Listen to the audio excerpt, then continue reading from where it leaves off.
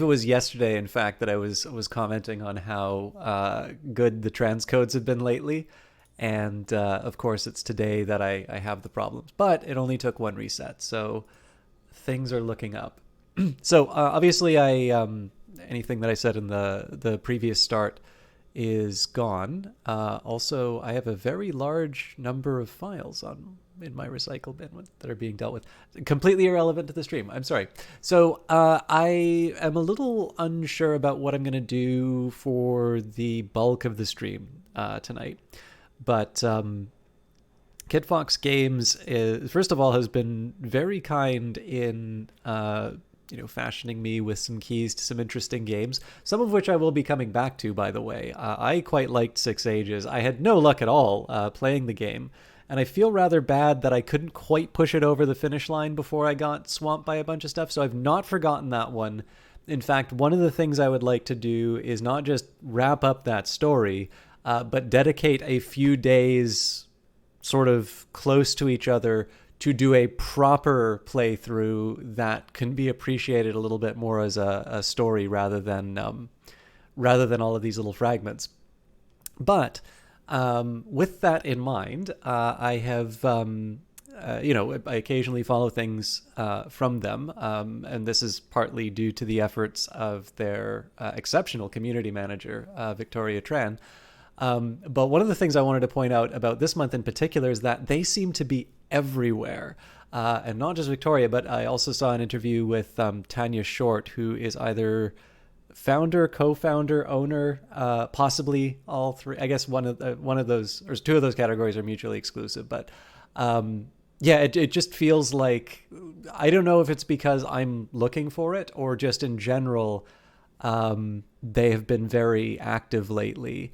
But it sort of feels like they've been everywhere. And of course, for good reason, there's a lot of interesting stuff that they're doing. So before I go too far into this, just to give you an idea about what they are up to. So some of the things that they've already released, Moon Hunters, The Shrouded Isle. The Shrouded Isle is by the, I believe, the same designer of this game. It's currently 70% off, by the way, as is Moon Hunters, I think 85% off, but you can get both of those games for less than $3 Canadian. I believe the first one that came across my email was Fit for a King. This is published by Kickfox. I don't think it's produced by, if you care about such distinctions. Six Ages, as we were talking about before. They've done a game, Shattered Planet, which I actually must admit I have not played yet. And then in terms of what's coming up, they are going to be publishing Mondo Museum, which I believe is due to be released this year. I'm actually quite looking forward to that. And I found out that there was a local developer, or at least they were local when I sort of met them, worked on this, or is potentially still working on this. Boyfriend Dungeon is certainly one of their better known ones. This is also something that they are developing.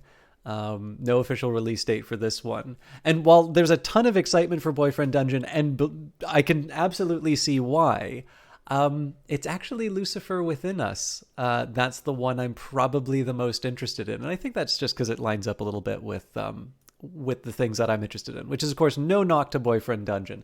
It is more so my, my own view that I don't want to call Lucifer Within Us the underdog, because I think there's a lot of people also interested in that game, in this game. But I sort of feel like Boyfriend Dungeon is a known quantity and has a very, it's got a really good little hook. Lucifer Within Us, I think, has got some very compelling artwork. It has everything that I would sort of expect people to like look at and be like, "Ooh, I want, show me more of this." But I don't hear people talk about it as much. And I mean, this is also maybe just because it's all dark and gloomy and such. Finally, I can't go by without mentioning it. Kid Fox Games is, of course, also the publisher of the sort of Steam or Plus or whatever they're calling. Anyways, the sort of the big improved version of Dwarf Fortress, and so lots of interesting things coming up. But the reason I'm doing Lucifer Within Us today is because there's a demo available for it this is on their Steam page. So if you do a search for Lucifer Within Us, you can not only play the demo, but you can wishlist the game as well. And I have some trepidation about this because it's a shorter game. Hey, Olaf, thank you very much for the host. It's a short demo, and I don't want to pull away from the experience of you trying it on your own. It's a mystery game. But with that in mind, I also sort of appreciate that sometimes people don't necessarily play games. Some people just enjoy watching them. And there's enough dialogue for me to do some reading. And just in general, the whole reason for streaming is to share stuff that I think is interesting with people. So a longer preamble, but this is what we're going to be starting off with. And once the demo is done, we'll maybe talk about it a little bit. And we'll carry on, probably with Rebel Galaxy, but let's see where the demons take us. There is no release date for this game yet, by the way, so do be sure to wishlist it. I'll put the link inside a chat right now. Oh, that's not it. I was also hoping all of my talking would let me get all of my setups. I'm actually feeling very tired, Olaf, and I'm really stressed about something, but I am not going to let that get in the way of doing the best stream that I can for you folks. And in the end, one of the things I need to recognize about this is whatever happens about the thing that I am stressed out about, it is actually a very minor thing overall. It's a stream-related thing. Streaming should not really matter all that much, and I really need to just make sure that I remember that a little bit more than I do. Knocks out System Chuck so he gets some rest. Yeah, it's but it's, you know, I'll make it all work. All right, so it looks like I've at least partly got this thing set up. Just let me change the scale. Sorry to do so much work on my, while I'm doing the stream, but I am a hack. That's the only real reason.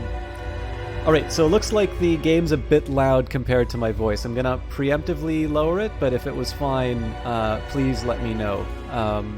I kind of feel like I'm fighting a little bit with the game's volume. And I'm going to assume the "it's all good" Olaf was to what I was saying, as opposed to the game to voice volume. The music is definitely louder. Okay, I'll bring it like a 10 ought to do the trick. No, it's still getting a little bit loud. Hopefully that fixes it. If it gets too tough, I can always mess with it inside here, but that sounds better? Okay, I've probably messed with it a little bit since you said that, but I'm gonna hit new game. It's more dialogue driven than anything, so we'll have a little bit of lead up. If it's too quiet, just let me know and I'll make the adjustment. 100 years without murder, 100 years without demonic possession. Then this. I am Sister Ada, exorcist and investigator. It could also be Ada. Presumably a reference to Ada Lovelace. This is my testament to the massacre at St. Walpurga's Abbey. It is truth. Do not believe the lies of my accusers. St. Walpurga's Abbey, Cybernetics Workshop.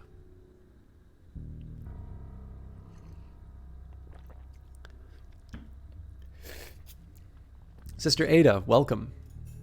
I'm Virgil, Chief Inquisitor at St. Walpurga's. I don't know if it's Walpurga, because I know there's Walpurgis Night, but I've never actually known how to pronounce it, so I'm sure everybody will be able to let me know in all capital letters in the comments, all the things I'm mispronouncing. I'm Virgil, Chief Inquisitor of St. Walpurga's Abbey. We may be in need of your talents as an exorcist. You can survey the evidence yourself, but I think you will agree. Has there truly been a murder?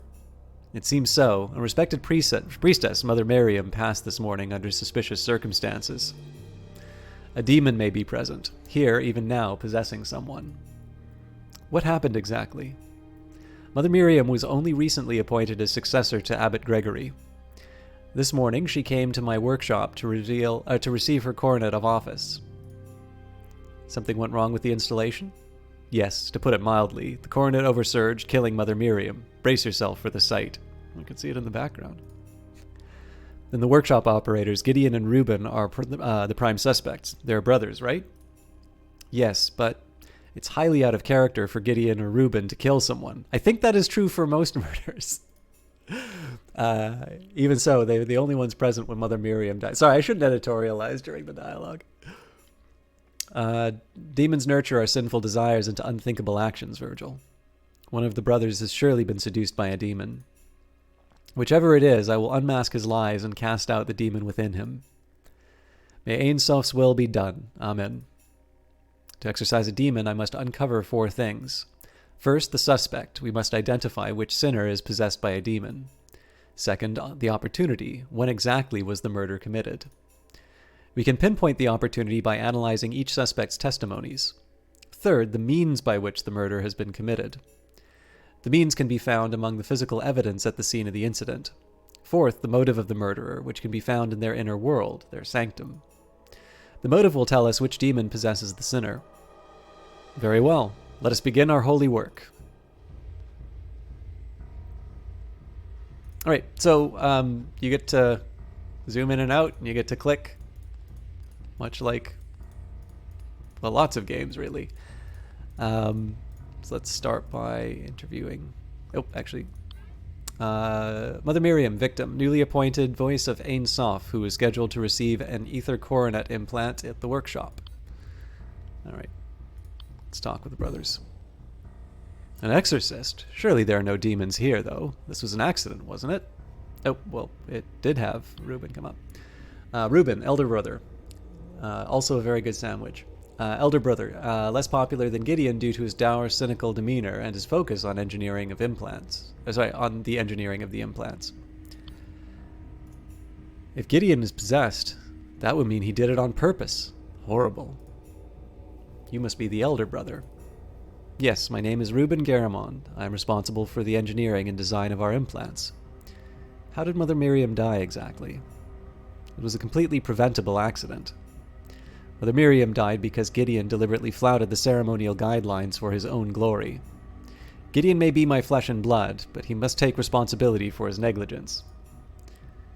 Sister Ada, hear Reuben's testimony and judge for yourself whether he speaks truth or lies.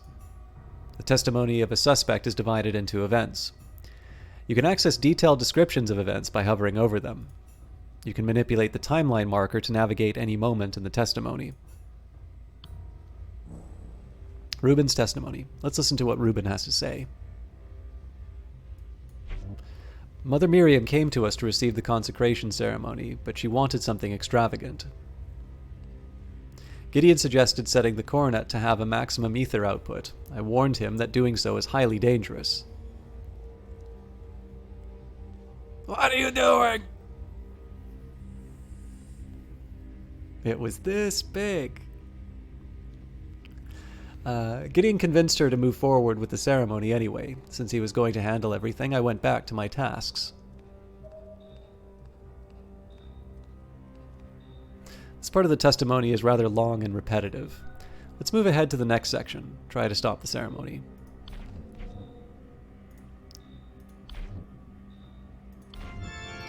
Good, I was growing impatient. Now let's observe the rest. When Gideon activated the consecration chamber, I immediately felt something was wrong. I begged Gideon to stop, but he didn't listen. Then the unthinkable happened. Mother Miriam was killed. This was no accident. It's all Gideon's fault. I've heard enough. Let's leave him for now.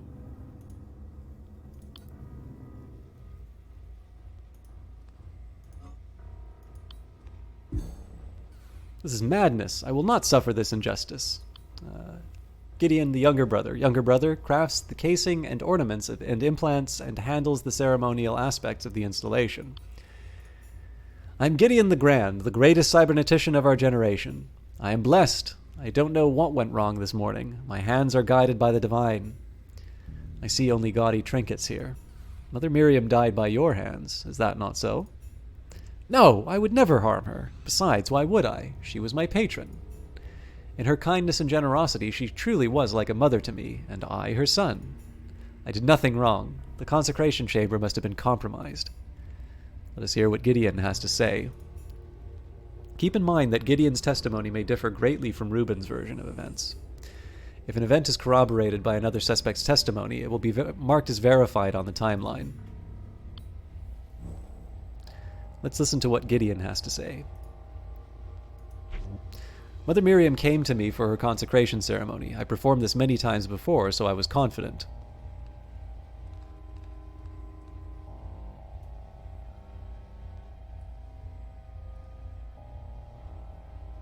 I really should do Sims voices over here.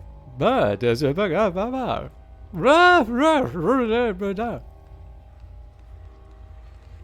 prepare for the ceremony, I ordered Reuben to take Mother Miriam to the consecration chamber. Meanwhile, I adjusted the cornet's amplification at my work table and placed it on Mother Miriam's head. Wait a second. Let's re-examine what he said about Miriam's arrival. Interesting. Gideon does not mention Reuben being present while greeting Mother Miriam. Let's select Miriam's arrival and ask Gideon about it. Good. I should remember that I can talk to a suspect about any statement in a testimony. Mother Miriam came to me for her consecration ceremony. I performed this many times before, so I was confident. Were you alone greeting Mother Miriam? Yes, I'm certain I was alone then. He insists that he was alone. I wonder if Reuben will corroborate this. For now, let's finish hearing the rest of his testimony.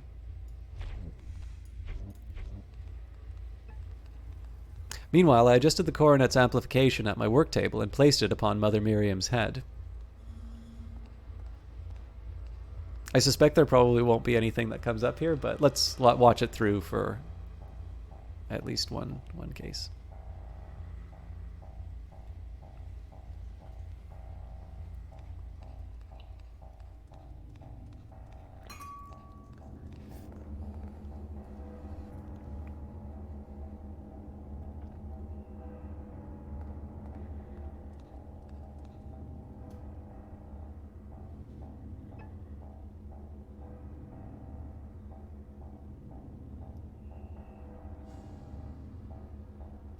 We began by closing our eyes and praying together to Ein Sof. I thought I heard the chamber open, but I didn't think much of it.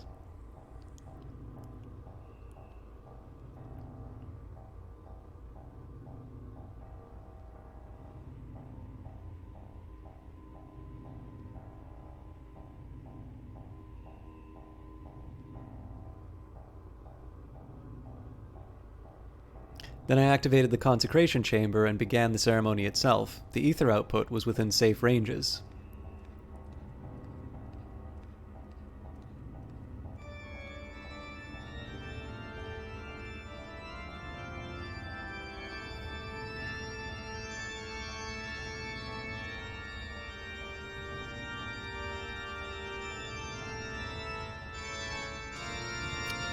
Then it happened. Mother Miriam was killed, but it's impossible. I had everything under control. I've heard enough. Let's leave him for now.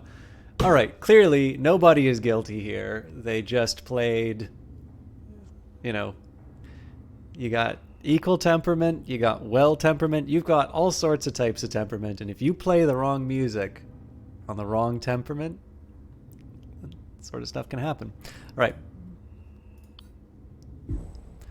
Now that I've heard the testimony from each suspect, let's think carefully.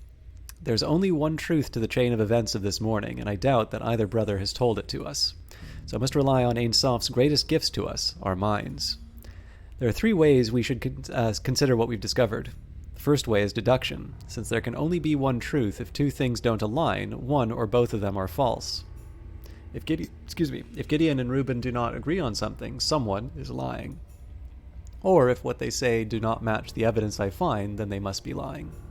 Second is induction. I should base my theory based on what I discover. If my theory does not align with any of the testimonies or evidence that I find, then I should discard it. If two theories are both possible, then I should prefer the one that has more information that supports it. That said, induction alone is usually not enough. Finally, abduction. I must hypothesize what could have happened, filling gaps in information with my imagination. This is the fastest and most powerful way of thinking, but also the most fraught. Yes, as as any of my earlier economics papers will reveal. I should engage in each of these three ways in order to uncover the truth.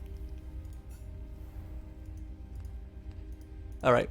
So I think probably the first step here is to find some evidence, and the game is very helpful. So this is, of course, one thing. I really like the visual style of this game, but I suppose there is the one small challenge in that as games continue to look better, whether it's a stylized look like this or photoreal, I can't rely on sort of the old, remember when I was playing that Gabriel Knight game? You could kind of know that you needed to pick up evidence because it was just so much better rendered than anything else in the background. Whereas here, I could presumably be clicking on things all day. So it looks like they've given me a fighting chance. The consecration ceremony, a valuable piece of physical evidence. A new entry is now added in your evidence panel, which can be found on the lower left of your display. There, you can access detailed information about the consecration ceremony. I'm going to assume that the text that I see up here is the same as what appears in the evidence locker. Not locker, but the window. You must present them to suspects in order to discover any contradictions. Consecration ceremony. 1. Place the coronet and the recipient in the chamber.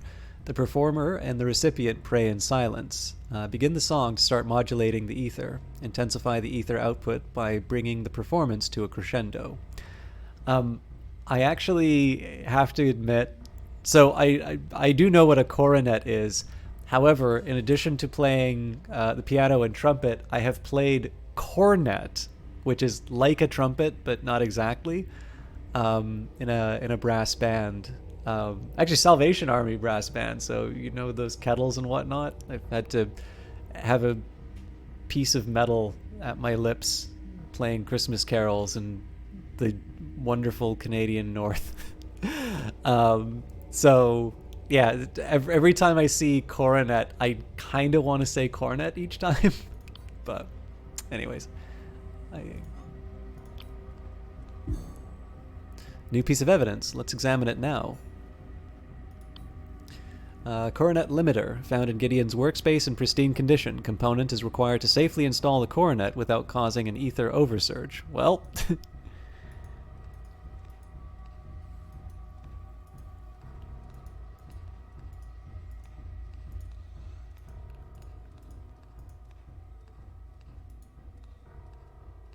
this isn't shining, but I happened to notice when I was moving the mouse over. This is... Oh, wow. Actually, no. So if this thing isn't shining, how did I know? Is it because it has potentially two shadows? Is that a shadow? I just wonder, I might have been because I brushed my mouse over it and I saw the blue. So that implies that there might be bits of evidence that aren't shining. Sorry, I'm just going to take a second here to make sure I'm not doing anything too... I don't want to, pixel hunt everything.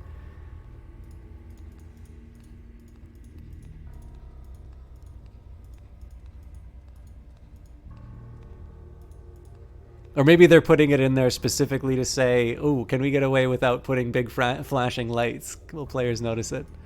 I don't know if that's just two shadows that are being cast, or maybe I should just stop analyzing it and pick it up. Oh yeah, no, that's definitely a shadow if I'm blocking it. Well, no, that's actually not. There's nothing definite about that. Anyways. What is that? The devil's herb! I knew something nefarious is afoot. You know that's legal in Canada now, right? The abbey must be purified of its scent. I should dispose of any that I find. Right.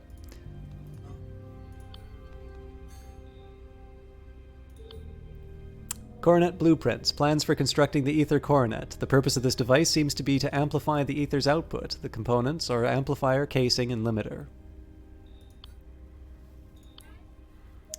Spear blueprints. Found on Ruben's workstation. Plans for restoring a relic that was recently brought to St. Walpurgis by Father Augustine. Or Augustine. I have an Anglican aunt who... I think she did a lot of research on, or at the very least, I know she really likes Saint Augustine. So I don't. She says Augustine. I don't know if it's Augustine or Augustine. Collectibles. Well, it's just a demo paper duplicate, so I mean, it could be, but there's no indicator of collectibles in the main menu, just because this is sort of like a demo version. Welcome, by the way. All right. Control panel. Used to activate and control the consecration chamber. Usage records show that the ether output during the ceremony was well beyond safe ranges.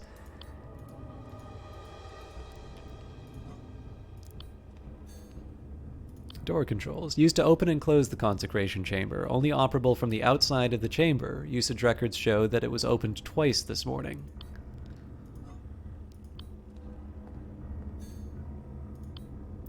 Mother Miriam's body. The body is completely unharmed, but her head has exploded into a mess of blood and bone fragments. And the coronet remains. Found near Mother Miriam's body, parts of the amplifier component and bits of the casing have survived the explosion. That's actually kind of neat. So if you read carefully, I mean, we found it, that was like the first thing that we found, but if you read carefully on the coronet blueprints, it makes a point of saying that there are there are 3 parts here, but if you read this line closely, it sort of implies that there's something missing. Obviously, finding an object that is flashing is probably the way I'm supposed to solve that, but it's a nice little touch. Okay, so it did actually already point out contradictions, so let's have a chat with Ruben to see what's going on here.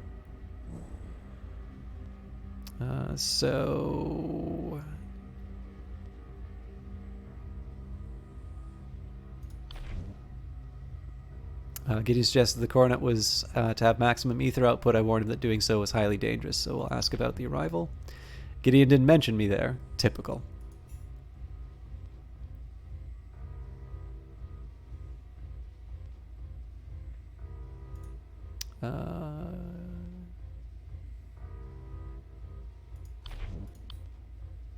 You and Gideon greeted Mother Miriam together? That's right, Mother Miriam is our patron, so I insisted on being present.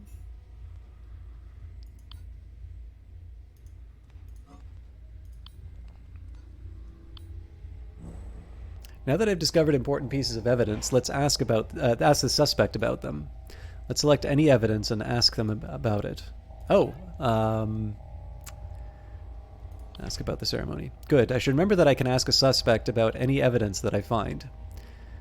The consecration where did Ruben go? The consecration ceremony is meant to be glorious, beautiful. Ruben has always been devout, serious, and boring. We can't all be grand, I suppose. Recognize this component, Gideon? It was found at your workstation. The coronet limiter. Impossible. But the explosion. How can it be undamaged? Someone must have removed it from the coronet prior to the ceremony. All but ensuring that the ceremony would end in a bloody mess. I had nothing to do with this. Why would I sabotage my own work? Why indeed? Alright, well, let's exhaust our evidence so far before we go too far down this road. The coronet blueprints. Is that Ruben's little chart? He sure loves making things complicated. True art comes from the soul. Nothing in that mess of lines and wires expresses the beauty of the coronet. Oh, is that Ruben's little project? Whatever keeps him busy is fine by me. How exactly do you operate this device? Do you press the keys much like a normal organ? That's a crude way to phrase it. There's much artistry in the performance. The rhythm and the melody of my music affects how energy is transferred into the implant. These door access records show that the chamber was sealed during the ceremony. There you have it, proof that the ceremony was performed flawlessly. Perhaps. What's curious is that the door was opened twice. The first time was when Ruben opened the chamber to let Mother Miriam in. The second time was just before the ceremony started, when you closed your eyes and prayed for guidance. With the one true God as my witness, I swear that is the truth. I kneeled and listened for his voice. It must have been Ruben who opened it for some reason. He's always skittish about the slightest possibility of malfunction. This is never supposed to happen. Mother Miriam, I'm so sorry. At least I could be comforted that her death was painless. Lie! It was extremely painful. No. My masterwork, it was perfectly fitted to Mother Miriam's brow. Even in pieces, you can see the sublime beauty of my artistry. But this can't be all you found. Where's the limiter? Limiter? There was a safety device? The ether limiter was supposed to protect the coronet from an oversurge. Additionally, it was the crown jewel of the coronet. I suppose it's shattered. Damnation.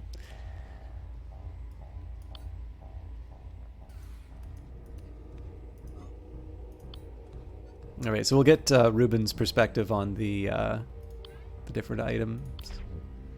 Consecration ceremony is an installation process to augment someone's public speaking abilities. The consecration chamber is sealed during the ceremony to prevent any disruption. Sadly, it seems it wasn't enough this time. Poor Mother Miriam, killed by Gideon's arrogance. You found it on Gideon's desk? It's no wonder that the coronet exploded.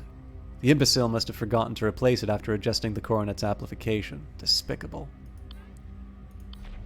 Mother Miriam's coronet was built according to these exact specifications. If Gideon performed the ceremony correctly, the coronet would have been safe to install. This is what I was working at during the ceremony. Father Augustine, a visiting scholar, asked me to help restore the relic. I'm quite proud of my work on it. It should be ready for tonight's Mass. Augustine scholar, visiting scholar who studies demons and the ether. Father Augustine is a scholar of demons and etheric technologies. He's made truly remarkable discoveries in his theoretical works. The control panel is used to modulate the ether output in the consecration chamber. Gideon always insists on performing the ceremony. You should ask him about it. For safety reasons, this button is the only way to open the consecration chamber's door. This is a nightmare. I've always taken extra precautions so that nothing like this could ever happen.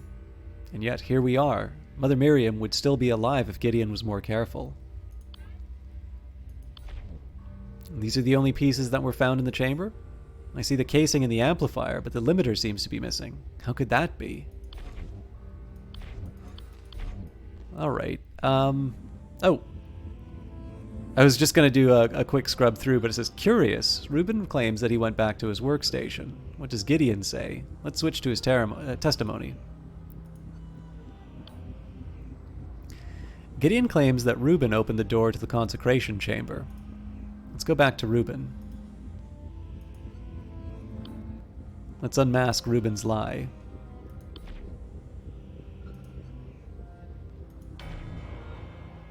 Aha! Reuben Garamond, you did not return to your workstation after the discussion. Gideon ordered you to open the consecration chamber for Mother Miriam.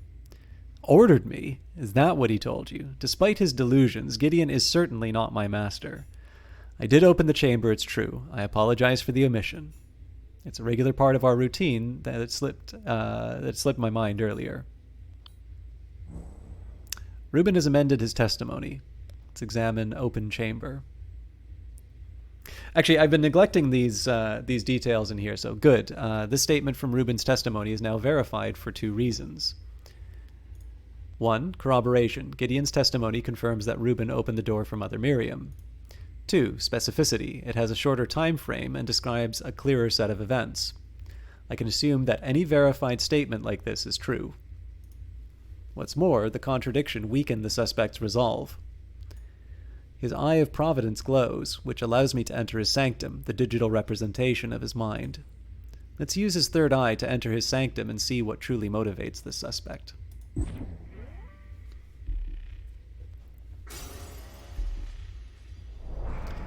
And it's discovered he's a believer. We only cracked the outer layer of his sanctum this time. Still, let's examine the psychological evidence that we found. Interesting. This information will help me discern which statements to trust. Let's quickly examine each statement in his testimony again. Well, not before I take a look at believer. Found in Reuben's sanctum, faithful servant of Ein Sof, or so he thinks. He knows that cybernetics are a critical part of the one truth. Excellent. Some of the statements are now supported by the suspect's psychology. Next, I must find correlations between the suspect's behavior and existing demons. Let's open the is it demonology? Demonology or demonology? Yeah, I'll say demonology. All right, so we've got Lucifer the Proud, the prince of demons and the eternal adversary of Ein Sof, manifests in the ambitious and strong-willed, promising them their heart's desire in exchange for their soul. Beelzebub, the gluttonous, simple-minded demon that debilitates the host, turning them into feral beasts. The host is compelled to consume stranger and filthier things until nothing remains of their humanity. Sathanas the Vengeful, a furious demon that stokes the simmering rage within the host, preys upon the fervent and the righteous, goading them to take matters into their own hands. And Lotan the Envious, playful but a deceitful demon who slowly drives the host mad with whispers of their own inadequacy. The host blames others for their ill fortune until the apparent injustice drives them to take what's rightfully theirs. Jesus, that sounds like me at work. I need to be careful. Cool. If the suspect is possessed, there should be psychological evidence that has a clear correlation with the demon. To obtain further psychological evidence, I must find more contradictions and present them to the suspect. Now that I've heard the testimony and gathered evidence, I can accuse the suspect. It's a little premature. To accuse the suspect, I must establish the opportunity, means, and motive of the crime. I can try as many times as I wish, but there is only one true answer for each section. Let's try to establish the opportunity. If you were accusing me of sabotage, when could I have done any of this? This very large and unaccounted for part of your testimony? Good. If it's a valid answer, the suspect will be forced to admit that they could have committed the murder at that time. Otherwise, the suspect will give a counter-argument as to why that is impossible. Hey, Dr. Frankenvinder, how you doing? There are many cups of grave dirt coffee on the desk here, so you've chosen a good time to stop by. If I was in the chamber then, Gideon or Mother Miriam would have seen me. Well, only one of these people is able to account for this. What about when Gideon and Mother Miriam were praying? I was still working at that time. Do I have proof that he wasn't? If I do, I should contradict him with it first before accusing him. During the ceremony, no one was inside the chamber other than Mother Miriam. If you're accusing me of sabotage, then when could I have done any of this? I think this is telling me to return. It could be telling me to look somewhere else, but it seems to me this is the only time that the murder could have happened. Next, let's try to establish the means. My brother is responsible for this tragedy, not me. For this, I need to present physical evidence. Gideon was the one that operated the device. How could I have affected the chamber or Mother Miriam?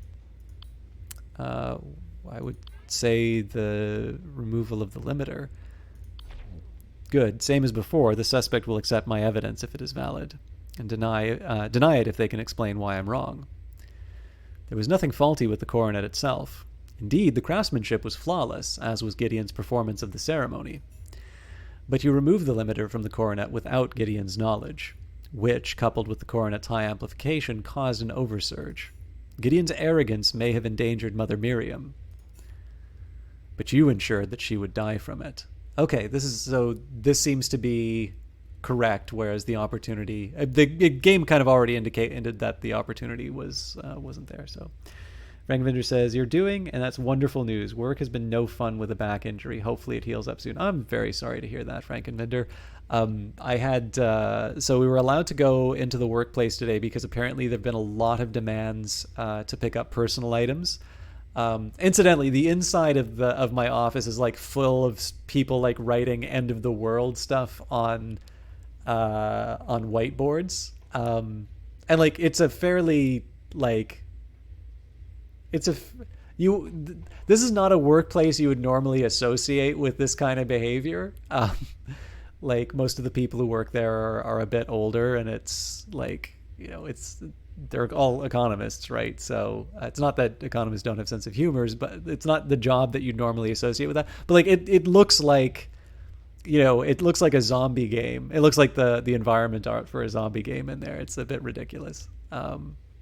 But my desk was immaculate, so my apartment isn't. But anybody who sees my office will think that I was very proper and cleaned up. Anybody. Anyways, speaking of back problems, this has nothing to do with the game. I'm sorry.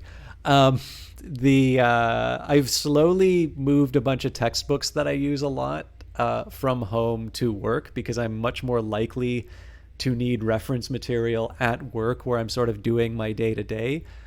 Whereas if I'm doing something personal at home, yeah, it's nice to have the reference material. I can possibly find it in another place, or at the very least, I just know to bring the book home. So some of the stuff that I use on a regular basis, I moved over there.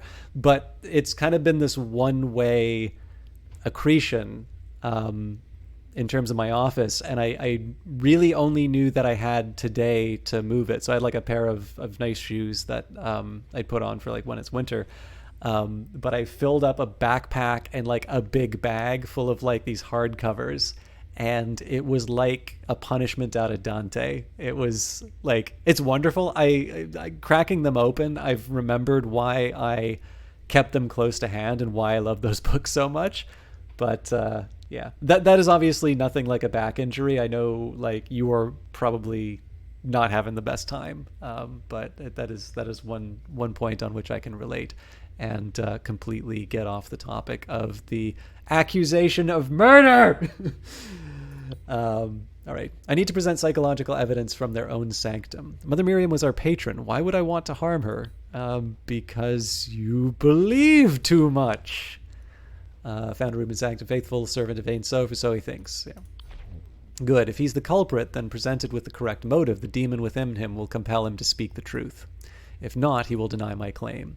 Your faith is what drove you to kill Mother Miriam.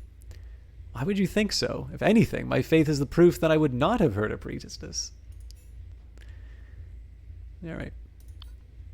This accusation was unsuccessful, which means I must investigate further. Let's cancel for now and leave the suspect.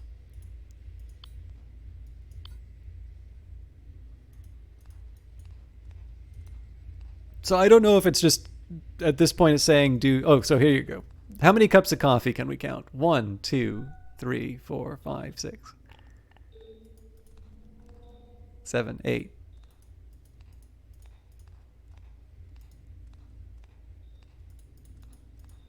There you go, Frankenvinder. 8.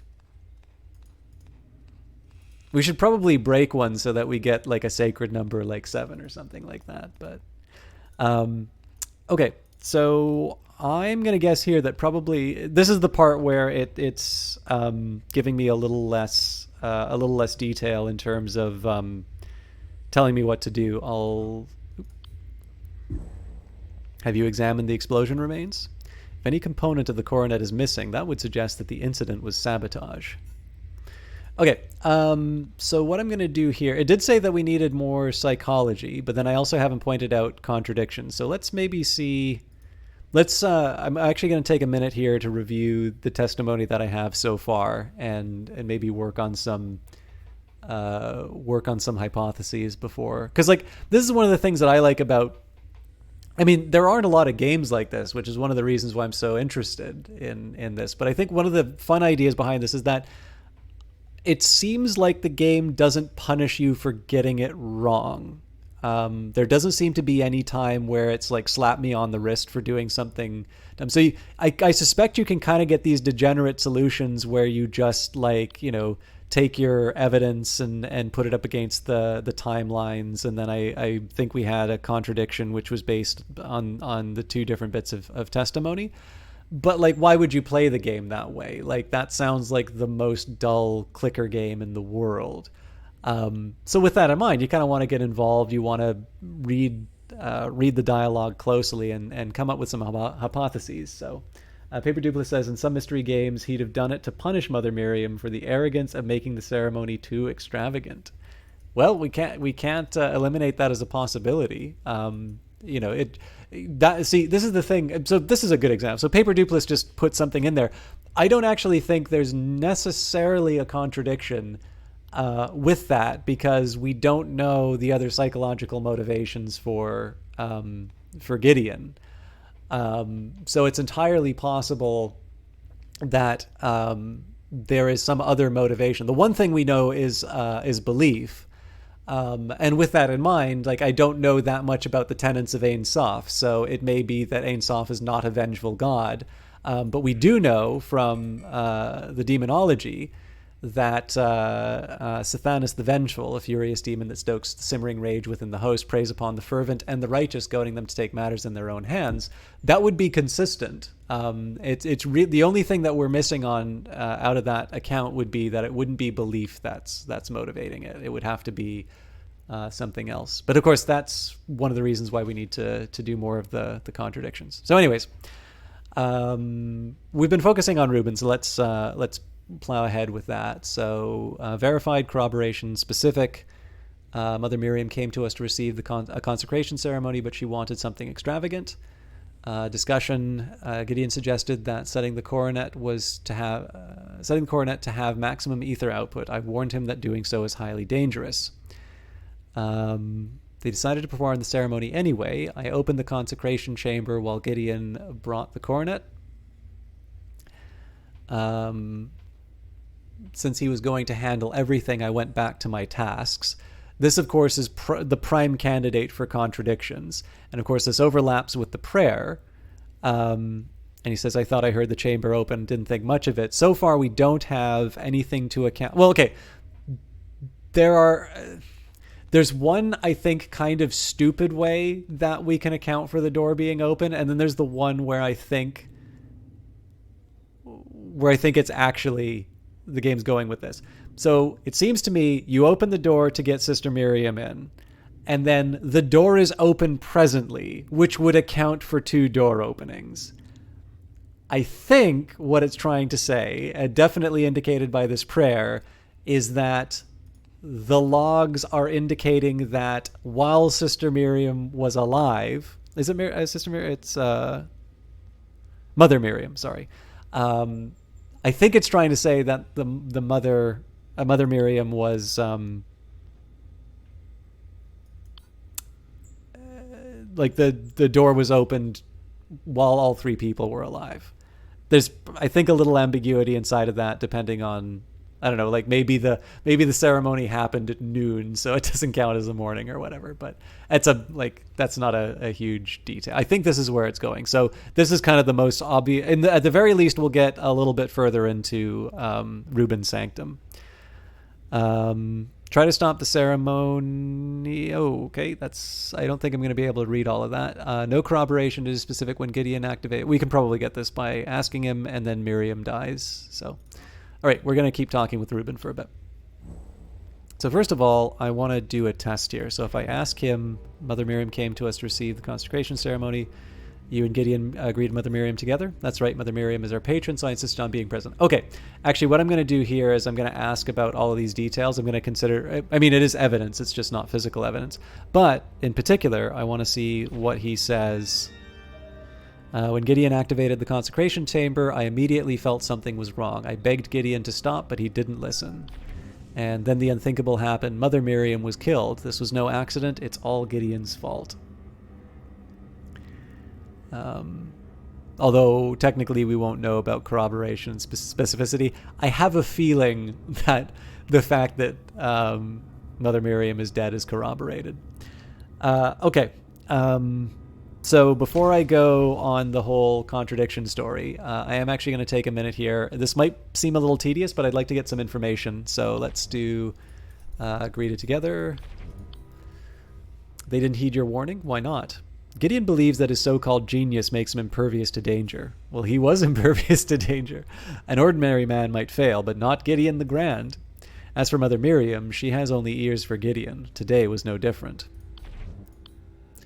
So the door was closed until this point. Why did you not close it after Mother Miriam entered? Because I knew Gideon was bringing the coronet soon. The ceremony had yet to begin anyway, so I was still safe to keep the chamber open.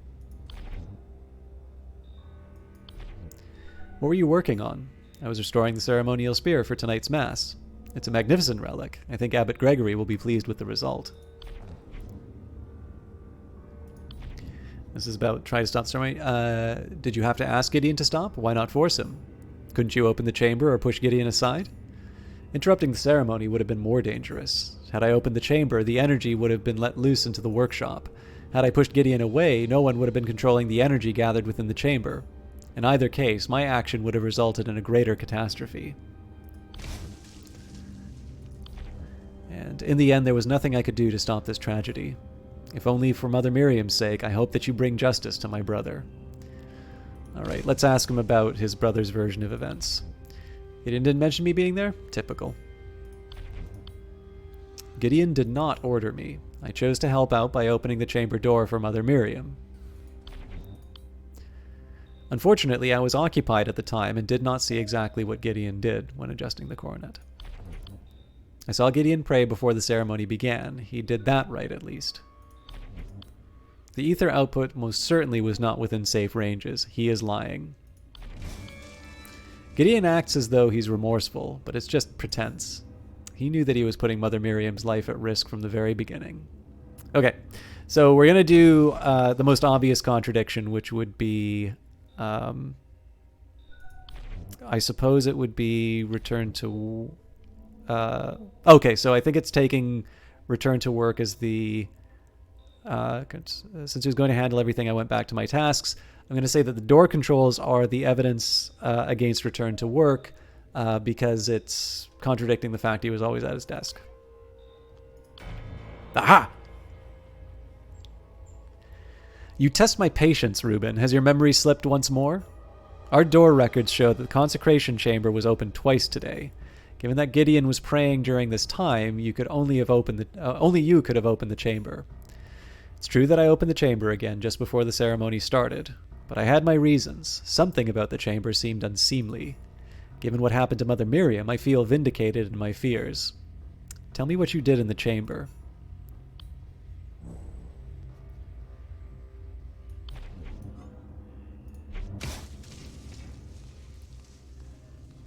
I like that the head exploding sound just seems to be on a loop.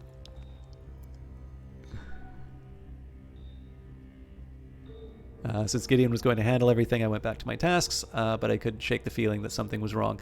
I know it gives me the option to sort of scrub over everything, but I actually don't mind... I kind of don't mind seeing the different perspectives play out. I'm also forgetting that I've got access to the sanctum again.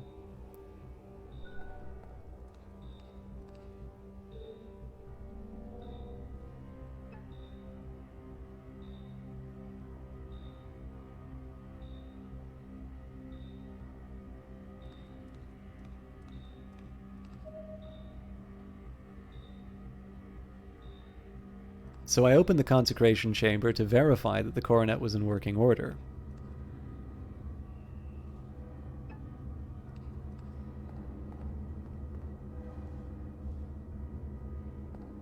Everything seemed fine, so I returned to my desk again.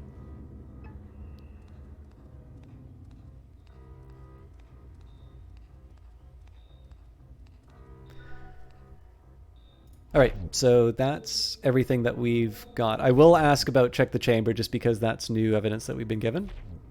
What were you checking? To perform the consecration ceremony safely, precision is critical. I wanted to make sure that the coronet was placed correctly on Mother Miriam. So, no corroboration. It's not verified. It's also not very specific.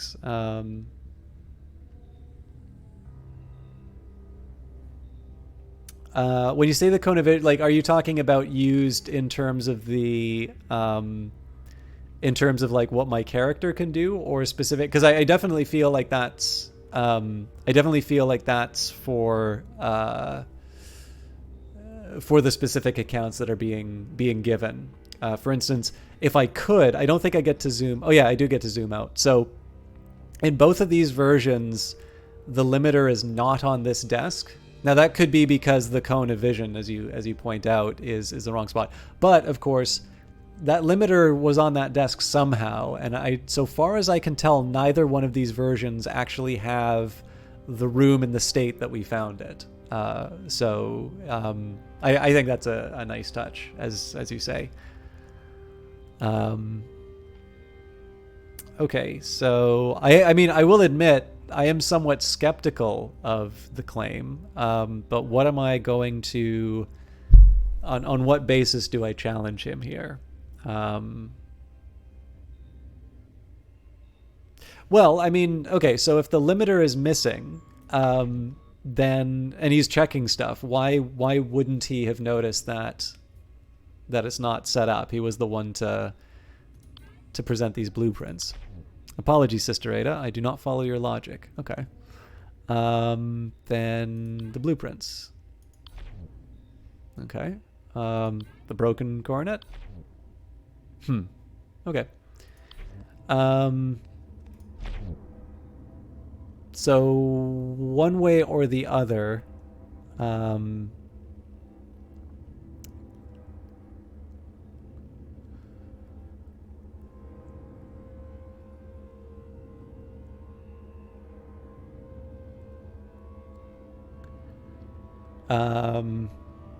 mean, this might be something where we just haven't figured things out yet. I don't know. I feel like there might be something in there, but let's find out more about what this guy's made out of. Envy. I never saw that one coming. All right. Found a Reuben Sanctum. Why does Gideon get all the credit for all of Reuben's hard work? If only Gideon could be exposed for being the fraud that he really is. Well, me? Envious of Gideon? Ha! Unlikely. His artistry would be nothing without my designs. He doesn't know the first thing about how our implants actually work. All of his work is trite, superficial. Why anyone gives him any attention is beyond me. Cybernetics empower us in the eyes of the one true God, Ein Sof. I am honored to be of service. Okay. I don't believe you can use psychology for a contradiction. Oh yes, although it does tell us, okay, so consistent, open chamber isn't consistent, but then, you know, believer or envy doesn't quite make sense here. This again is the most fertile ground for further detail. Again, this one I'm not 100% sure we've got the whole account. This is technically, like, you can kind of consider these sort of the same, you can sort of consider these the same, like, well, actually, you know, now that you think of it, so, you know, you can sort of think of these as as the same block that they were before. When I think of it, like, the actual sliver of time in which we could imagine something happening would be sort of within here. Because once the ceremony gets started, either, you know, the trap has been laid, or Gideon's able to see what's going on. And then by a similar, you know, a similar reasoning, I suppose if he's working around here, you know, the adjustment, so it would be sort of these little areas. So actually, maybe this is a little more innocuous than I thought it was before. What about trying to stop the ceremony? When Gideon activated the consecration chamber, I immediately felt something was wrong. I begged him to stop, but didn't listen.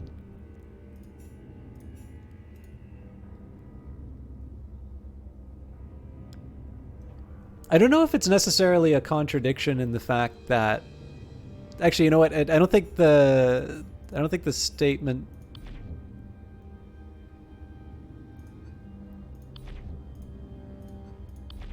Yeah, I was just trying to say, it's like, well, you're mentioning the warning twice. What does that necessarily mean? But I guess that doesn't quite doesn't fully make sense. Okay, I think we're done with Reuben for now.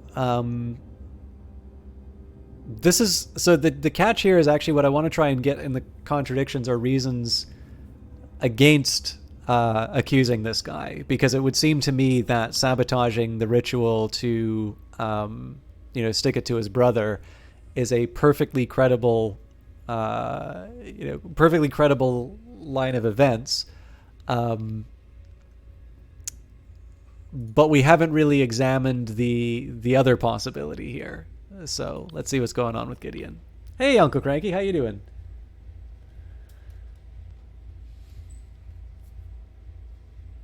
All right. So as we did before, I didn't really ask about. I might have asked about his own material. I do want to consider each of these as sort of evidence on their own. So I'm going to do a bunch of asks. I'll do asks about Ruben's version of events first, then I'll ask him about his, and then we'll start thinking about the contradictions. There's at least one that I want to address. Yes, obviously Ruben agrees with that Mother Miriam arrived at that time. What more is to it is there? I don't really recall what he said or did at this time. Yes, I saw Ruben lead Mother Miriam to the chamber, though I didn't see him open the door. By the way, guys, let me just take a quick minute here. I will give a quick shout out to Uncle Cranky, and actually I owe it to Olaf T. Harry, who gave us a very nice host too. So Uncle Cranky is a New Zealand streamer. I got to see him play a couple of classic games previously, but he's done everything from Hades to Dark Souls. Very friendly guy, despite what you might think from the name. Very supportive of my broadcast, and I actually encourage you guys to hang out because you're quite good in terms of chatting with me. And I know a little bit like him in Outworld, I do sort of think that him and Uncle Cranky are at their best when they're able to interact with people. And it's always a little tricky to get people to sort of, if it's a quiet chat, it's sometimes difficult to get people to jump on the same... to get someone to sort of, I don't know, cast the first stone to keep on brand for this game here. So I encourage you guys to check out Uncle Cranky. It's definitely fun to watch. He's been, actually, I think probably the most likely thing you'll see him playing for the next little while is Far Cry. Whether it's Far Cry 1 and 2 or whether he just jumps straight to 3 is up in the air. But he's definitely somebody that I'd like to recommend. Oh, wait a minute. I did the shout out for Olaf. That's not who I wanted to shout out, though. Olaf, I think he says, does his once a year broadcasts. But actually, I specifically wanted to shout out Miss Ariella, who Olaf mods for. Olaf has obviously been a tremendous supporter of my broadcast too, but Olaf has really done a lot of work for Miss Ariella, who's somebody I've had the pleasure of meeting in Vancouver when she lived there.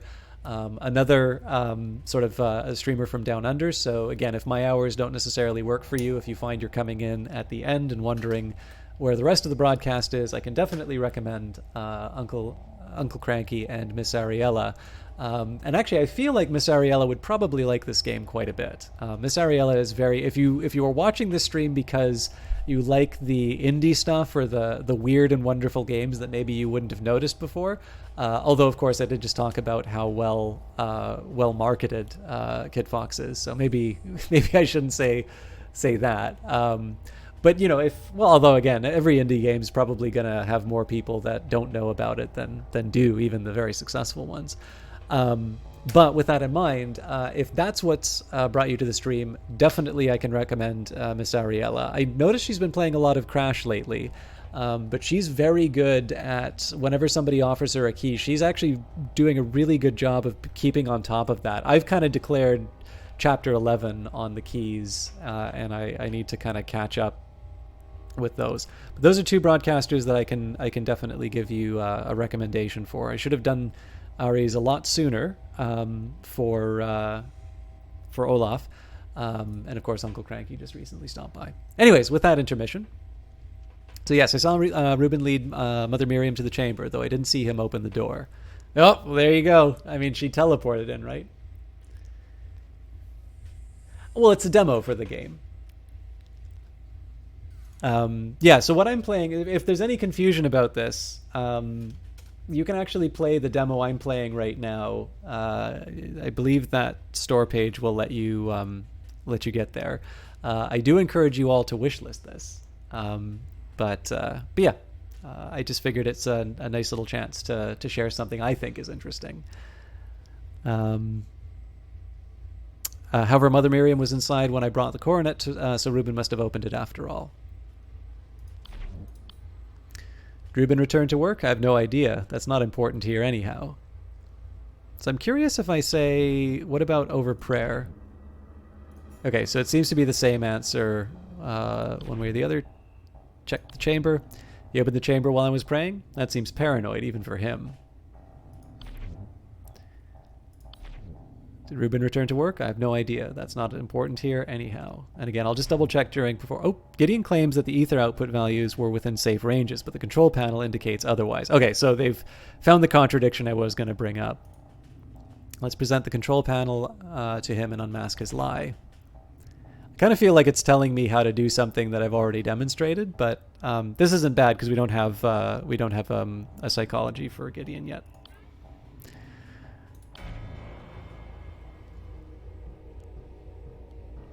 You lied, Gideon. The ceremony wasn't safe. The control panel's records show that the ether output values were in abnormally high ranges. Of course it was. Mother Miriam wanted the coronet as powerful as it could be. But I am Gideon the Grand. With my talents, I had it under control. I made no errors. Something else went wrong. I just don't know what. Gideon has amended his testimony. Let's examine the maintain control. Good. The statement from Gideon's testimony is now verified for 2 reasons. 1, specificity. It has a shorter time frame and it describes a clearer set of events. 2, physicality. Gideon's testimony is now consistent with the records from the control panel. I can assume that any verified statement like this is true.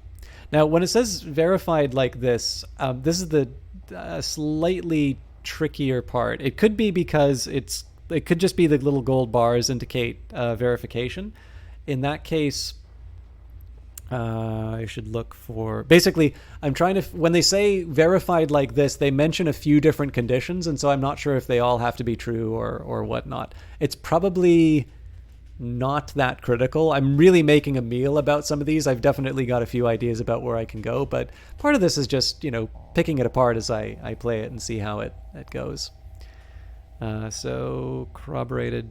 Okay, so like for instance here, it says verified. It's not specific. Whereas these are, potentially the places where all sorts of things can happen. Anyways, where were we? So return to try to stop the ceremony. I vaguely recall him coming up to me. I didn't hear him. I was too busy performing the ceremony. And yes, both Ruben and I witnessed Mother Miriam's death. Why do you insist on reminding me of that horrific sight?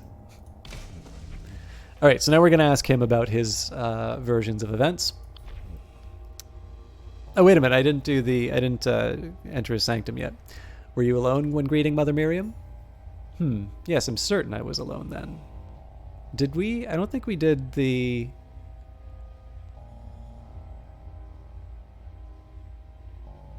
I think that's a contradiction we need to...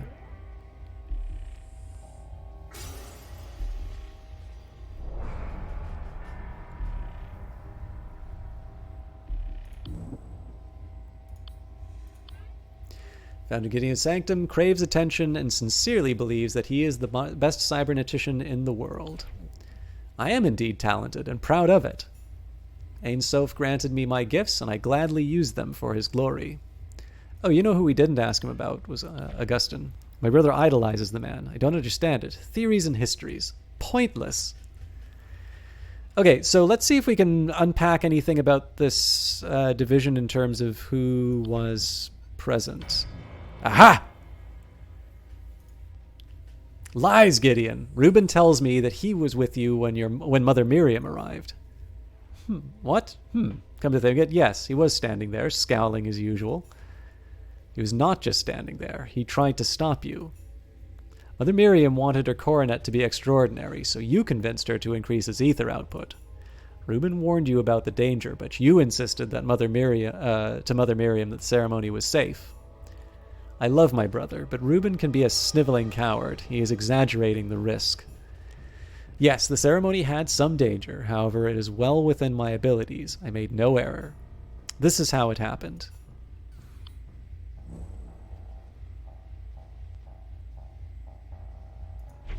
Mother Miriam came to us for her consecration ceremony. I performed this many times before, so I was confident. Mother Miriam wanted the coronet to be spectacular, so I suggested maximizing its ether amplification.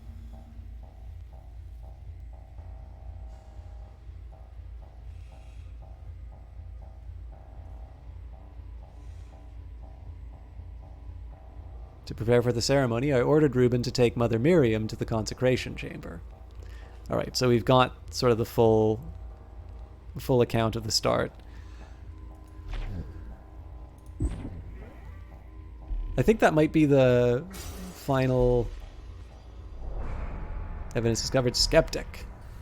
So I don't think there's a... I wonder if this means that there aren't any more lies for us to detect. Found in Gideon's sanctum, speaks and acts virtuously in public, but doesn't really believe in the one truth or in demons. Weren't they rooted out 100 years ago? I'm a faithful member of the Abbey, but surely demons are a thing of the past. There hasn't been a murder in 100 years, sister. Why would one happen now?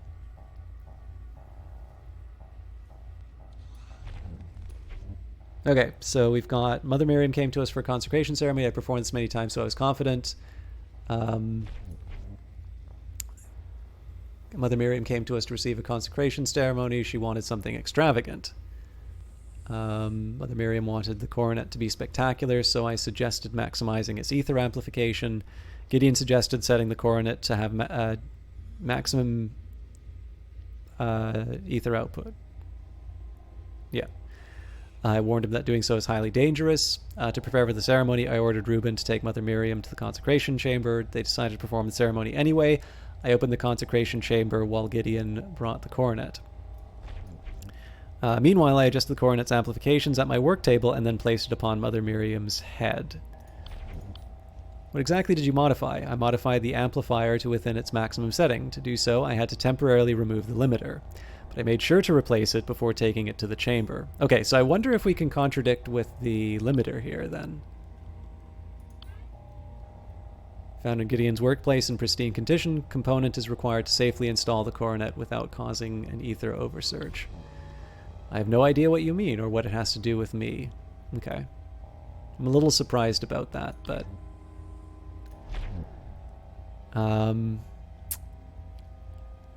We began closing our eyes and praying together to Ein Sof. I thought I heard the chamber open, but didn't think much of it. Then I rose up, opened my eye. I was ready to begin.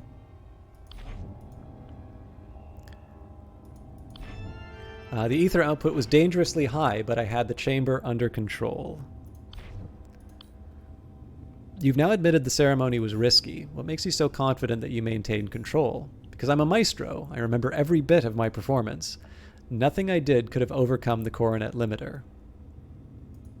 Maybe this is the place? I'm also wondering about the discussion. It could also be trying to stop the ceremony. All right. I'm kind of throwing some guesses out here. Just because it's one of these things where I'm like, okay, so what I'm trying to get at is, does he have a very clear idea of the danger? Now, given the fact that we have... so in this case, it says there's no cost for accusing. So I'm a little curious here as to whether or not we're able to piece together... So I'd have to say here, atheism would be the motive. Your faith is weak, Gideon. Indeed, you question the teachings of the church. You killed Mother Miriam because you have utter disdain for our faith.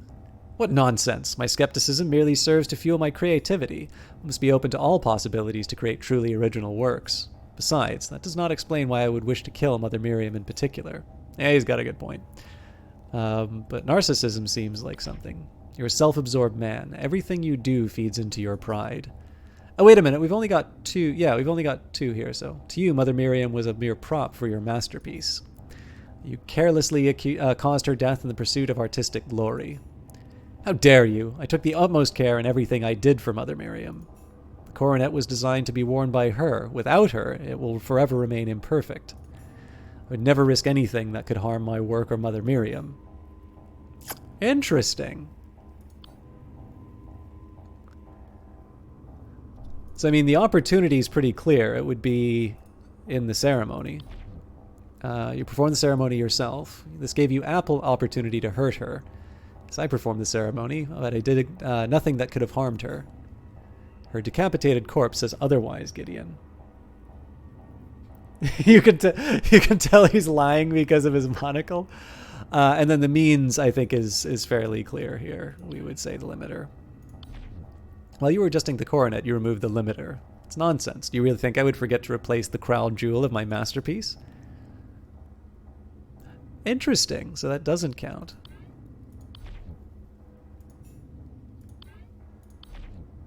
The control panel and the shattered coronet indicate that there was a dangerous amount of ether output. Yes, but I was performing something slightly dangerous, but I had it under control. Clearly not, given what happened. You could have stopped the ceremony. Because I was confident I could do it safely, something else must have gone wrong. Okay. So unless we can catch this guy in another contradiction, we're not going to be able to make the case. And like I said, I mean, there's always the possibility of like brute forcing every piece of evidence and whatnot, but that's not the fun way. Yeah, go nuts, Stratature. I won't watch it because obviously I'm doing this, but all right. Excellent. I have gone through the fundamental steps of investigating a murder. However, there is much I have yet to uncover about this incident. I should continue to find more information, contradict the suspects with them, and try to accuse a suspect. No one will tell me when I'm ready to accuse. That is entirely up to my discretion. However, there are no consequences for a failed accusation. Each failure will bring me closer to the truth of the incident. So I'm a little curious whether or not Virgil... Hey! Where did it get... Oh, okay. Oh, you know what? He's probably... I think this is probably a bug from the... Sorry, I shouldn't be calling stuff bugs if I don't actually know that they are, but I'm suspecting that he's probably not supposed to be standing here. The chamber and the ceremonies seem to be at the crux of this incident. You should pay close attention to who opened the chamber and when. Yeah, I think we've already covered that.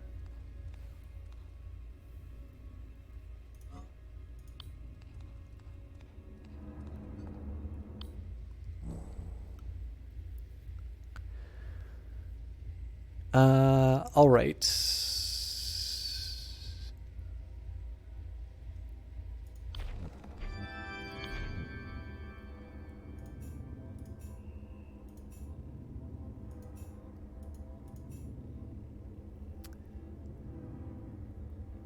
Oh, let's see if we can get more. At least he admits the truth now. We greeted Mother Miriam together. I warned him, he ignored me. Mother Miriam's blood is on his hands. Gideon did not order me. I chose to help out by opening the chamber door for Mother Miriam. I saw Gideon pray before the ceremony began. He did that right, at least. As he approached the control panel at that time. After what happened, Gideon still thinks he had things under control? He's delusional.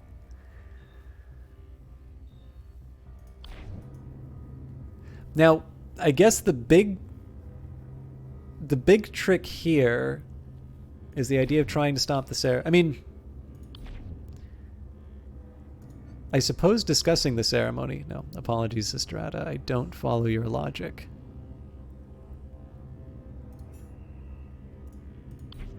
So I gotta think now, what do I know, what don't... Okay, so between the two characters, it would seem to me that Reuben... I mean, it's not just because I can't make it stick with Gideon. It's just that Reuben overall, everything sort of seems to be pointing towards him. Now, I don't know if the little bit of dialogue that says there's a lot more to investigate, I don't know whether or not that means that there's more for me to go through right now, or if that's just like a general statement. I think it said that there are 3 layers, so we've got 2, which might imply that there are 2 other contradictions that we can get. But on the other hand, like, I'll put it to you this way, in terms of accusation, the opportunity would be under check chamber. During the prayer, you claim to have opened the chamber to check the materials. That is when you sabotage the ceremony. And then, of course, we have the motive, which would be envy. Mother Miriam's death was merely a means to an end, humiliation of Gideon. You envy your brother's success. You want his fame, his glory. So before I do the accusation, though, I kind of want to see if there's anything else that I can...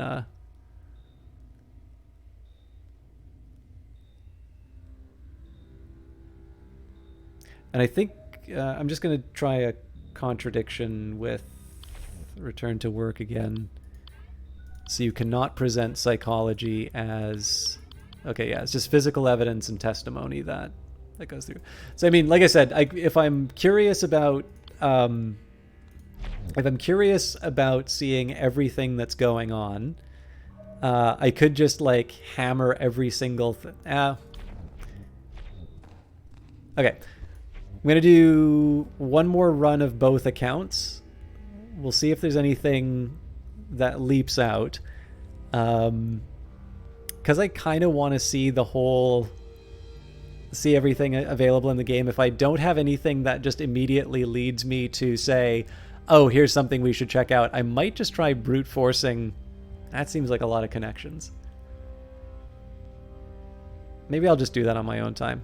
I don't know. I might leave it open to chat, though, to see if there's any other ideas that we want to explore. So, Mother Miriam came to us to receive a consecration ceremony, but she wanted something extravagant. Gideon suggested setting the coronet to have maximum ether output. I warned him that doing so is highly dangerous.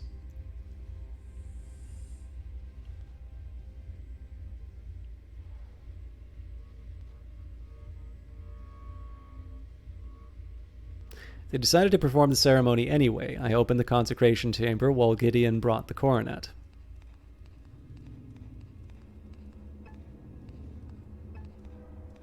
Since Gideon was going to handle everything, I went back with my tasks, but I couldn't shake the feeling something was wrong.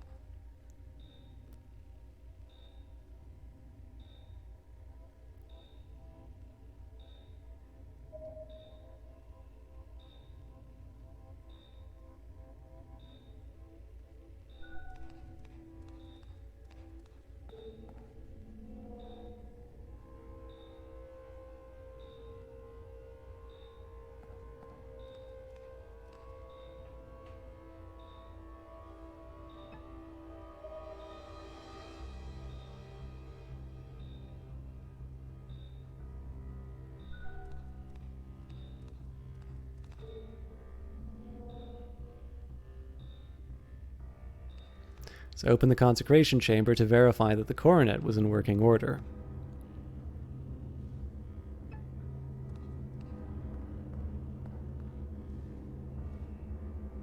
Everything seemed fine, so I returned to my desk again.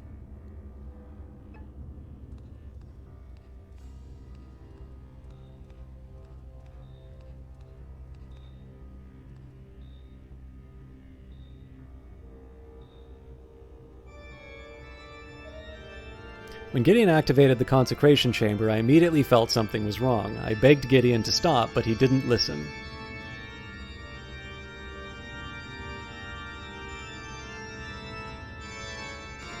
Then the unthinkable happened. Mother Miriam was killed. This was no accident. It's Gideon's fault. So, I'm going to do something that I've done already. I was going to review Gideon's version of events. The biggest problem I have with this story right now is the check chamber part, because he's talking a lot about how he thinks something is wrong. He's the one to actually check the coronet. He's written a blueprint about the coronet, and yet for some reason is not able to identify the major piece missing. So if like, what's the alternative? So one of these two people is responsible. If I'm going to say that Gideon forgot the piece, then I need to also account for the fact that that Reuben clearly knows how this thing works, and yet is not able to, while he is looking, while he's suspicious, is willing to say, "Yep, looks fine to me," and that's kind of that's the biggest reason why I have a problem with what's going on. But I think the other difficulty I have is that whenever I try to contradict this, so we say the limiter, don't follow the logic, blueprints, don't follow. I mean, I could try the other blueprints, the ceremony. Like I'm not actually really getting any. I'm not really getting any kind of feedback from the game saying that this is a contradiction by its standards. Then again, the game was also pretty clear that I'm gonna have to rely on more than just sort of what the buttons tell me. So let's see it one more time from Gideon's point of view to see if there's anything else that I've missed. So Mother Miriam came to us for her consecration ceremony. I performed this many times before, so I was confident. Mother Miriam wanted the coronet to be spectacular, so I suggested maximizing its ether amplification.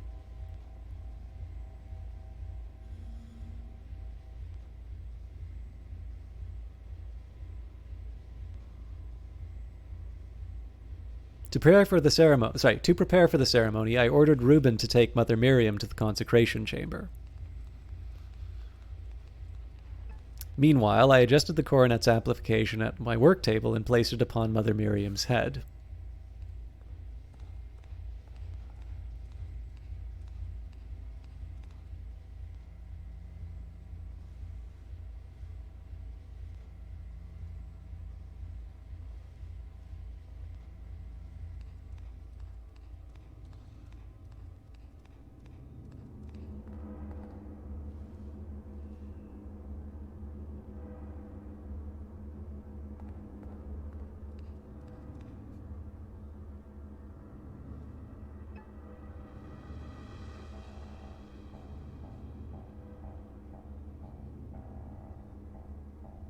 We began by closing our eyes and praying together to Ein Sof. I thought I heard the chamber open, but I didn't think much of it.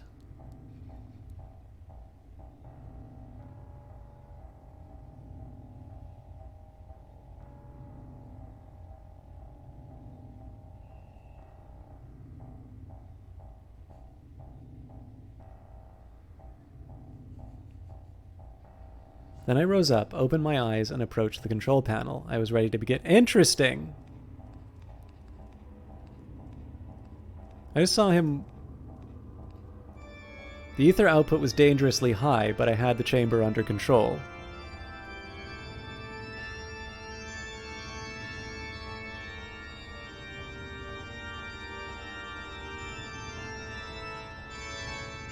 And it happened. Mother Miriam was killed, but it's impossible I had everything under control. But it's impossible I had everything under control. It is also impossible that he had everything under control. So, like, I don't know if that was intentional or not, but there's obviously a huge deal seeing Reuben walk behind here. Because that is very clearly not what was going on here. I wonder if it... Did you hear or notice anything at this time? Come to think of it, I thought I heard something behind me. I don't remember exactly. My mind was focusing on the ceremony. Alright, well, definitely I want to see if I can bring this up with Reuben.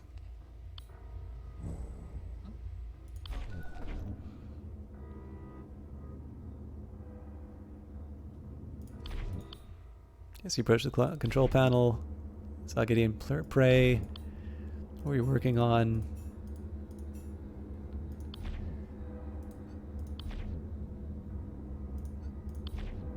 Okay. Yeah. Gideon thought he heard something during his prayer? That doesn't mean anything. He could have imagined it. Fair point, but...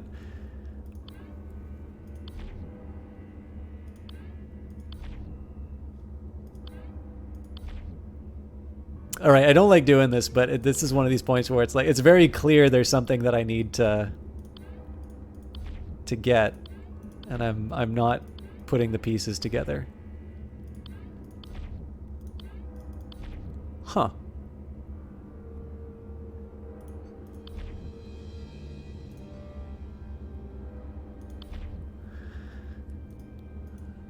So I mean, his counter to that is a fair one, which is to say it's you know one version of events against another. I'm of course relying on knowledge outside of the game that says he heard. Well, I mean, then again, it is Gideon's perspective that I'm taking, so that doesn't mean that Reuben is necessarily doing that.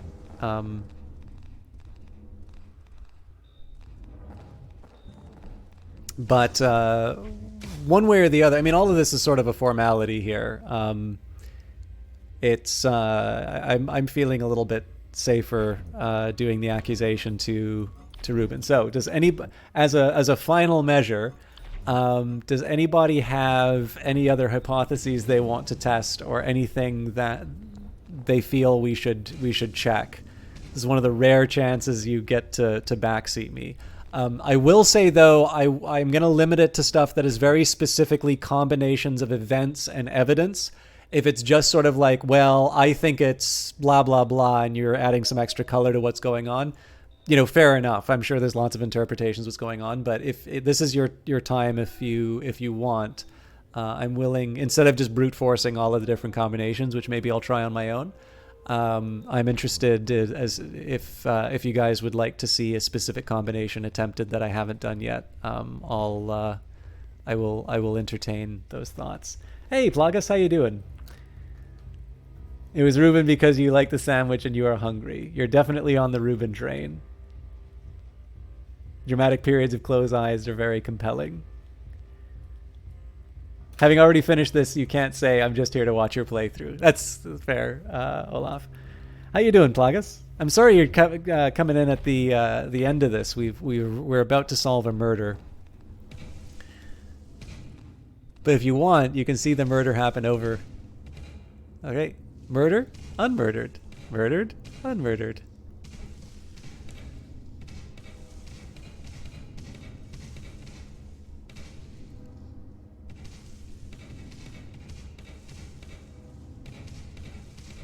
Hey, all good news, Plagas. Happy post-birthday. I hope classes are doing well. I have to imagine it's a rather interesting time to be going to school. I mean, this is an interesting game. Again, for those of you who want to check this out yourself, just keep in mind I am about to do what'll probably be the final accusation. But if you want to try this out for yourself, you can download the demo at that link, and then you can also wishlist it there. And I highly recommend that you wishlist it because it communicates to other people that this game exists and you're interested in it, and maybe they'll buy it for you, or at the very least they'll check it out themselves. Physics is rough so far because the teacher is not suited to online instruction, but for sure everything else is going well. Yeah, I mean, and I'll be honest with you too, like, sometimes it's not even a question of online instruction. Sometimes it's just a question of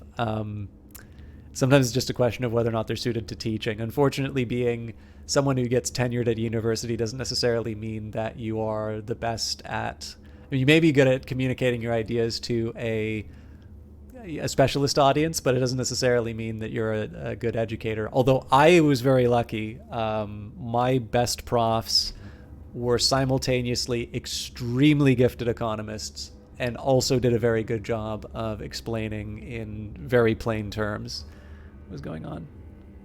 Yes, same designer as Shrouded Isle. All right, it doesn't seem like anybody has a specific combination they would like me to try. So, I got to do the accusation. So, my brother is responsible for this tragedy, not me. Well, we've already said they removed the coronet limiter while they were checking the chamber, and they did so in order to dull the shine of their brother. And thanks for playing. Wishlist on Steam at KitFox Games. You can follow them on Twitter. You can wishlist the game. If you want to see the ending of it, I guess you'll have to wait for release, and we'll see whether or not I get a chance to play this.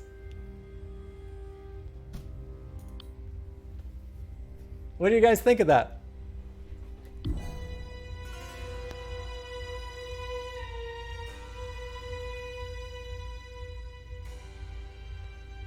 Yeah, I mean, like I said, this is with all due respect to Boyfriend Dungeon, it's the one that everybody's really excited to, and I feel like Lucifer Within Us is out of the ones that are like KitFox. They seem to be both developed and published by KitFox.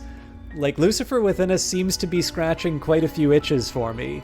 I'm sure I will play and enjoy both, but it's just one of these ones where, like, if I go on Twitter and I hear people talking about one of these upcoming games, it seems to be Boyfriend Dungeon that gets referred to a whole lot. And you can see why, because it's getting its Switch release and whatnot. But I think this is a really cool setting. I think it's a really neat idea for a game. And I mean, let's be honest, there aren't that many mystery games, and I think this has a really interesting approach to it. So yeah, I mean, obviously, it's one that we're, there's a lot of assumptions that I'm making about what the finished product is going to be like. But as far as a demo is concerned, I'm sufficiently intrigued by what I see here. I definitely don't want to look at things with rose-tinted glasses. I mean, it may be, everybody's had the experience of a game that they're particularly interested in, and it turns out to not quite be what they were expecting. But yeah, I'm intrigued by this. Although again, at the risk of because I've been drawing the contrast to, good lord, I think I'm going to close out the title. It's a little too loud for conversation. There's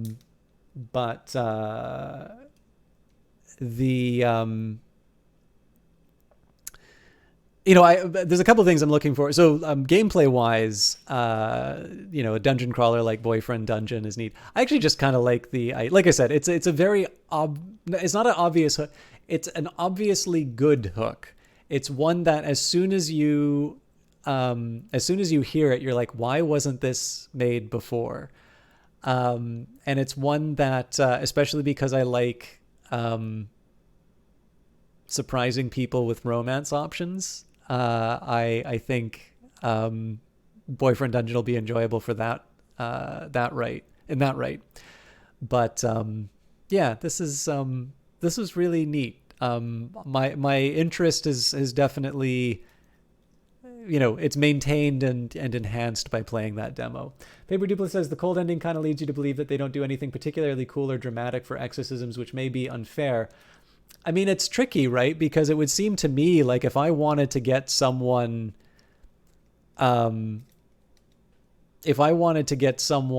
interested into the next, into checking out more. So like the call to action is to wish list or buy this thing. And you can't buy it yet. So you have to wish list it. It would seem to me that probably, you probably want to hold a little something back. I think there might actually be an exorcism in the, yeah. I don't think this will be unwelcome. What I'm going to do is I'm going to take the trailer. I believe the trailer actually shows an exorcism. So you're right, like it may not be, again, it's in the eye of the beholder, right? But here is the trailer that's currently on the Steam page. And again, I'll just put this on the screen. So if you guys want to check this out for yourselves.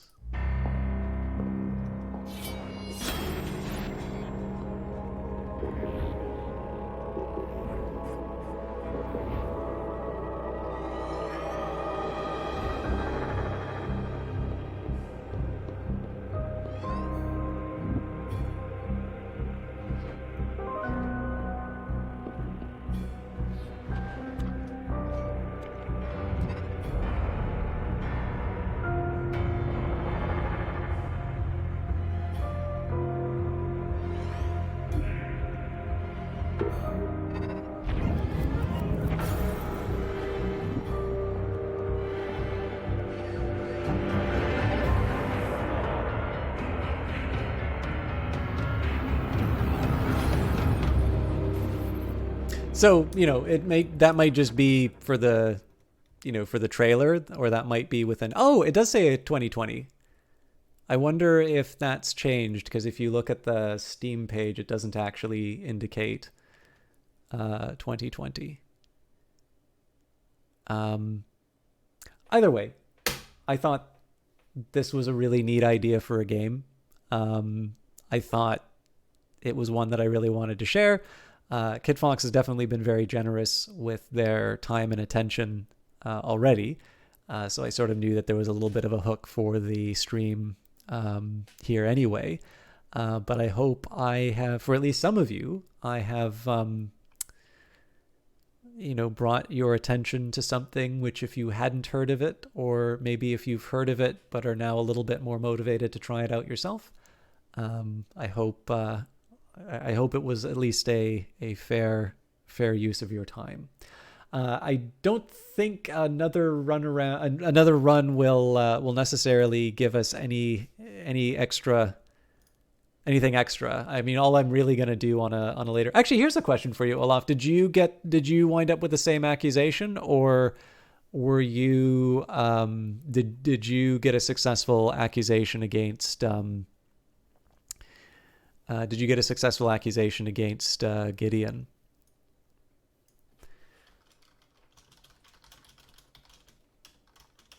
The same one? Okay.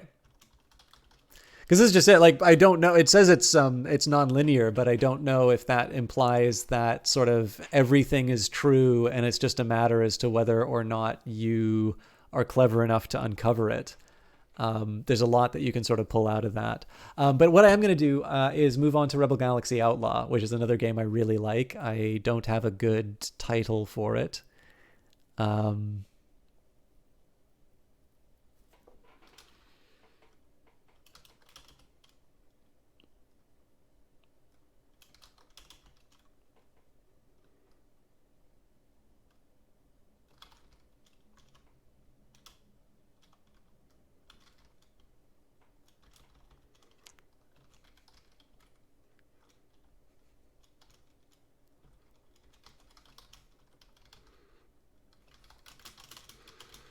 All right. This will do. But yeah, I just want to make sure I get I forgot to change the game. Sorry, guys. I'm still getting used to this whole streaming thing. But yeah, I think Rebel Galaxy Outlaw is a very safe and very fun choice to move forward with, unless anybody has anything else they would like to say about Lucifer Within Us. Some paths lead to dead ends and it halts. Oh, okay. So we just clobbered the demo. We didn't even get close to dead ends. All right. I'm probably gonna have to lower the volume again. We'll put that at -9. And if you guys don't mind, I'm gonna have to rely on some audience feedback as to whether or not. By the way, I don't know if you can hear this, but I hear something rattling around inside of my controller, so I'm almost certain I've broken something inside of it. But yeah, I'm gonna have to get a little. I'm gonna have to get a little audience participation to make sure that I'm not blowing everyone away. So when I take a look at this, it actually seems not too bad as far as the volume is concerned. As long as Olaf is here, I will try to avoid the big band. The thing is that the big band channel is actually one I really like. Audio balancing is perfect. All right. So it's only a week ago that we played this. So, all right, let's jump in. So, I really wanted to do more of this when I was streaming this last time, but I did have the demands of physical life to run away for the big band music. Yeah, I don't ask for people's least favorite radio stations so that I control them. I do specifically want to make sure that I'm generally not annoying people. Oh, but we have 8-Ball. Okay. So how about it? Can I get you something to drink? Just passing through. Got any news I can use? You ever hear of the White Rattlesnake? I hear she's behind all the pirate clans around here, though she stays in the shadows most of the time. Oh, you sure don't want to cross her if the rumors I've heard are true. Really? You need to get. So Olaf, I don't know if you know about this, but the game actually lets you connect your own music library. So if you don't like the game soundtrack, you can. In addition to that, so I'm using the streamer friendly soundtrack. So there's a couple that they don't have the broadcasting rights to. So that's a really helpful feature for me. But also inside the game, you can actually select a folder if you would like your own music to be blasting through during the space fights. Yeah. It's great. I believe that's actually true for the original Rebel Galaxy as well. But yeah, I mean, I like all of the music channels so far, some more than others. But they really seem to have kind of thought of everything in terms of setting up the game. You know what's up around here. Any advice for someone who's been away for a few years? I used to be a pilot. A lot of folks skip over torpedoes in their loadout, waste a bunch of cash on expensive image recognition. But if you pull right up on a target, torpedoes are cheap, fast, and you don't need to aim so much. A credit saved is a credit earned and all that. Oh, yeah? Any idea what the market's doing these days? I've been known to trade on the market myself from time to time. Here's what I'm interested in right now. We've kind of known about the low price of ceramics on really? Chinook for a very long time, so that's not too much All of a right, detail. that's it for me. But yeah, Take care. I know some of you Thanks for guys coming in. don't like Take mini care out games. there. I actually really like playing poker and pool, so I'm gonna take some of my hard-earned Pretty winnings. quiet around here. Hello there, friend. Care to wager on a game of 8-ball? Yeah, why not? Wonderful. Shall we begin?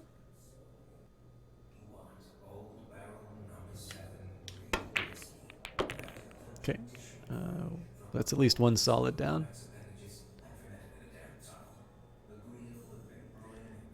I'm not so sure I'm going to be able to...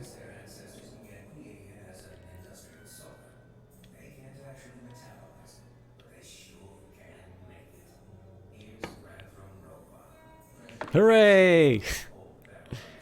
I can't really trust myself to get even the most basic shots.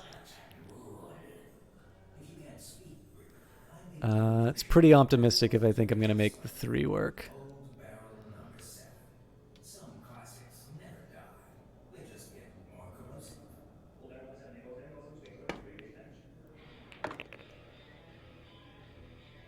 Ooh.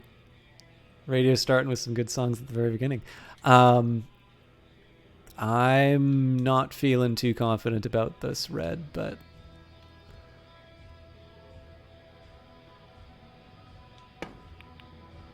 All right.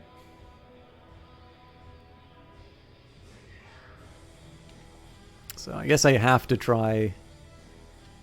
Oh god, I don't feel good about this at all.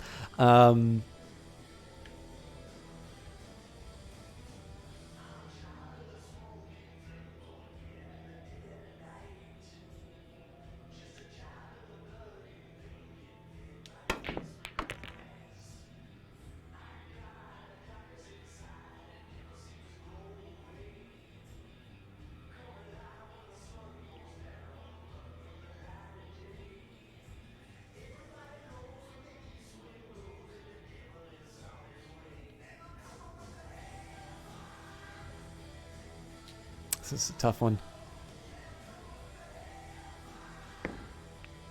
Yeah. Damn it.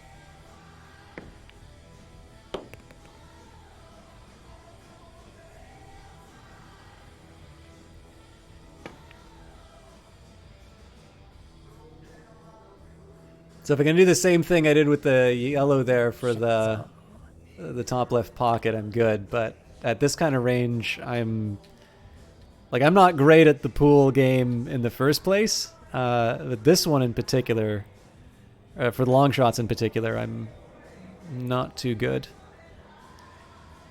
I'm trying to get to 32, but I don't think I have the sensitivity on my controller.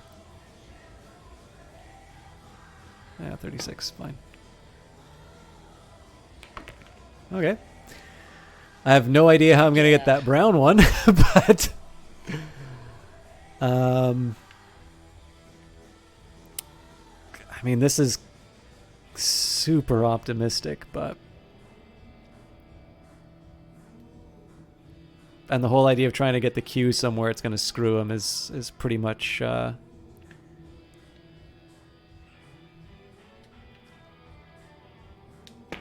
Oh, not even close. That's a disaster.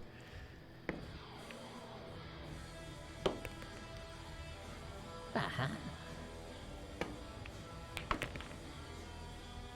Well,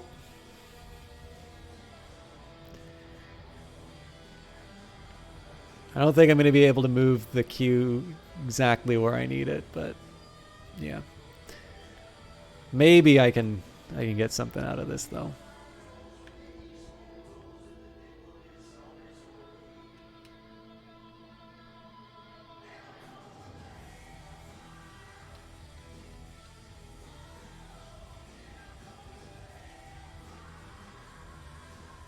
I feel like I'm going to screw this one up too. Oh god, yeah.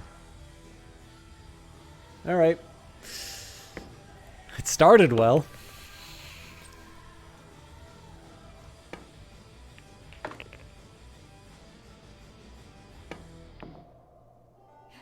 Ouch.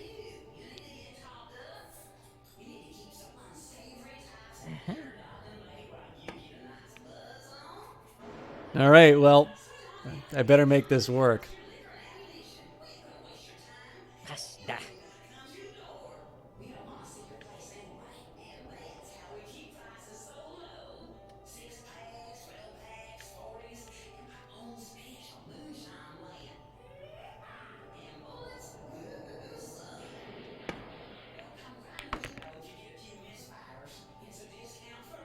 Yes, got it.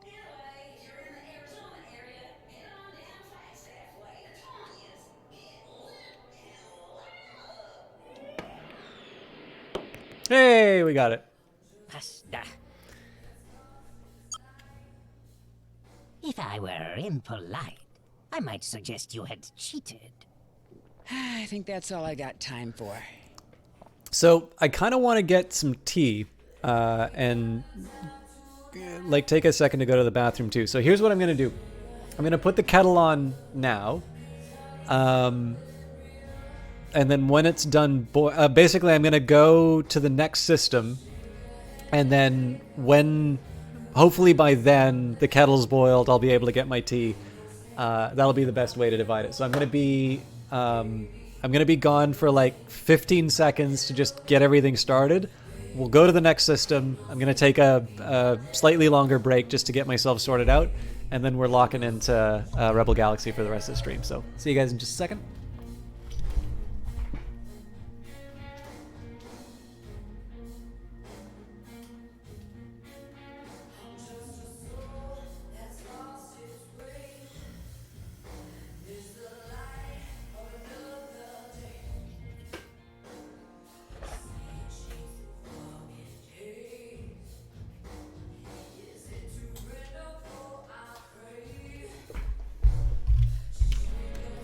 All right.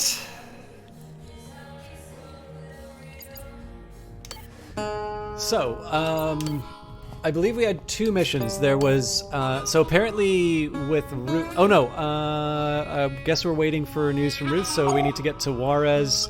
I'll take the long way around, so if we can find missions in Colorado, New Mexico, Louisiana, Thibodaux, or Merlin, that's a way we can make a little extra cash. Cybersoft Raider has been wounded en route to Belgrade and under heavy fire from pirate attackers. Request immediate I could give that one a shot. I'm usually not very good at keeping people alive, unfortunately. Alternatively, a pirate gunship is wreaking havoc near Poseidon, Secundus Belt, and the Montana system. Belgrade authorities request aid in destroying this menace. Okay, I'm actually going to do both. I'm going to start with the... defense.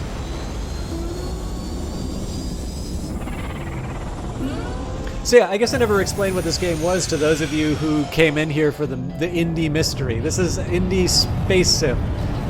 Best played with a controller, but it does have support for HOTAS as well as keyboard.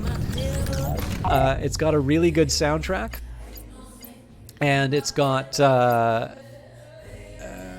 I mean, the original game was very capital ship focused. It was a game which was sort of about the big parts of space battles, space combat. This one is more character driven and a lot more about sort of the fighter and individual level. But Looks like our mutual friend can't go a day without screwing up. We might find him near the Superior Belt. Oh, At that's the very right. least, what's left of him. I'll meet you there. So I'm 10-8 to my next stop. we'd done an arrangement with Ruth to check out this target. Anyways, I'm still gonna deal with the missions that I've got. Although if it says Superior Belt, I need to figure out where that is. Craft proximity. Craft entering the area.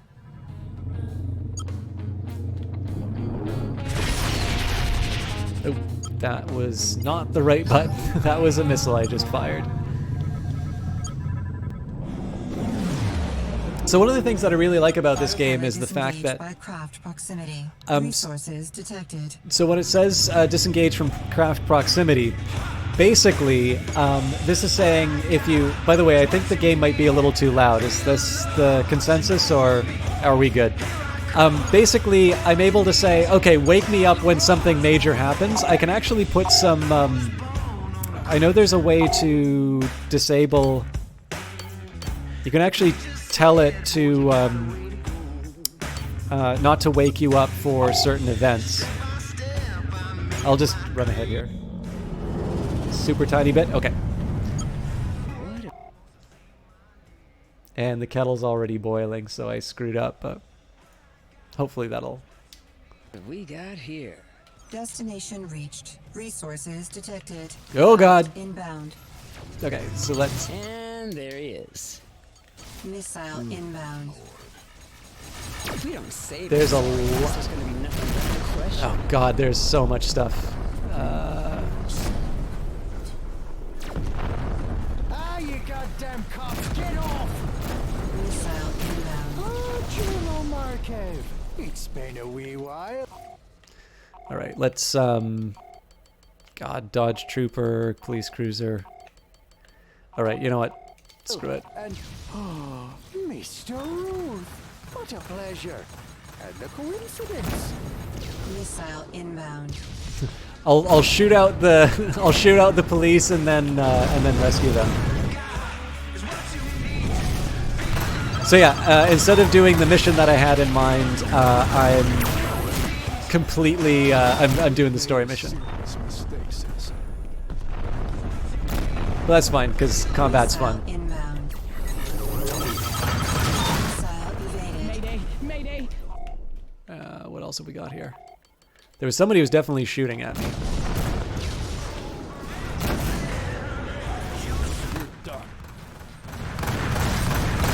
So I'm taking care of the fighters first, just so that I can pick apart the capital ship. As long as my shields hold out, I should be able to survive the capital ship. There we go.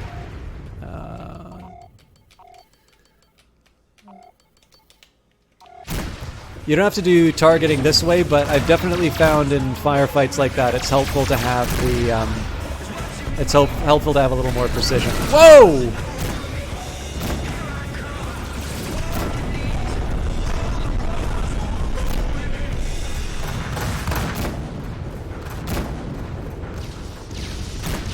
Maybe I should just target the I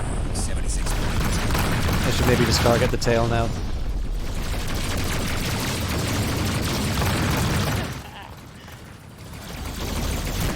Got him.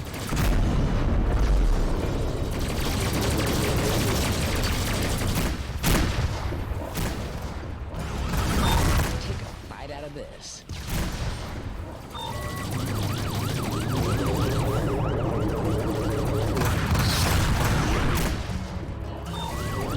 By the way, for those of you who like screenshots, this is a slightly better opportunity.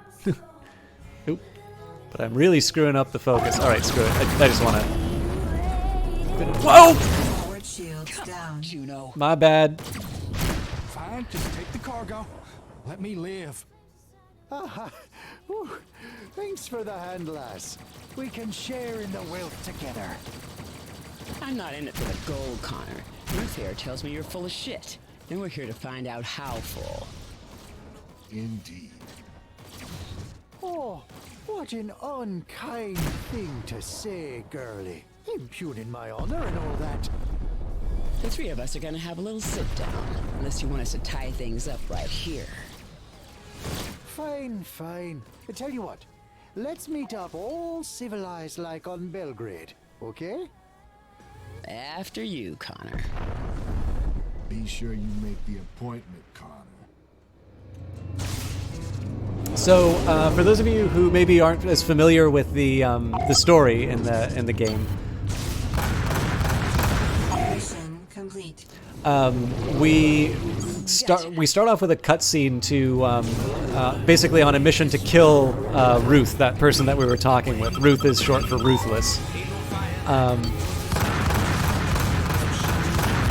Yeah, you know what? Technically, I'm robbing these people, so maybe I'm okay not ripping them apart. I could have sworn that there would be some more gear for us to pick up, though.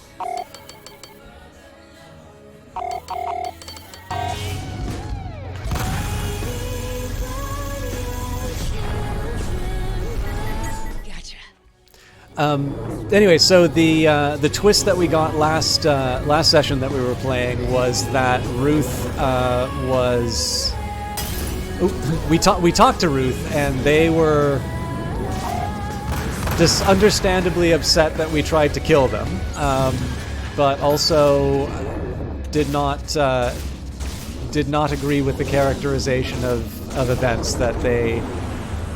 Ruth claims they are not responsible for my husband's murder, and that the Catholic is in fact the person we should be talking to. So I apparently don't know how to drive, so now I've got a big crack in the cockpit. Safely in the hold. And at this point here, I'm debating whether or not it's really worth it to keep. Well, I guess now I'm going to be stopping by a station to repair. So with that in mind, let's find a place in the system that'll pay a decent amount for gold. Hold full. Works for me. Okay, or we can continue on with the mission at Belgrade.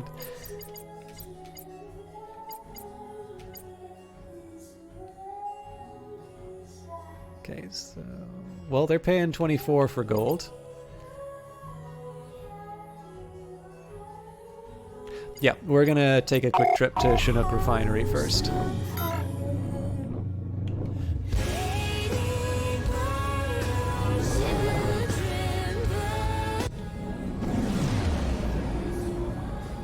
Well, look what we got here.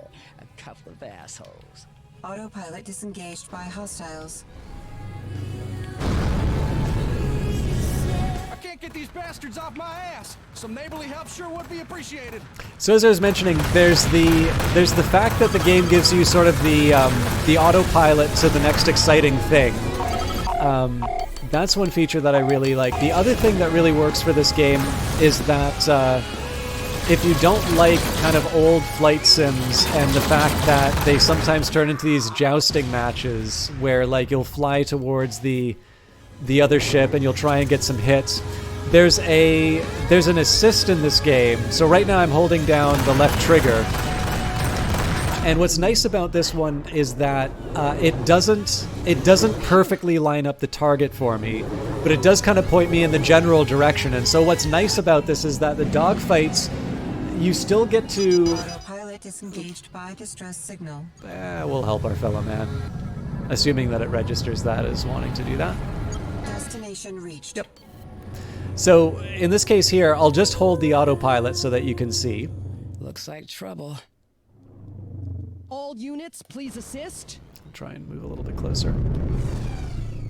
So you'll notice here, what I want to be doing is lining up my guns with that orange target. That's going to give it enough lead to connect. So you'll notice that the game is not actually putting me anywhere where I can hit them. And so in this case, the dogfight still becomes something where I have to put in some effort to actually make the shots land. But it is getting past the whole, okay, you know, why can't I point my ship in the right spot on a gamepad sort of a problem. So I think they found a really good kind of combination of the things that make these games exciting, while getting past some of the things that maybe kept people from being able to enjoy them as much as the devoted fans in the past. And there's a simulation mode, so if you don't like those kinds of improvements, you can get rid of them. For instance, if you want, there's a third-person mode. That's disabled in the simulation mode. As an example, I'm going to try and not use the targeting or like the assist. Okay, as I shoot out the target and then shoot a missile out. But yeah, so I'll try not to use the assist here. And of course, he flies straight into me, so that's also not a good example.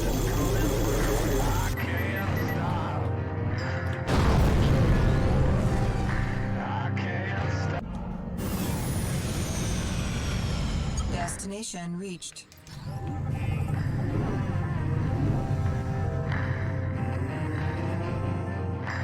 Docking request received. Automatic landing sequence initiated.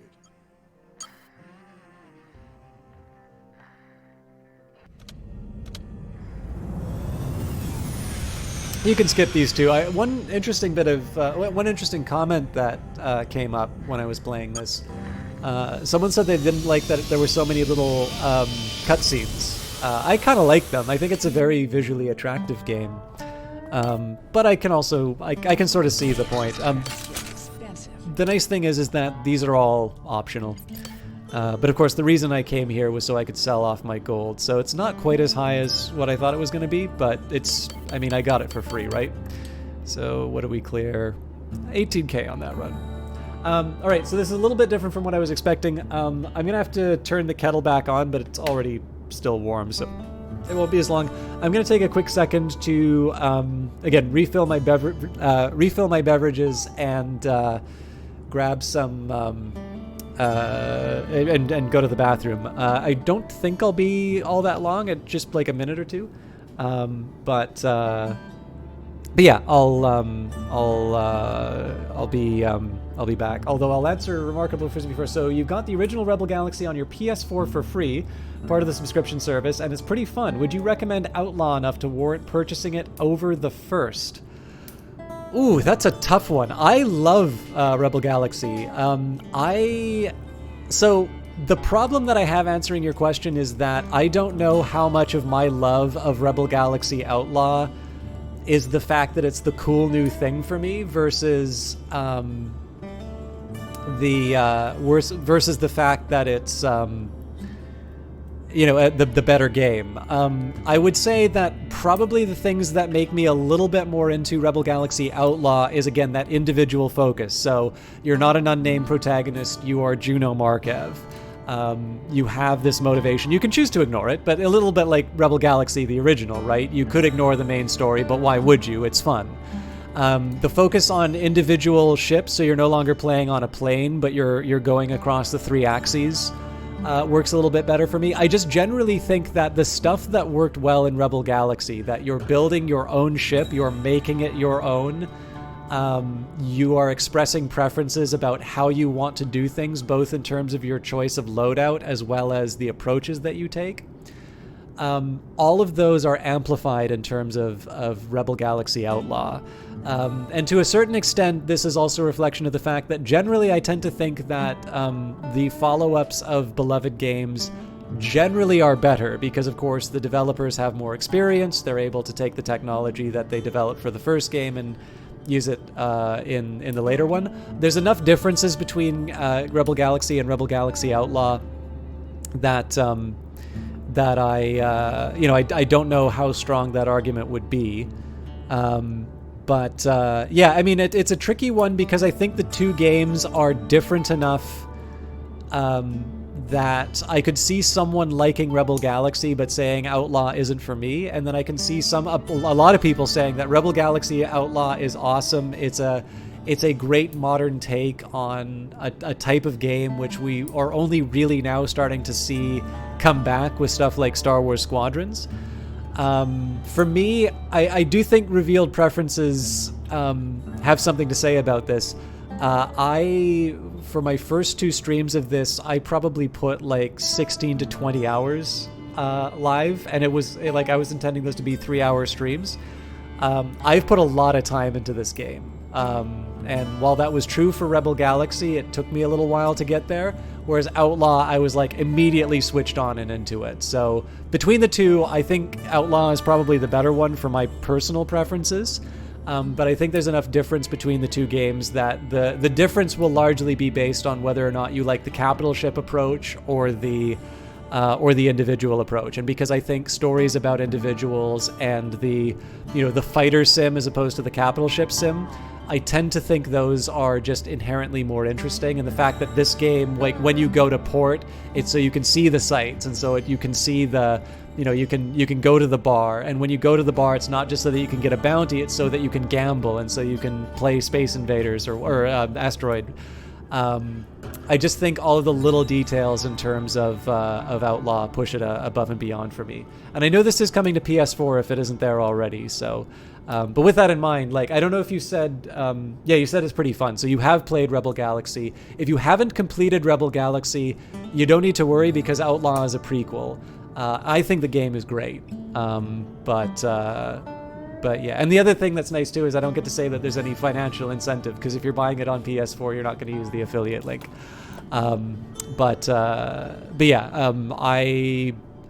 The only reason I would recommend Outlaw over Rebel Galaxy is probably because of personal interest for me at the individual level.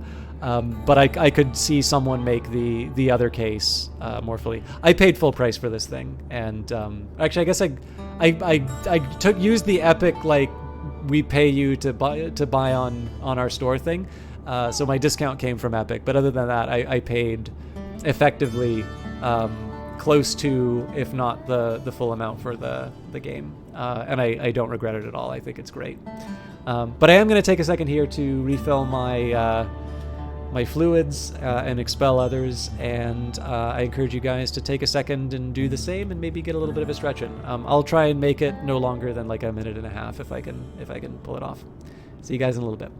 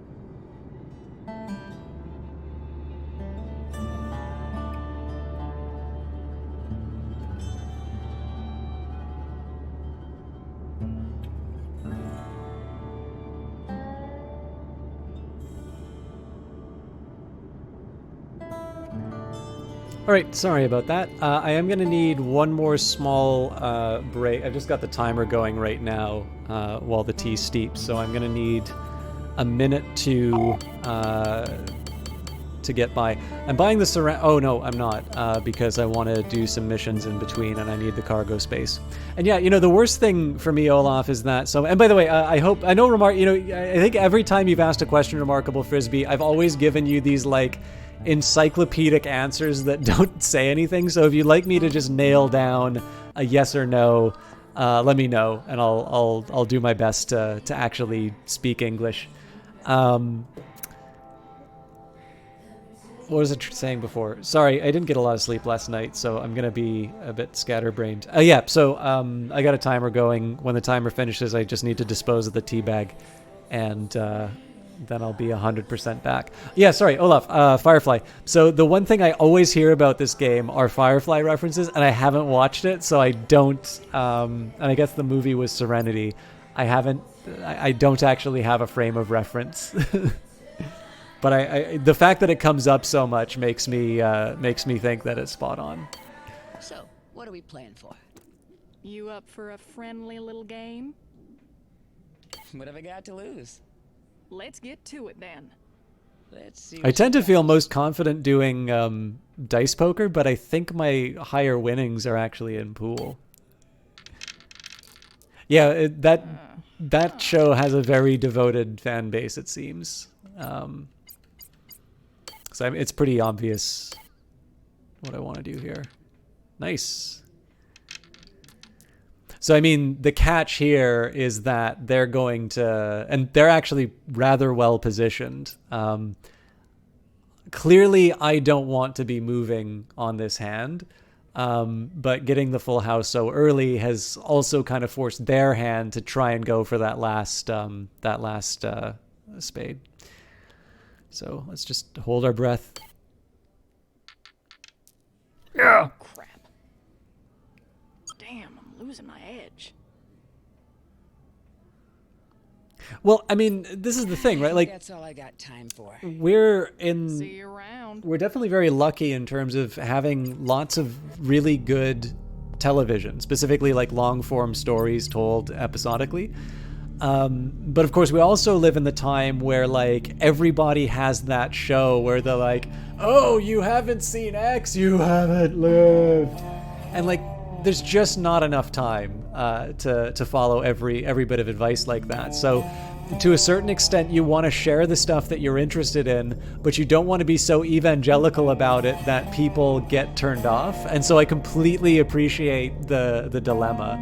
It's something that people have mentioned enough to me, and especially with the connection to Rebel Galaxy Outlaw, it's one I do want to check out, but my opportunities to see it are a little bit more limited. So I'm sure I'll find a way of seeing it though.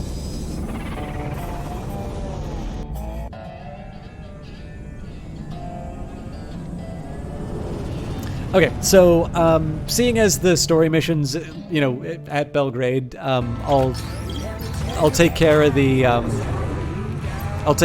missions that we have in system, and then I'll repair and refit. So let's deal with the. Oh, I've got 1 minute left on my. Timmy didn't stick with the guitar, and it's cluttering up the attic. Harold's classic path. By the way, how's the game to voice volume? I feel like it might have. Up on blocks in the backyard. I might have. So many stuffed animals, you just want to douse them all in I might have got it wrong. And burn the whole damn house down. Okay, cool. Autopilot disengaged by distress signal. There's the difference between what I hear and what chat hears. So. Down to our showroom. We'll pay you. Autopilot disengaged by hostiles. Okay, so I'm gonna try and avoid the. Assurance of a name brand prize. All right. We would not decline an offer of assistance. Right now, I'm trying to avoid the capital ship just to take out the stuff that's going to be shredding my.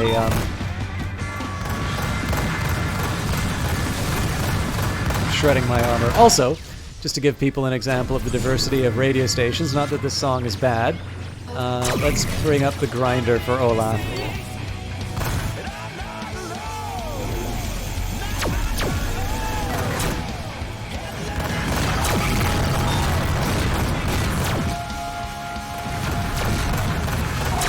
I gotta get out of there.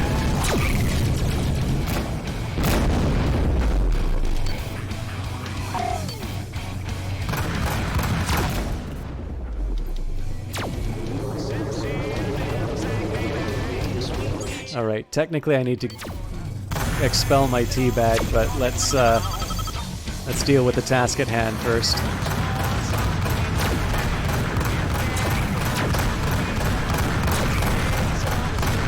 Oh, come on, don't show your side to me.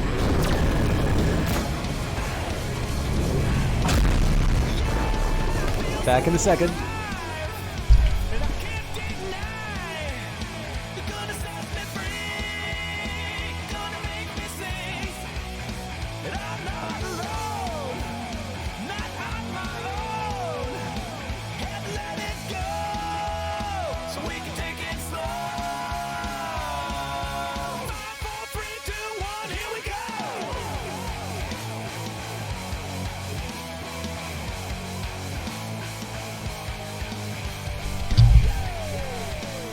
I'll admit I was expecting a slightly different tone for Olaf, but I won't complain about this.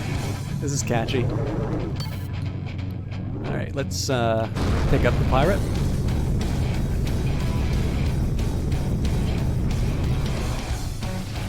Come to mama. Oops. Got it. Still good.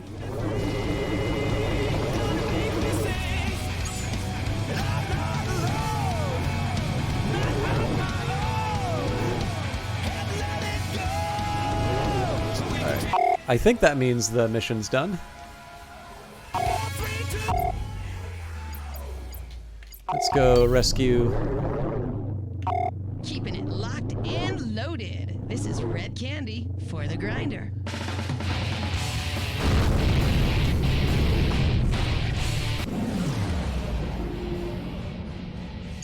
Destination reached. Resources detected. Okay, so this one we need to hurry up a little bit, just so that our escort doesn't get taken out.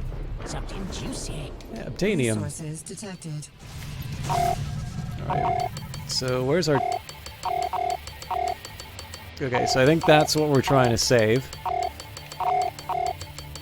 You know what, I'm gonna take out the ADZE.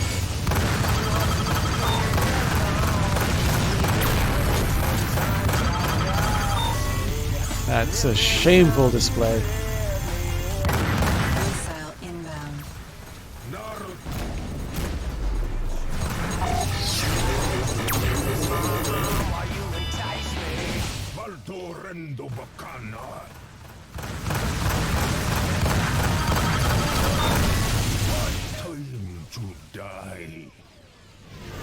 Missile inbound.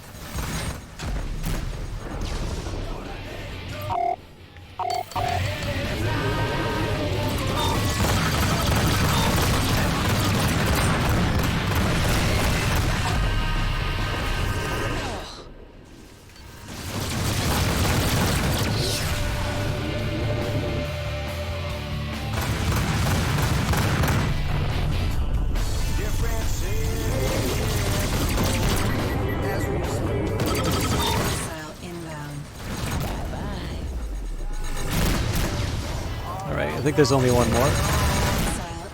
Just as long as I don't go flying into an asteroid, I'm okay.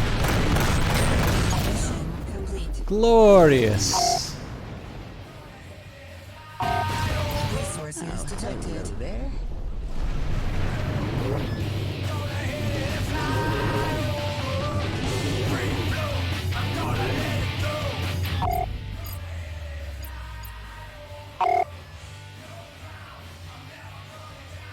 Wait.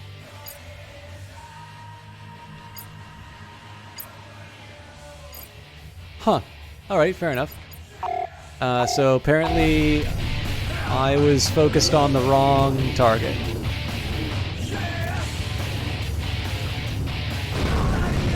This is going to be the wounded freighter. I'm sure I could have destroyed that cargo container to get a bunch of stuff, but... Pilot disengaged by distress signal. While I'm at it, let's figure out... Oh, here we go. So when it says break for distress signal, I could actually make it so that it ignores those distress signals. Generally, I like the game to tell me when there's cool stuff to do, though, so I leave that on. Destination reached. Great music coming your way. Okay, let's get in there as quickly as possible, and hopefully we don't take out, we don't lose too many. Missile inbound. As long as they're shooting at me, I'm happy. Craft entering the area. Alright, well that's inconvenient. Jackrabbits are pretty easy for me to deal with, so it's really just a question as to whether or not my escorts get ripped apart too quickly.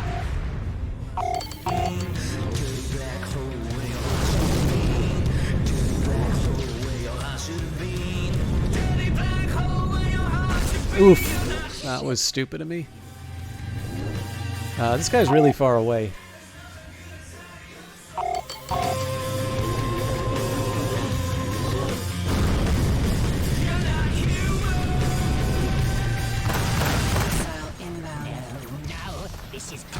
Nice. Bounty received. That's one down. Got it. This is a surprisingly easy escort mission. Okay, there we go. Word on weapon loadout. So I like going with these kinetic weapons just because it lets me put my energy towards speed and shields, especially when I do stupid moves like that. One difference from the way I normally run is in the case of my single-player game. Ah, damn it! All right, let's deal with the ABZE first.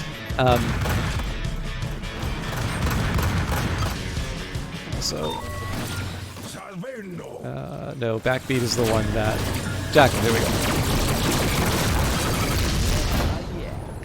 Jackal is for when I want to make Olaf mad.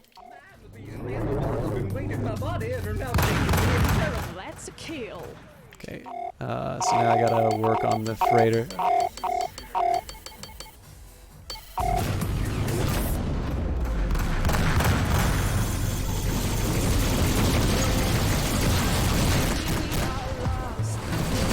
Oh god, I'm being bounced around.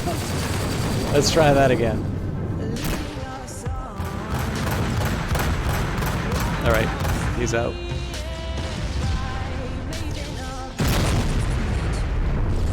Glorious. That would probably be a screenshot moment.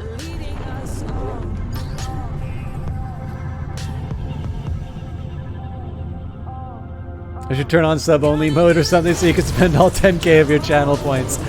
I mean, I'm kind of happy letting people be able to use the emotes. I paid for the extra ones from Sin, but I noticed people tend not to use them that much. Control, here we are initiating a contraband scan. Do not deviate from your flight path. I have actually thought a little bit about different... No contraband detected. Proceed.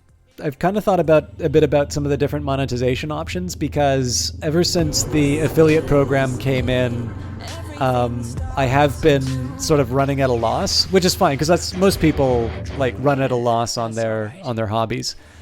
But sub-only mode, I don't know, like it's one of those things where I don't like the idea of only letting opinions that I know you're just talking about the sub points.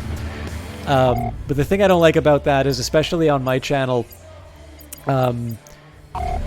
it's nice to get the different viewpoints, and like obviously, Autopilot disengaged by distress signal. given how mad I get at backseating and stuff like that, having this idea of being able to speak up as like a paid perk kind of implies a certain level of permissiveness that I don't think really should be there. So.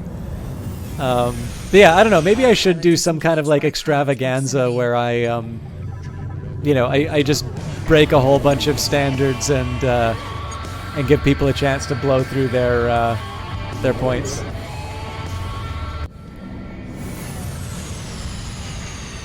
Destination reached. I do like the sunglasses. The sunglasses work really well with a lot of those emotes.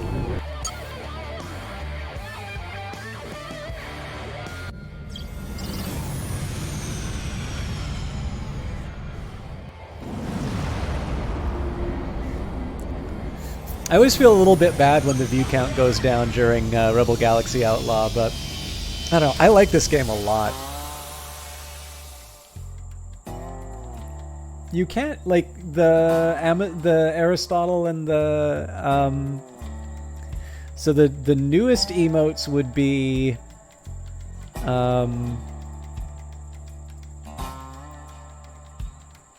wait, did I really just add 2 new ones? I thought there was a third.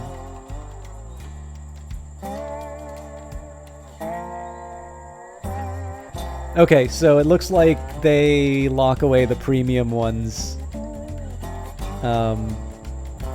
Okay, that's good to know. I will keep that in mind for future assignments for emotes. System Dumb is an expensive one specifically because I don't want people to be able to mock me without paying up. But being able to express mirth should be inexpensive, in my opinion.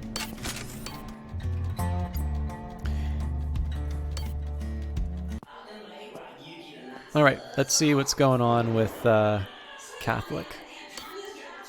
There's the little rat.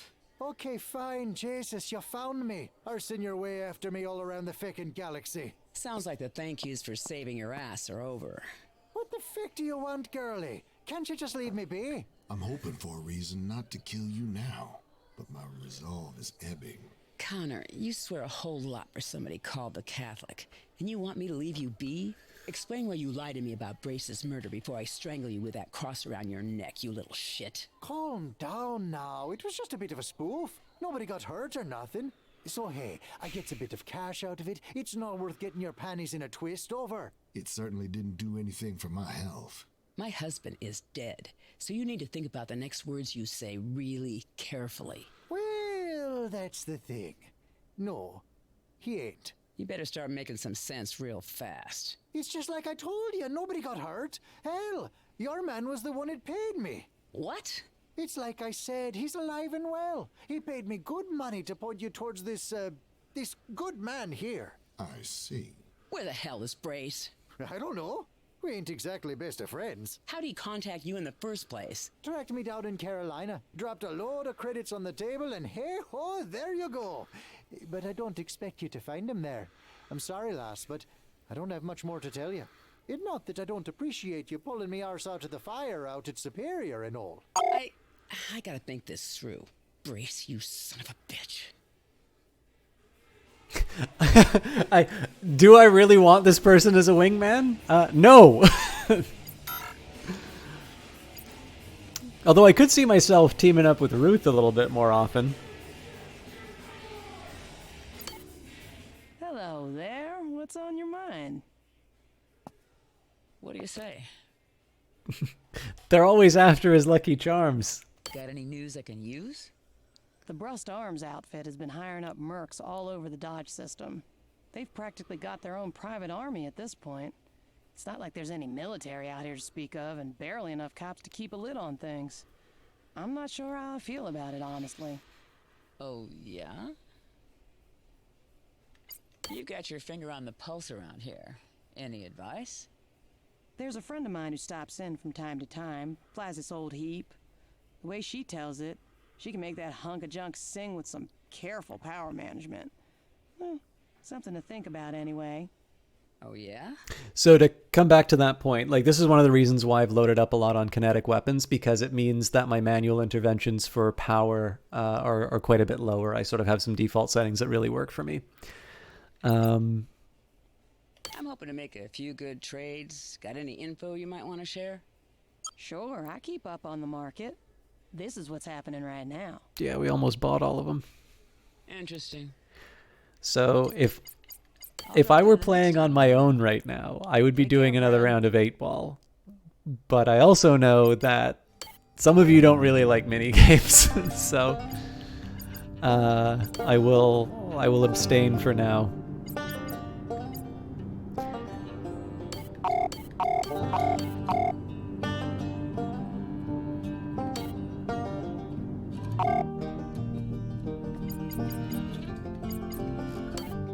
All right, now that everybody said I suck at pool, I gotta jump back in. Greetings. 2 votes for minigames, as he said. Ball to pass the time. Sure, that sounds pretty good. A battle of wits and luck. Zandesto.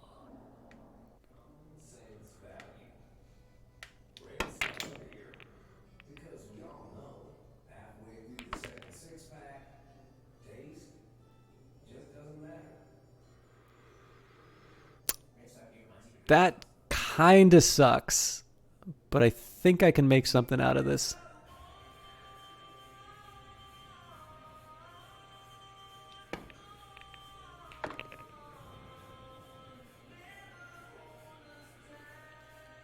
What do you mean another loss? I haven't lost yet.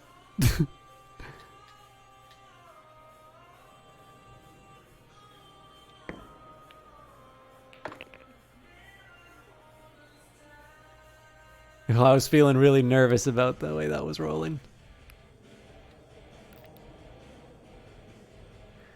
Oh, God. I did not do myself any favors. I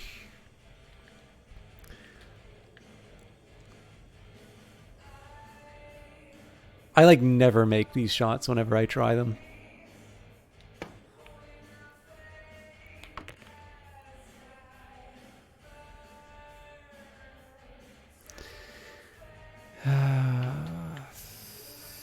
I don't know the magic. Well, okay.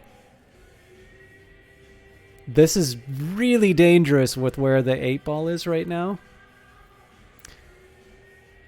I am going to try and make it so that the red plows through the yellow. I don't think it'll work, but it's my best shot. I haven't done that in the game before.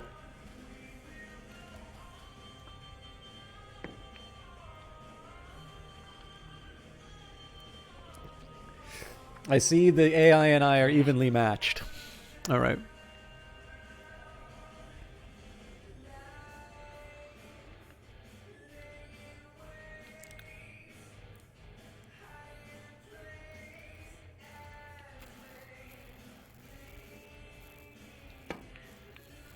Yeah. That worked a lot better in my head.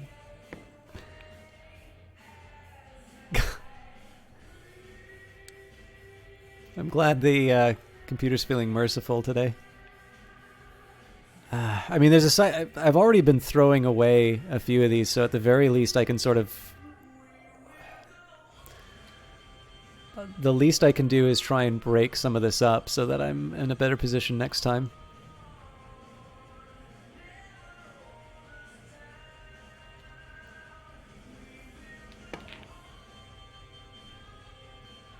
That didn't do as much as I was hoping.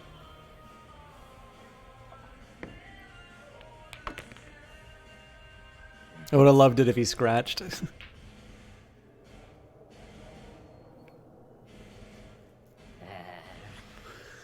Alright, I still don't think I'm in a spot where I can actually make anything happen.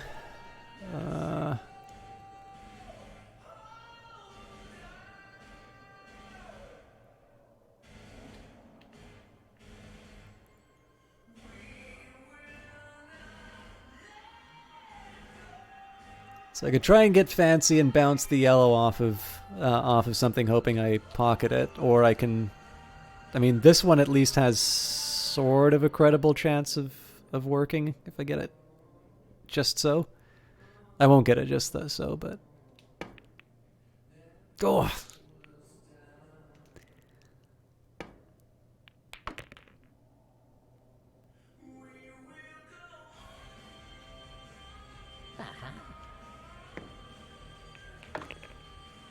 Well, got something going for me at least. The really embarrassing ones, though, of course, are when I fail to deliver on these kinds of shots. And really, I should be positioned... The problem here is that I should also be positioning the cue ball so that I don't just get this shot, but I get the subsequent shots. For now, though, I'll take the easy win. I put too much heat on it. Nice. Well, at least I didn't. At least it wasn't catastrophe.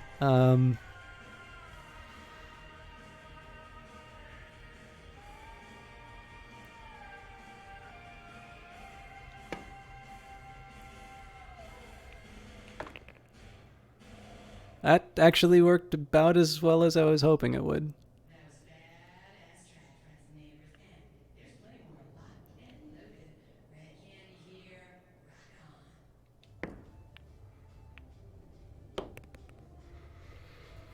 Hell yeah.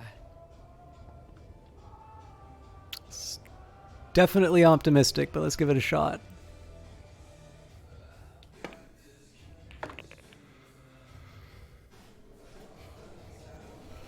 Heck yeah. If I were impolite, I might suggest you had cheated. Right, so let's go back to that pirate base. We'll see if I can get any missions on the way. So we're heading to Juarez. Merlin might give me something. Pirate gunship is wreaking havoc near UD Nebula in the Merlin system. So be it. Mercenary jobs would also be... Oh, we don't have mercenaries. There's a side of me that would also want to try and trade a bit, but I suspect we're going to be getting some commodities as we run through, so... Alright, thanks Remarkable Frisbee. Hope you have a good night. Thanks for hanging out, and I like it. I mean, I particularly like it when Remarkable... I hope I answered your question in the end.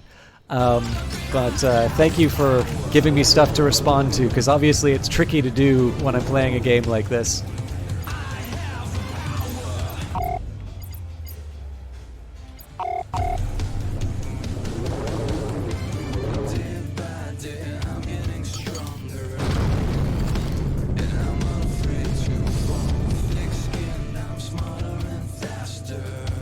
Is this still, Stinger? Reached. No, it's Grinder. Okay, that's why I don't know the song.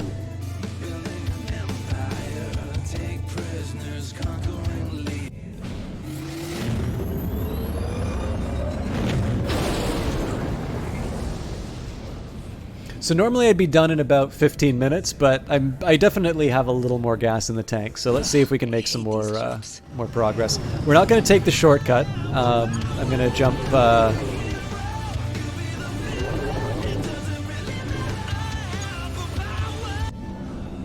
We're going to do the more traditional jumps. I actually don't know what the riskier jumps. I don't quite know what makes them risky.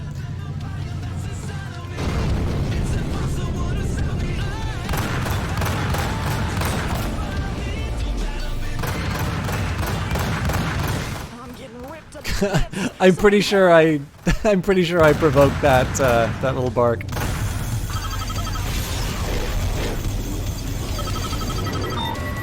Entering the area. Regret that. Busted. I think that's the last of them.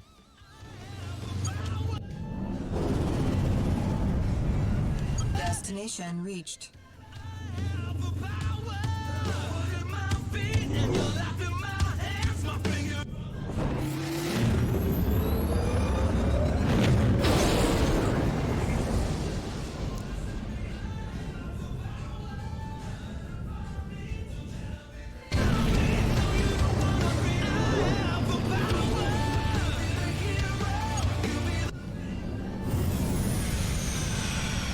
Autopilot disengaged by distress Let's see what we can find at the distress signal. I've got some open cargo space and an appetite for combat. Looks like somebody's in trouble. I seem to be in a bit of trouble. I sure could use your help. Just need to pair up and we can be on our way.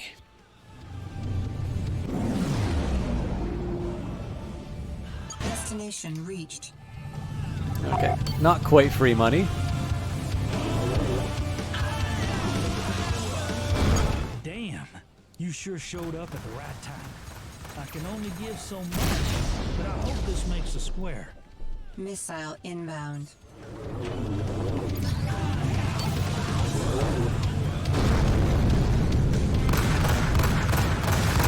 Missile inbound.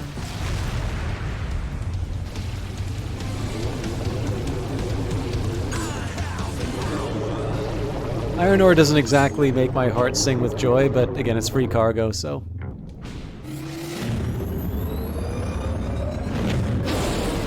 I don't know if this game is good, not too much into simulators, but the soundtrack is glorious. I mean, Ishmas, one of the big things I always say about it is that I like this game in particular because it abstracts away a lot of the, in my opinion, well, I don't want to say more tedious stuff, because like the tedious stuff can sometimes be what people like play a sim for, like Elite Dangerous. I like the fact that the autopilot like shortens the distance to doing something cool to the smallest possible weight, and then you can't. Oop, I wonder if those are enemies. The fact that you've got kind of the piloting assist, I think, does a nice job of keeping you doing the interesting stuff. I agree completely. Like, the soundtrack is awesome, and it doesn't really matter what channel you go on.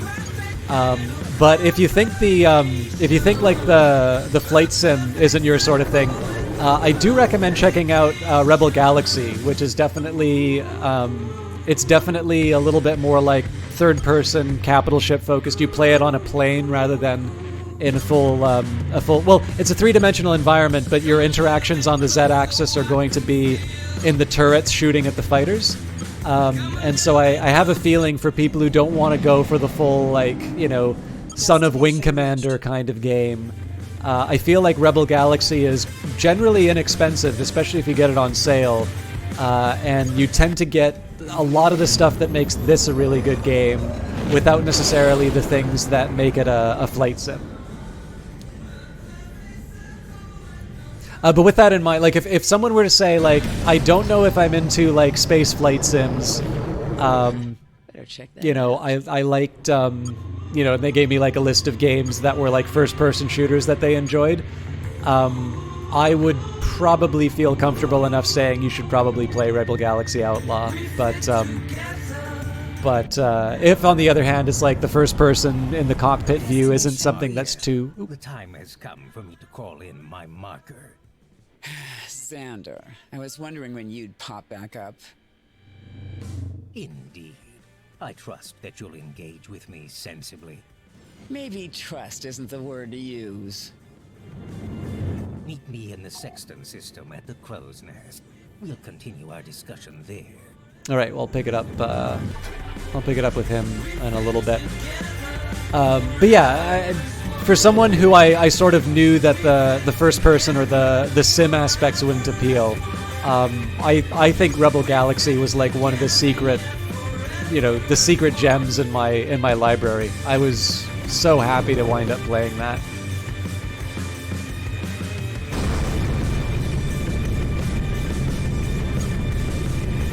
Yeah, no worries. And I mean, like, it's tricky, right, Ishma? Because everybody's got their own different tastes and whatnot. But the easiest thing is that if you have access to a copy of Rebel Galaxy, because I think through stuff like Origin Access, like there's a few different subscription services that already have it.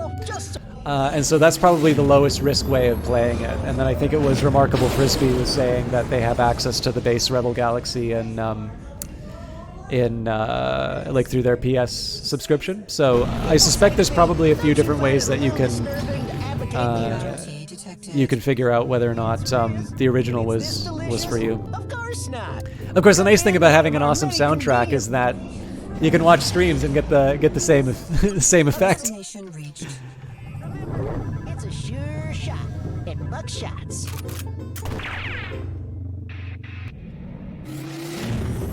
You know what? I think I'm going around in circles because it's trying to direct me towards the shortcut. I might stop by Caballeros to get some more fuel.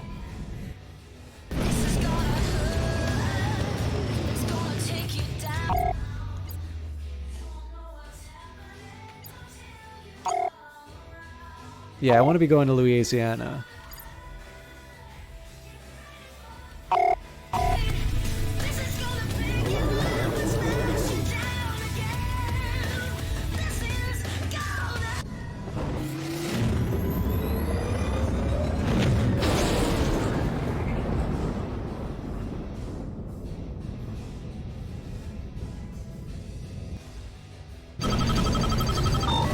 Entering the area. Well, it got a lot more exciting since I was here last. What are we looking at? Okay, more in violets. Craft inbound. I cannot aim, apparently. Now we got him.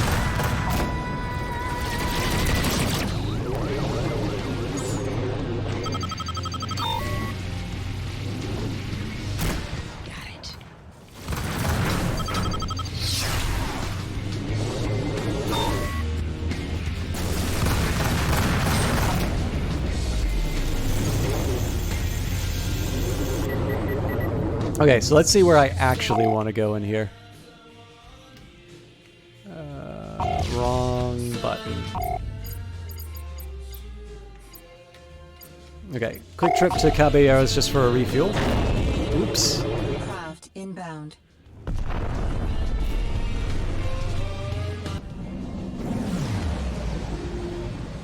Autopilot disengaged by distress signal. How's my cargo looking? Yeah, I got 3 space.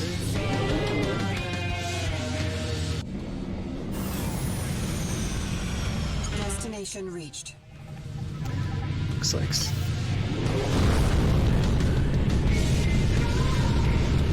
Double Jacks, I think, is the group where we got friends in. I'm pretty sure that I took that guy out. That bar gas was definitely ripping up one of the traders, so I wanted to deal with that quickly. So I've got... the fosses will be a problem, but I think the bar gas is the biggest threat to the people I need to help, so let's just get behind them.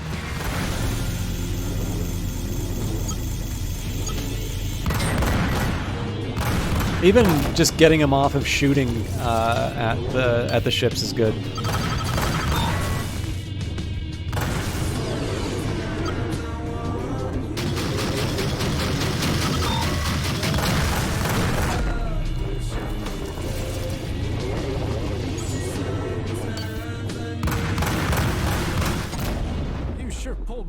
Out of the fire. Here's something for your trouble.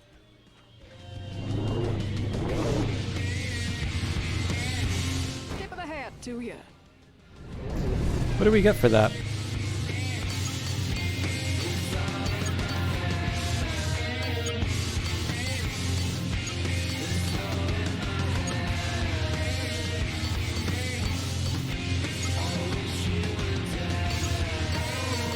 Oh, I let the log expire.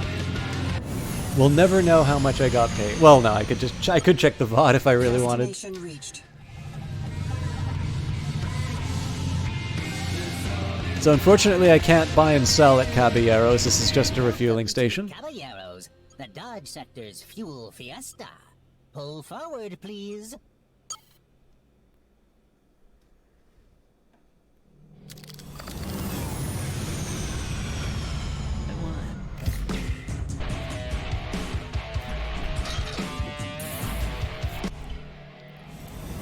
I do like the fact that Juno is holding a coffee after stopping at the gas station, because pretty much any time I wind up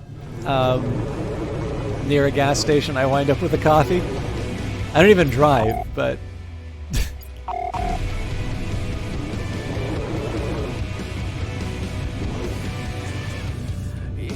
How's things on your end?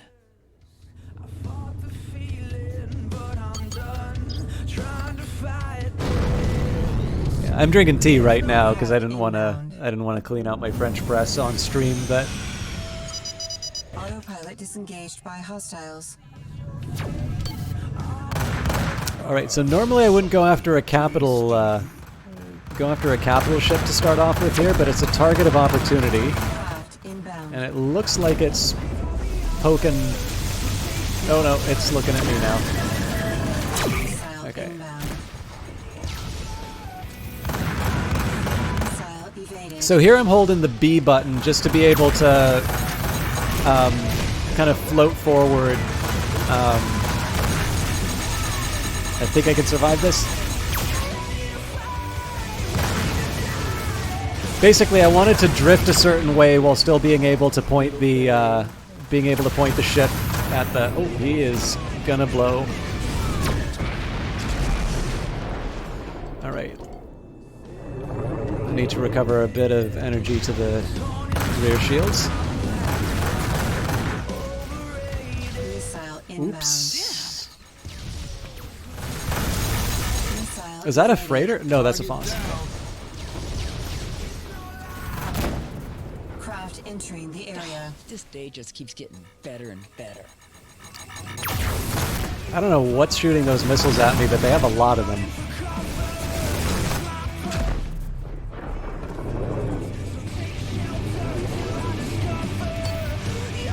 Ah, Vargas. Oh, he's done.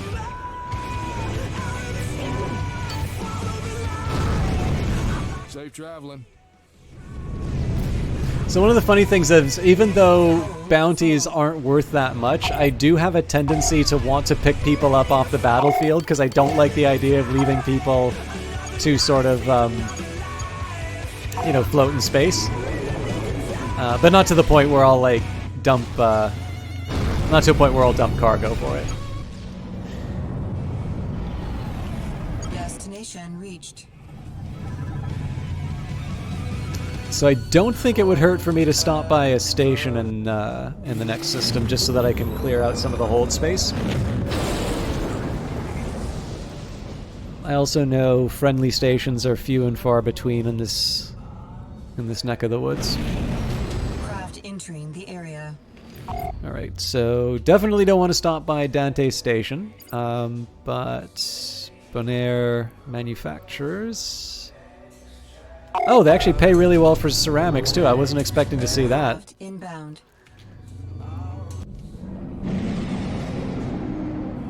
Autopilot disengaged by hostiles. Oh, isn't this lovely? Thunder kebab. Shit. Okay, so as long as I don't fully lose the shields, I can afford to sort of joust like that. Perhaps you strayed from where you should be.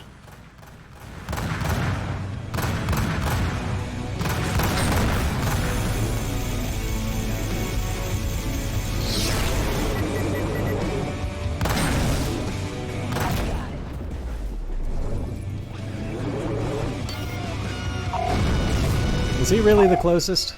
No.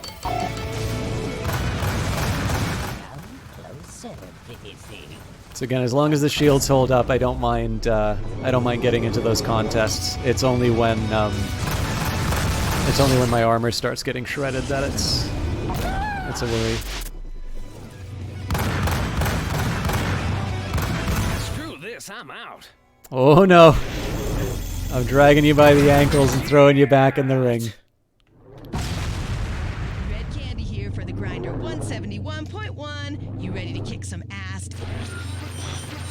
Let's change the beat. Destination reached. Tell you what. I like backbeat. That'll be for the that'll just be for the spaceport though. Sorry, Olaf.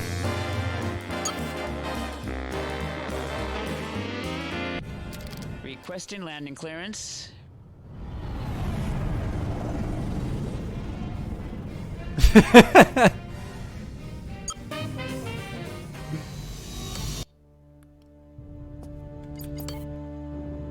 Alright, good price on ceramics. I don't really see, unless there's like a crazy price that I can get. It's actually, for most of that stuff, wasn't, it was a pretty decent price. In Juarez,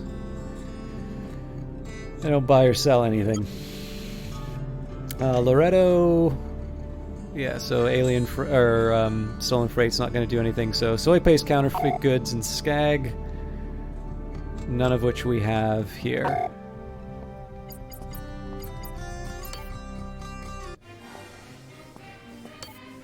Take a seat, friend. How's it going? What do you say? Hey, what's the scuttlebutt around here? There was a rumor going around about something stashed out of the way. They did let slip the coordinates. Maybe worth a look?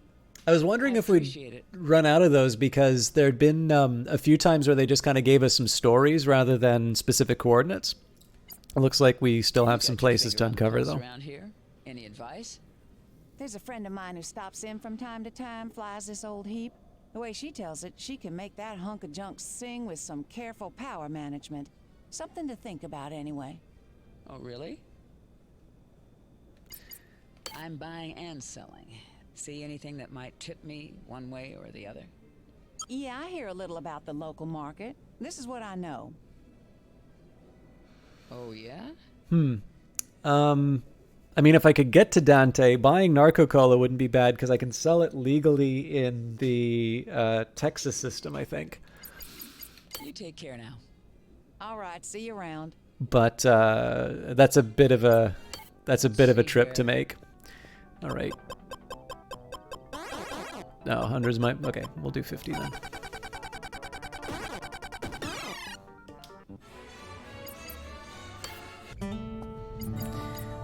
Finally, let's see if there's any mercenary contracts in the area. Go back to Dante, huh?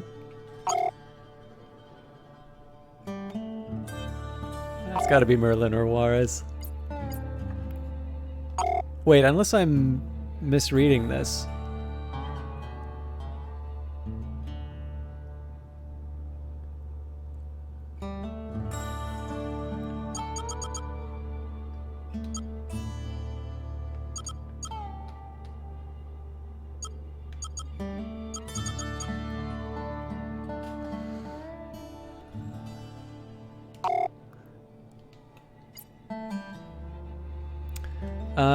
Okay, this is an in-system one. So Grill Distillery Security is contracting for the capture of Banto Tartarus. Tartarus is known to harass merchants near the Redvenius belt in the Thibodeau system.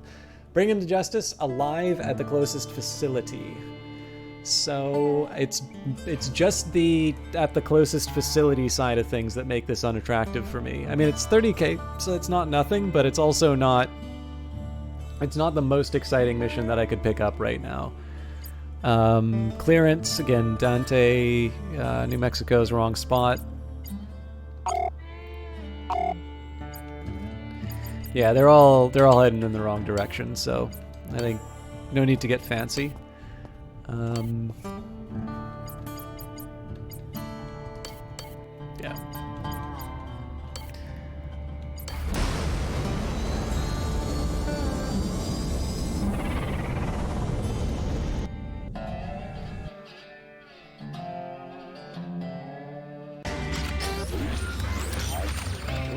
Change the beat. Whoa! It's a little too calm. Burn me to the ground. Craft inbound. I tried my best. The things I'm fighting to Autopilot disengaged by distress signal.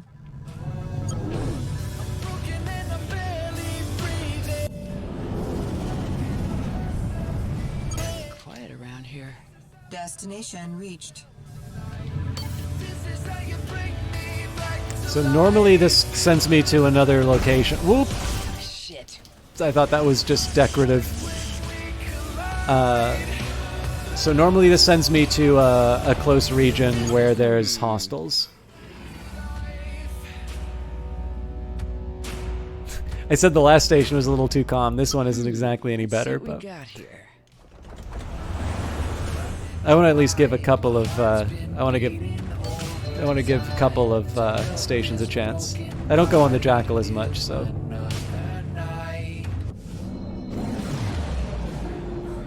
Autopilot disengaged by hostiles. What a surprise.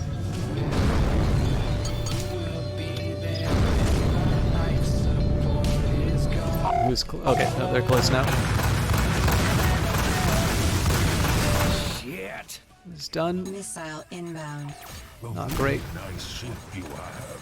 I hope I don't damage it too much. I'm getting ripped apart on the other side. I might need to switch it around a bit.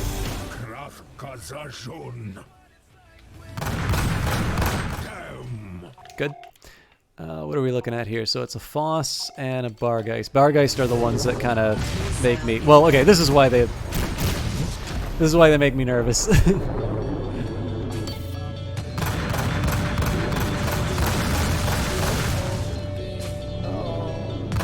He's wounded. Nice. God, Juno, what are you, blind? Well, that went better than expected.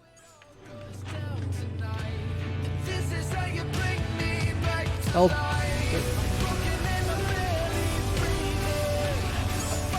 So I might have to dump the black market weapons, but I'll hang on to them to see if I can sell them. Oh, hey there. Bounty detected.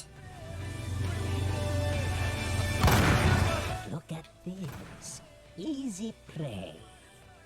Hostile I got craft a entering bad the feeling area. about this. Just what I needed. A gaggle of shitheads. I got a bad feeling about this. Alright, so I was hoping to take that guy out. That's the whole reason for taking the shield damage, but I think we can get through it.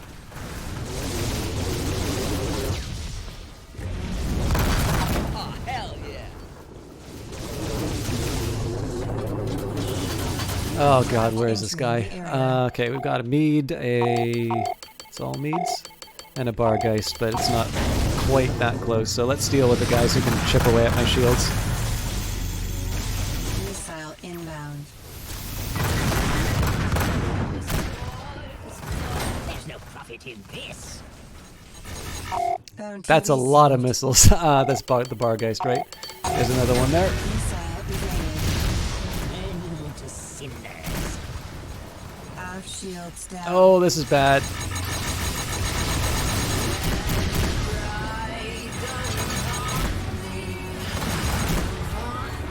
Alright, we gotta get some energy back. Oh god, not again! Okay, let's spin it around. Missile inbound. Missile evaded. Shields down.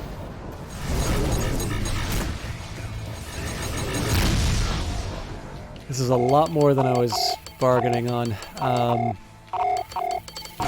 gonna face forward to the largest number of enemies. That just never gets old. Missile evaded. Forward shields down. I don't even mind that I rammed that guy. At this point, I just need to get some of the damage dealers off of me. Oh, I'm taking too much on my tail.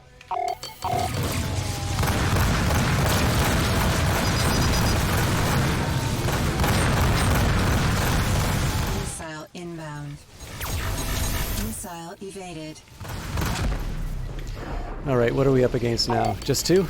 We got the Mead and the Foss. Oh, looks like there's a guy hanging out in the back. Also, there's somebody scooping up all the goodies. We should be able to make it through now.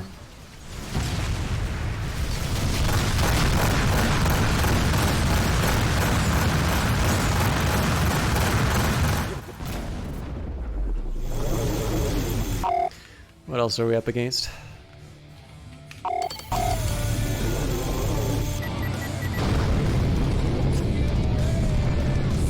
This is gonna go real bad for you. I gotta be a little more careful with my navigation. I thought I had it. God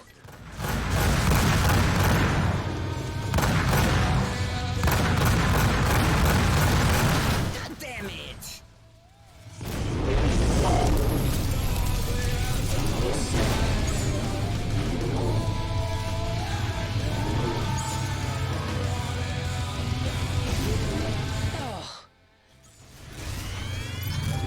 Oh, these are all mines. Bounty detected. Shit! Alright. I need to get a lot smarter about this minefield, otherwise I'm not going to be able to recover anything.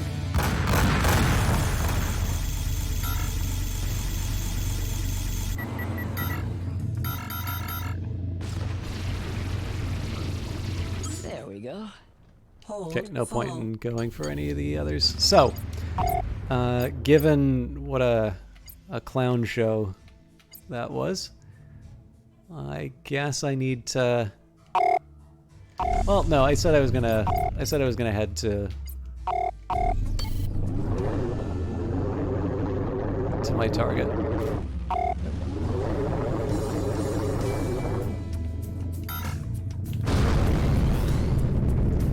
Definitely want to avoid getting into any fights, though. Autopilot disengaged by craft proximity.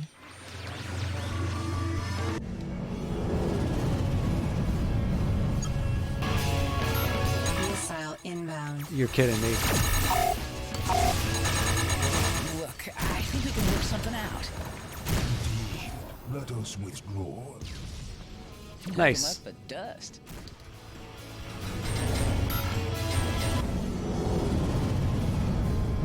So you can talk your way out of problems sometimes. In this case, wait a minute, this isn't where I wanted to be. Ah, God damn it. Just what I needed. Autopilot disengaged by Now hostiles. hold on. We don't have to shoot our way out of this. Sure, let's call it a draw. I'm pretty sure I could take on two, but again, if my aft shields get ripped apart, there's not that much keeping me together. So until I can get some repairs, I'm going to be a little bit more passive.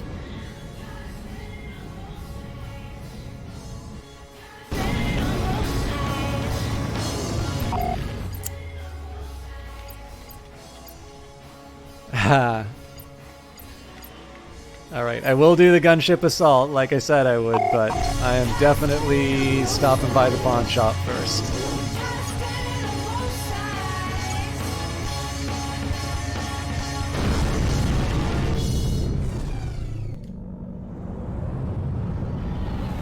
Autopilot disengaged by distress signal. Sorry. Destination reached.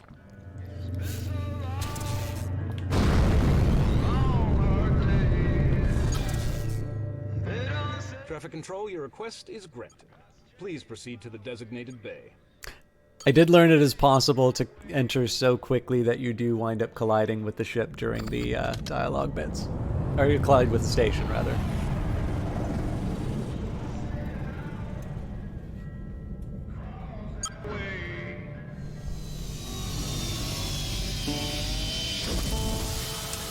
Alright, this is really just repair and rearm, but I am not above doing a little spare recreation in the bar. 10,000! Wow. Wait, did I not use any? I guess I didn't. Need to use more missiles. Okay, can't sell the black market weapons.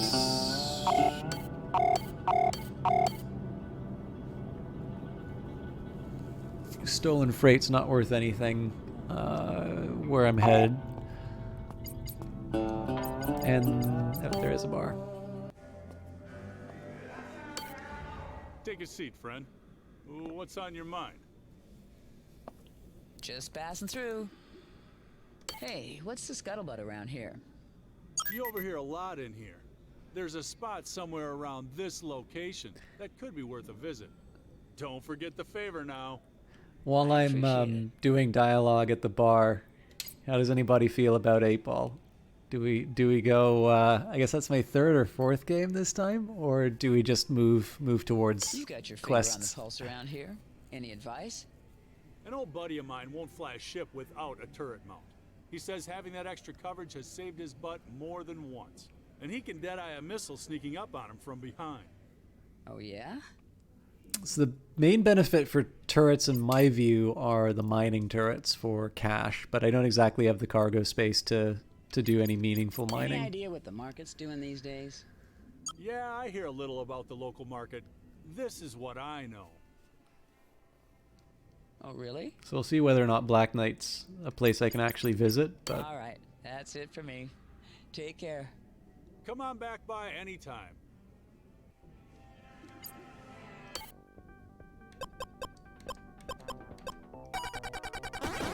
Damn. What do you say? You look like you can play. How about a game of 8-ball? Sure, that sounds pretty good. You got it.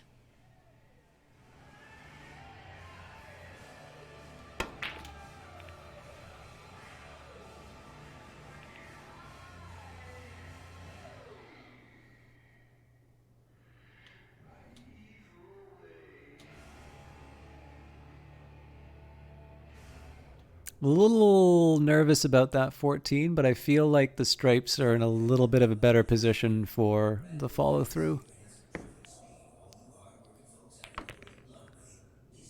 Also, I've been doing like solids every game. Yeah, it's a little different from what I was expecting, but I think we can make this work.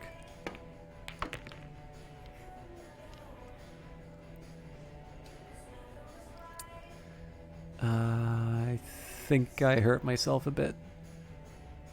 I'll make it work though.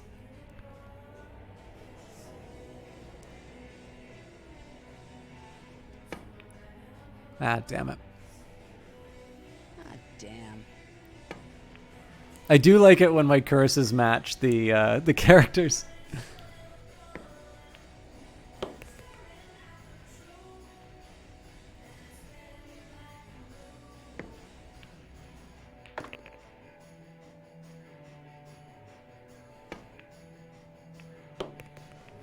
Oh, Jesus.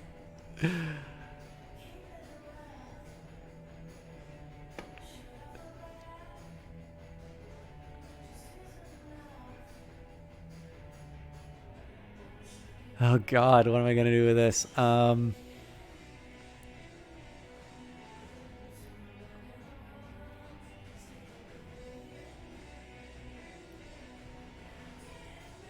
So if I do this right, I can actually wind up in a decent spot for at least 2 or 3 of my 40 might be too much. I'll give it a shot.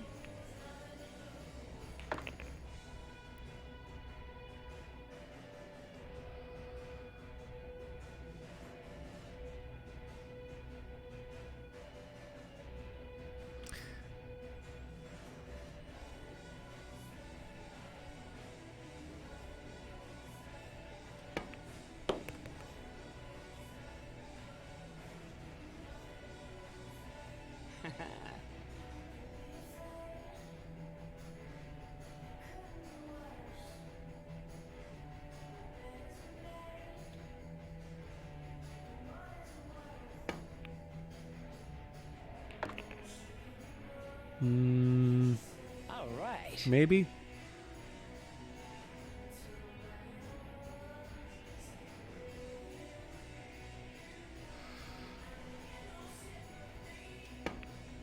Ah.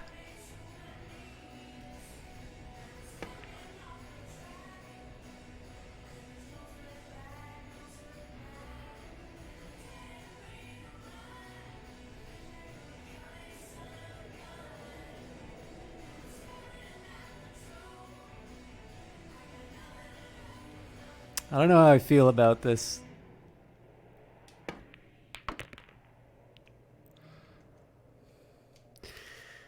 Oh boy. All right.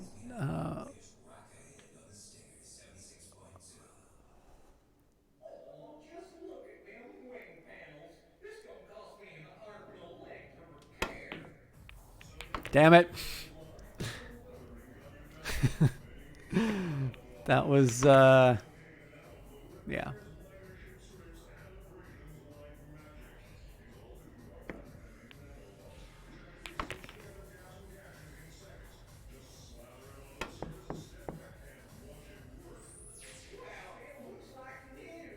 That's not a loss in this version of 8-Ball, by the way.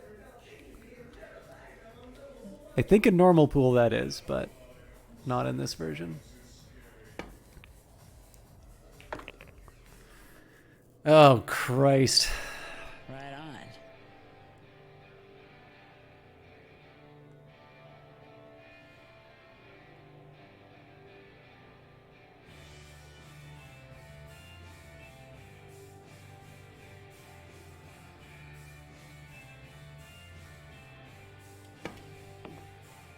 Ah. What? Better luck next time. Okay. Well, It's selective in what it counts as a scratch.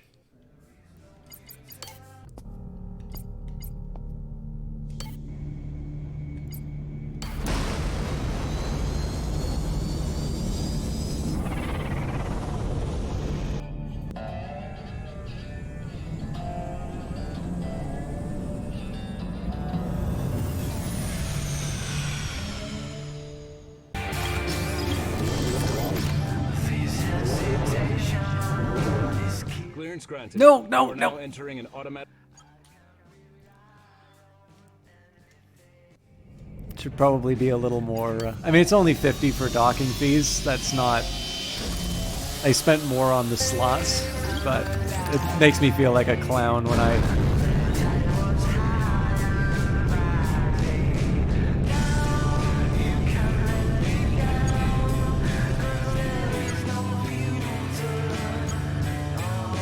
That's what I was looking for.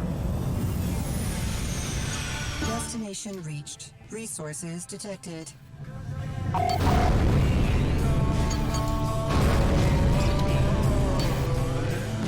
I seem to be in a bit of trouble. I sure could use your help.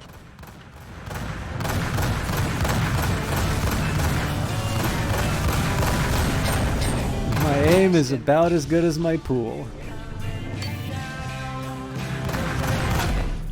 Okay, it's improving.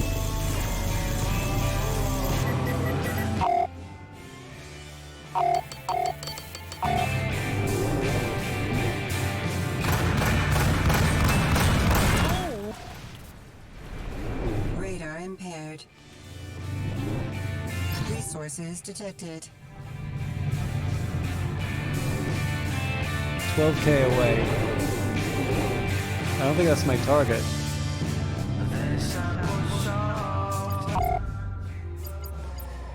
Then again, there isn't anything else in the area, so...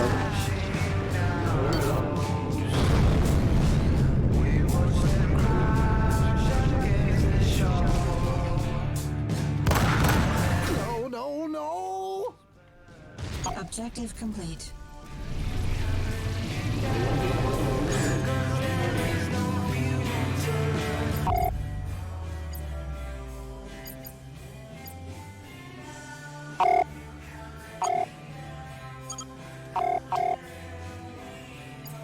Yeah, I'm meeting Marla before Xander.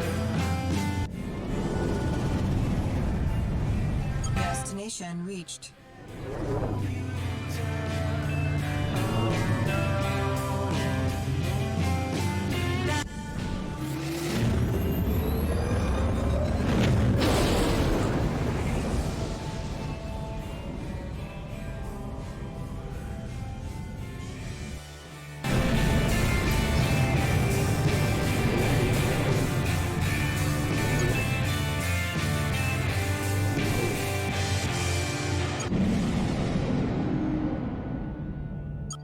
Destination reached. So I'm not expecting much in terms of trade and whatnot, but the point of all of this is to advance the story. Got a long haul. Come on into the bay. Don't hang around now.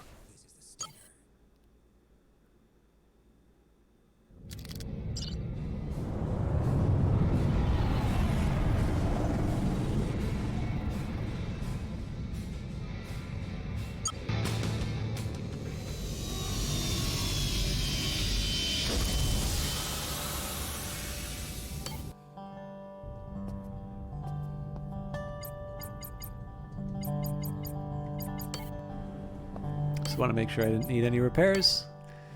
So let's see what Marla wants. So, what's up? Same old, same old. The steel rats have been muscling in on our territory. I think when they heard Durgan was out of the picture, they might have figured it was a good time to make a move. How hard are they coming? Well, they're bringing in some heavy firepower. A big war party just moved into Juarez. We need to hit them hard and fast and let them know we aren't weaker now than before. Well, let's get on it. Okay, I'm not quite ready to pack it in yet, but I am feeling the effects of not getting a really good night's sleep. So it's also not a bad chance for me to get some water. So I know I took a small break for a bathroom and whatnot. I noticed that there's been a slow trickle out, and so I figure, seeing as we're already at a low ebb, I'm going to take a minute for myself.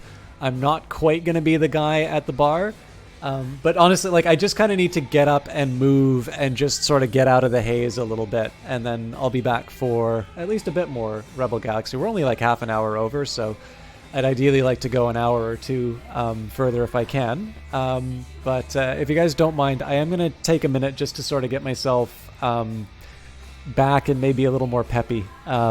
Although, I mean, whether or not that comes across in my my dialogue or not. I'm going to leave you with the soundtrack. Hopefully you like Dishonest Man. And I'll try and be back reasonably quickly, but I just need a minute to get my head straight, and then we'll do some more Rebel Galaxy.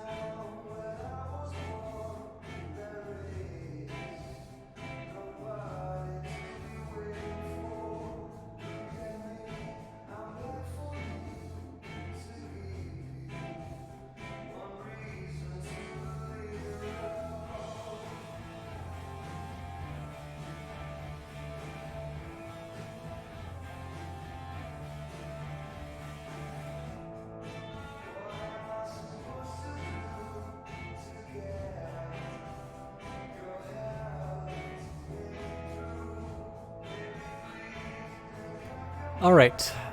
Sorry about the time that I'm spending away from this. The one big lesson that I learned, it actually, when I first started streaming, I was pretty consistent at taking a small break every hour, and I got out of that habit. I don't know if I'd want to reinstate it, but there is definitely something to be said, especially with a lot of work from home, for me at least. I mean, I know not everybody's doing work from home, but the amount of time that I'm sitting in the same chair and having just fewer opportunities to move, especially coupled with stuff like,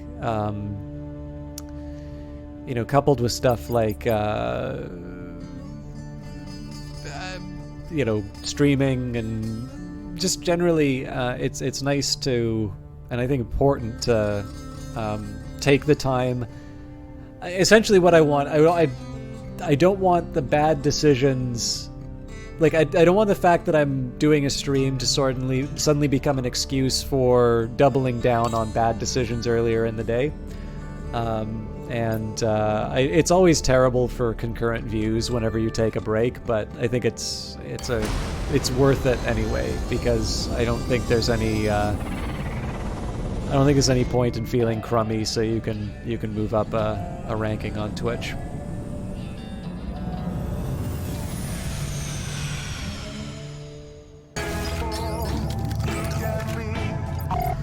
All right. So let's pick a... I forgot to see if I could sell my goodies. All right, I'll have to live with that. Meet Marla outside Jesse. Here we go. You ready to hit it? Locked and loaded. Follow me. Hello, fellow traveler.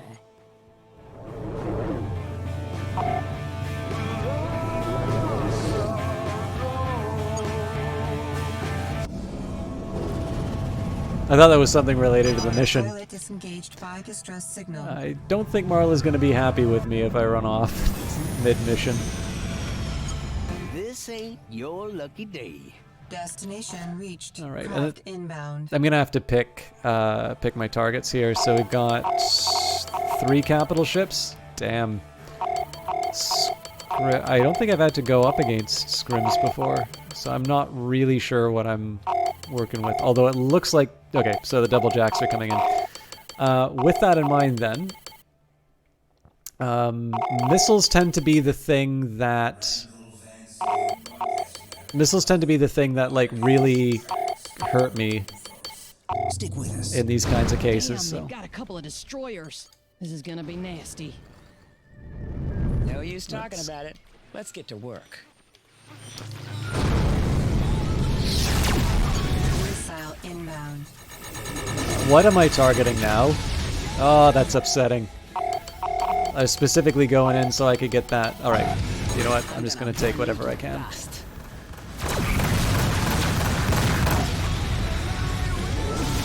At this point, I just want to defang the destroyer. Whoa! Oh, that sucks.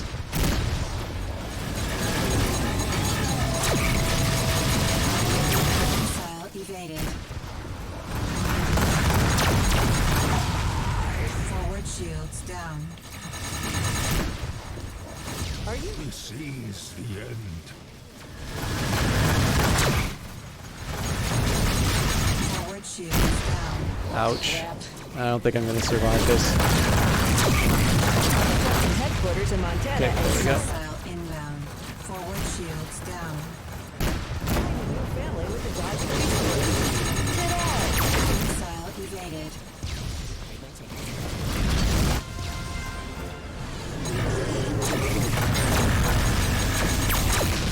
Oh, Jesus, they got the other one so close.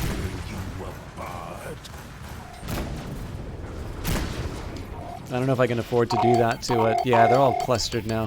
I think I'm gonna go after the scrim just so I can get a little breathing space.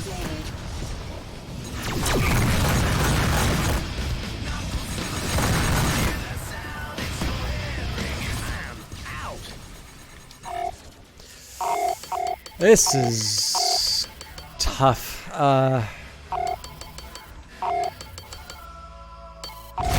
Shields down. Missile evaded. Shields down. Jesus, really?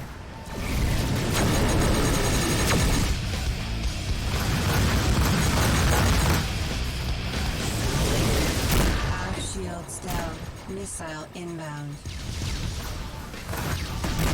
Missile evaded. Shields down. See, I've lost. Atoll breached. Oh, that's not good.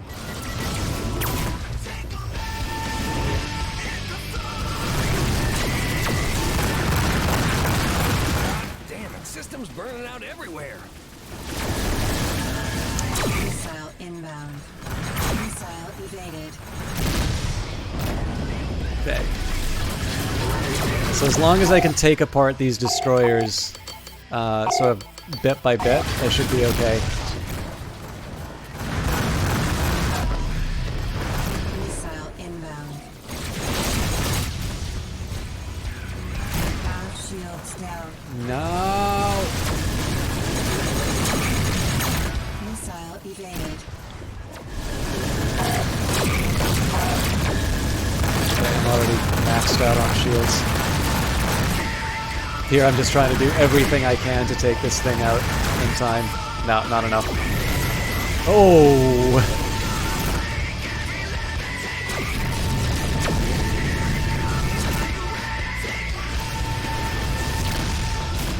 Missile inbound.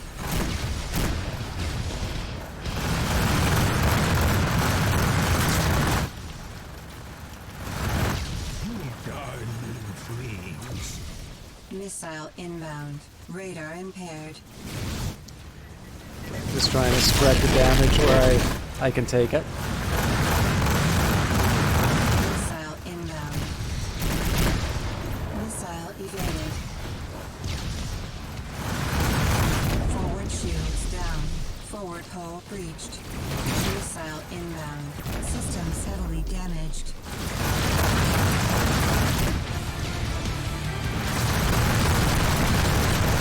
Shields down. Okay. Systems critical. Oh, I got caught. That would have been really good. So that first wave was not good.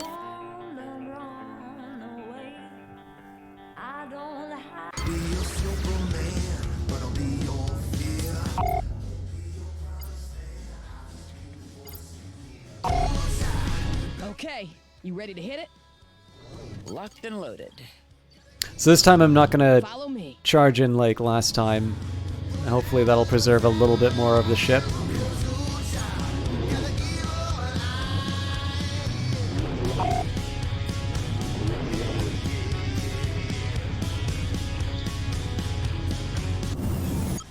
Come on, Juno, let's take them. Craft entering the area.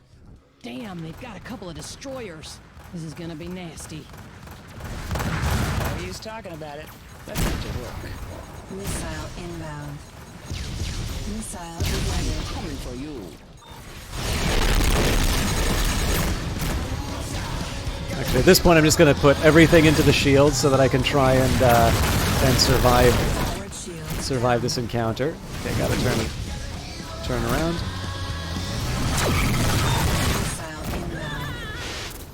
Okay, let's get that destroyer again. Hey, Zeratus. Yeah, I'm a huge fan of this game. The catch is, as you can sort of see from the viewers, we started in double digits and now we're down to low singles. So I think some people, quite understandably, will think that I don't stream this game very well. But I haven't actually completed it yet.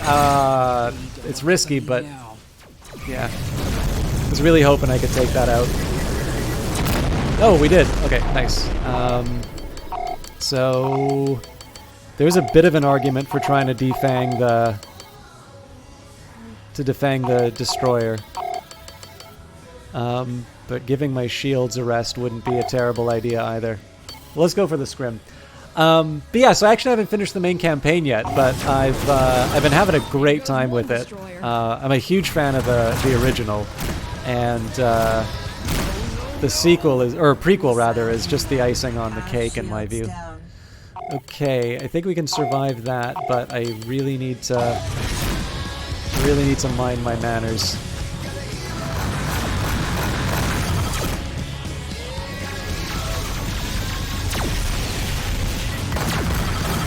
I'm kind of wishing I brought torpedoes.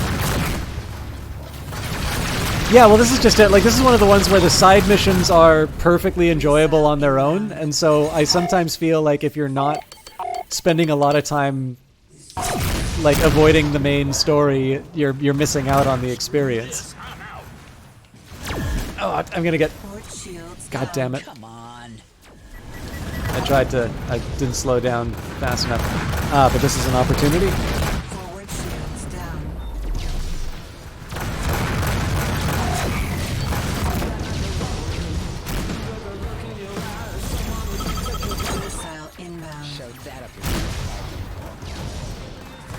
It's close. Got him.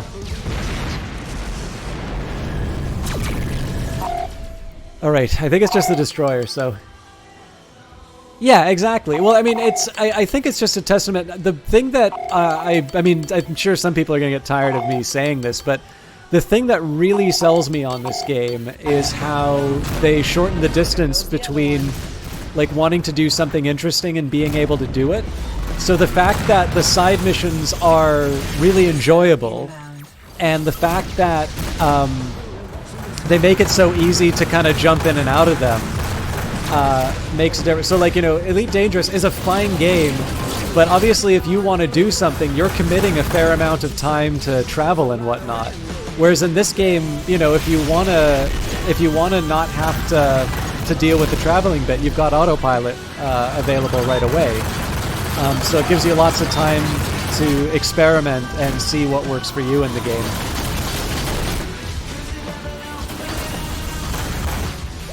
Okay, so it paid off to...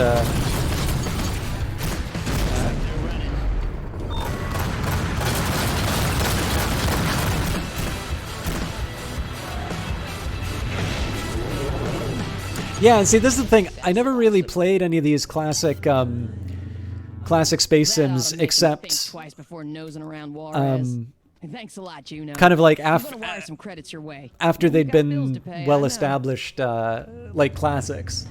And actually, the funny thing is when I played Elite Dangerous, I didn't like it that much the first time I played it. But I sort of, I've come to appreciate it more. But as it happens, like, again, this game, even just little things like the fact that when you go to port, they're all a little bit different, and you've got, you know, gambling to do, or, you know, maybe you get a tip on the commodity market and whatnot. They're all just... I don't think I can help you, comrade. Let's give it a shot.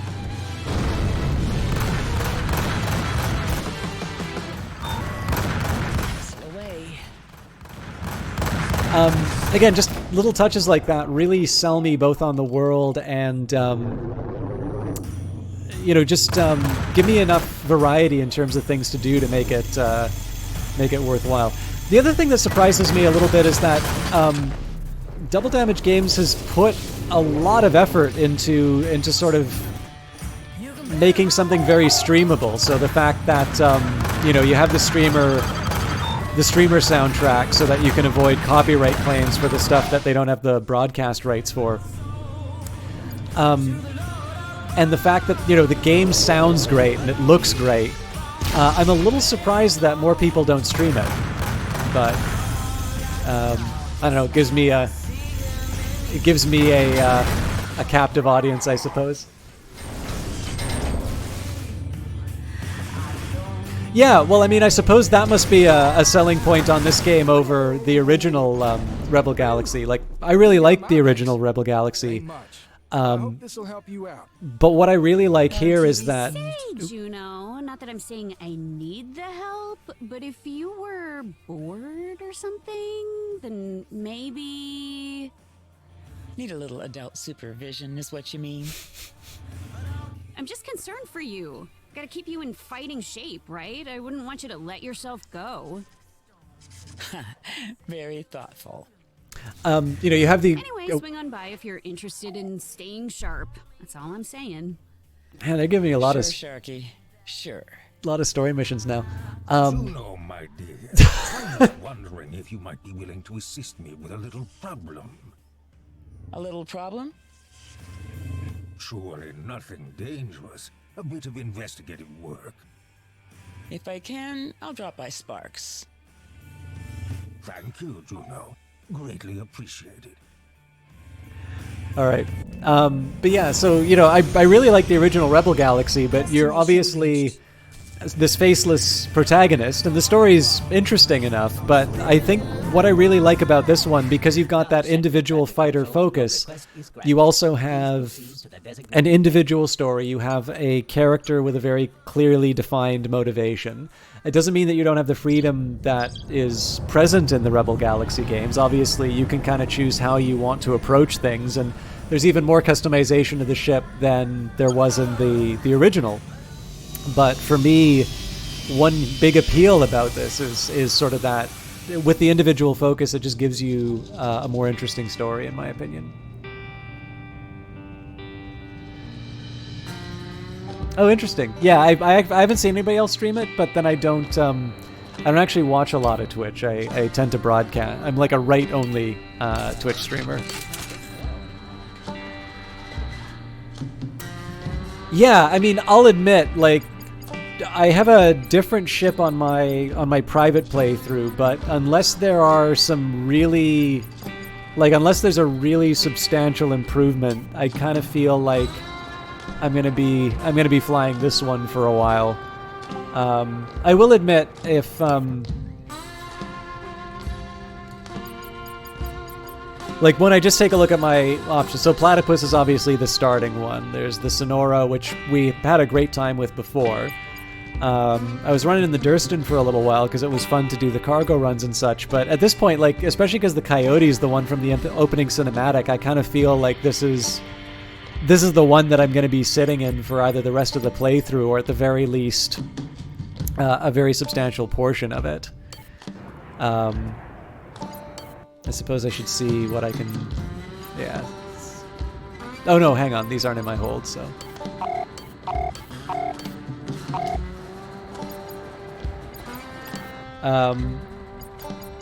There's not too many people in here, but I should point this out again. I'm definitely not going to have the time to do this, but if you want an example of the customization I was talking about, so basically you have a whole bunch of tools to do what you want to your ship. If you want just a standard... so if you just want to do standard painting, you can, but that maybe... You know, that's not going to inspire confidence.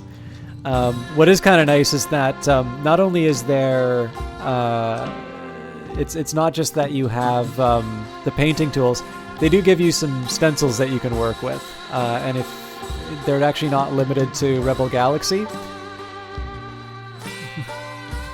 So this is something that I... Oop. Let's try that again. I can never remember. It's control...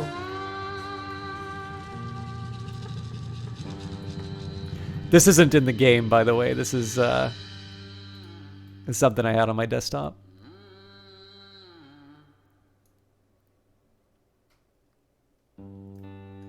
I can't remember the...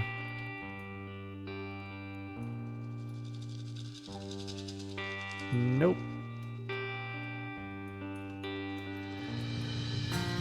I know there's a way for me to... Oh, you know what? I can still make this work.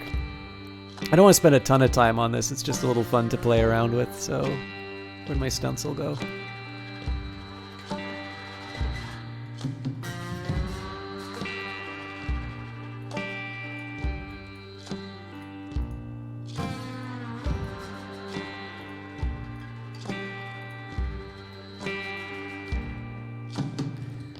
I'll make it fit.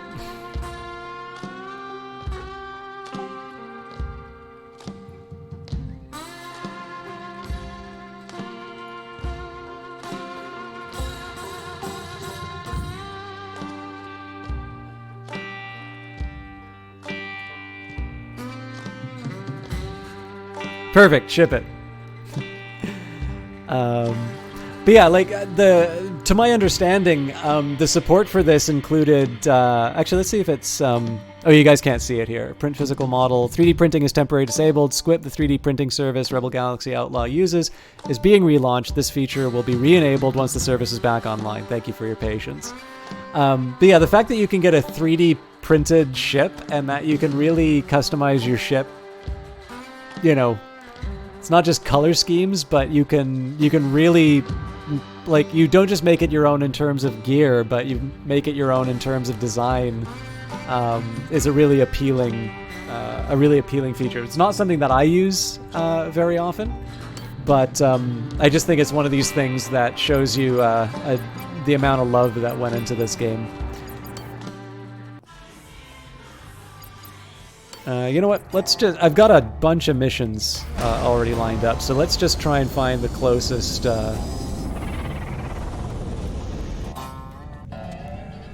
the closest sort of story or ally or whatever.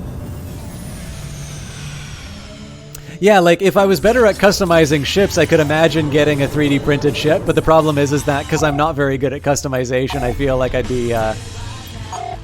be wasting it. Oh, it doesn't show me all of them, huh? All right. Sexton, Louisiana, and Nevada.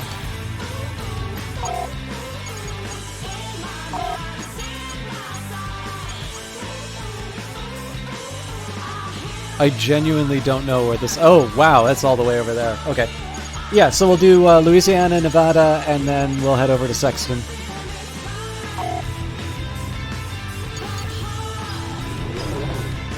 So actually, seeing as I found a fellow traveler in terms of loving Rebel Galaxy Outlaw, what kind of a ship are you flying? Like, what kind of weapons do you like?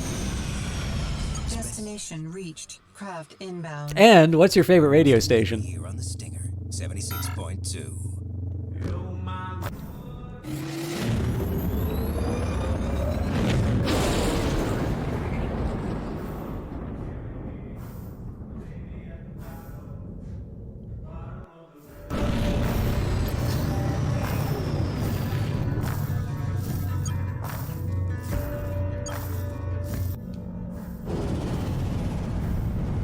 Autopilot disengaged by distress signal. I think we can afford a couple distress signals on the way. Destination reached. Looks like they're in a bit of a fix. I could use some company to my next stop if you've got time. Just need to pair up, and we can be on our way.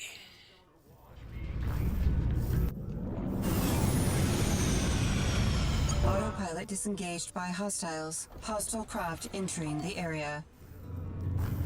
Damn it, an ambush.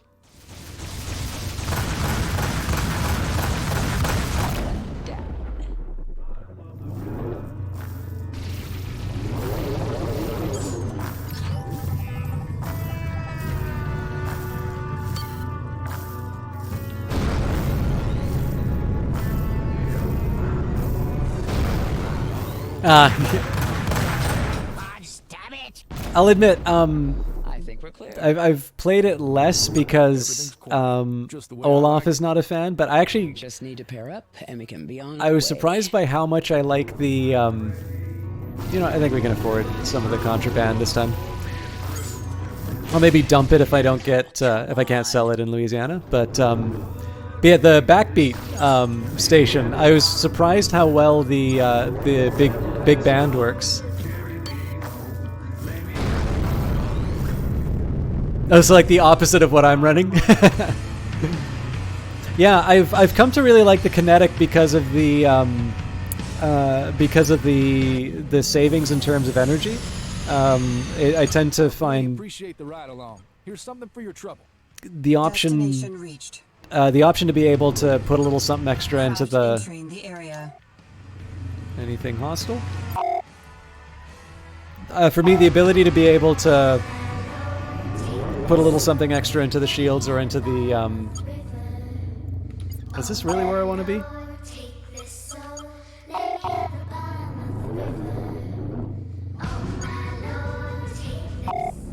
Yeah, basically the extra flexibility and the power sort of sold me on the kinetics.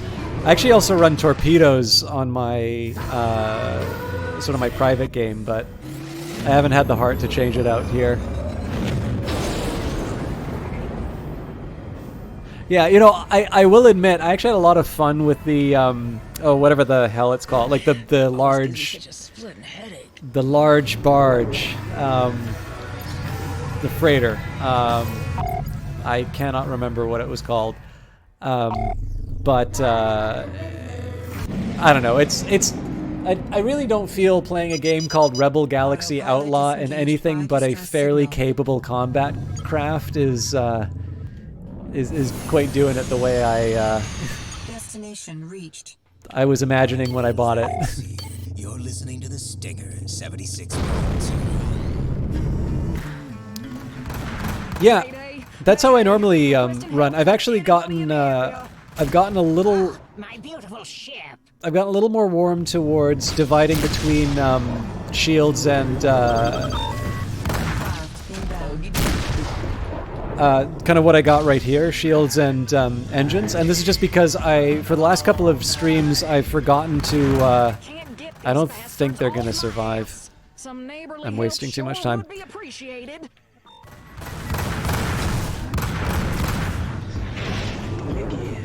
But yeah, because I've been a little boneheaded in terms of changing stuff, I've changed that default setting to divide between engine and shields, just so I can get the extra speed.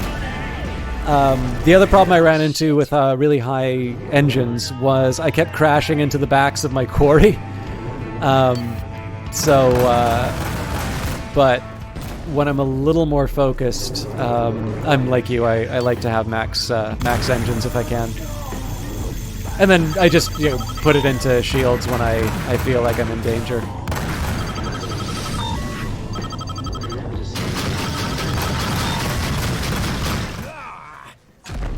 Thanks for your help. Let me give you a little something. I wonder what I got for that. Well, 4,000, not bad.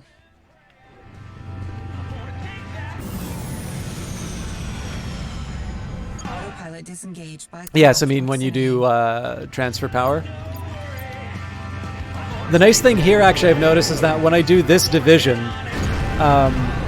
generally I can run the I can sort of run the max thrusters. So I'm losing about 50, I guess it's miles per second, meters per second, from the top, and then sort of at the resting rate, at 602 versus 473. So the resting rate is where I see the big difference. But the nice thing is that usually one of the reasons why I'm pumping everything into the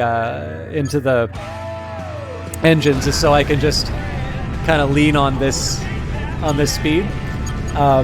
So given the fact that it's really only a difference of 50, that's kind of where I went with what I ran with.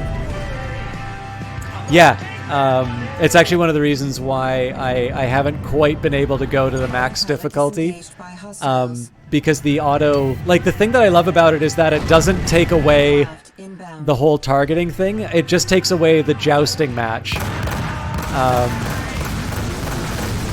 Although, like I said, the presence of that feature has not prevented me from slamming into the back of or the front of ships for that matter. Looks like that's safely in the hold. Destination reached. But again, I mean, I could wax poetic about all of the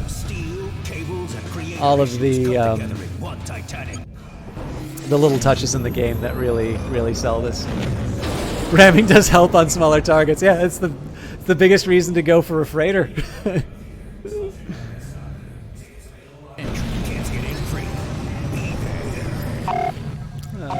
What are we looking at system-wise? Yeah, we'll be fine. Dodge Patrol. Ah, crap. You are initiating a contraband scan. Do not deviate from your flight path. Wanted level increased. Destination reached.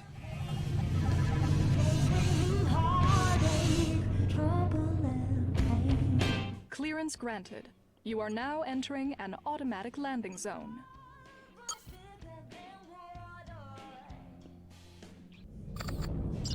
I don't think that contraband is worth it.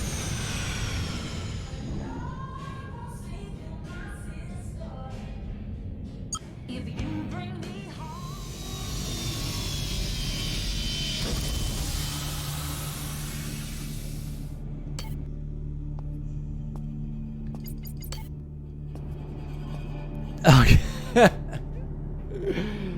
Unbelievable.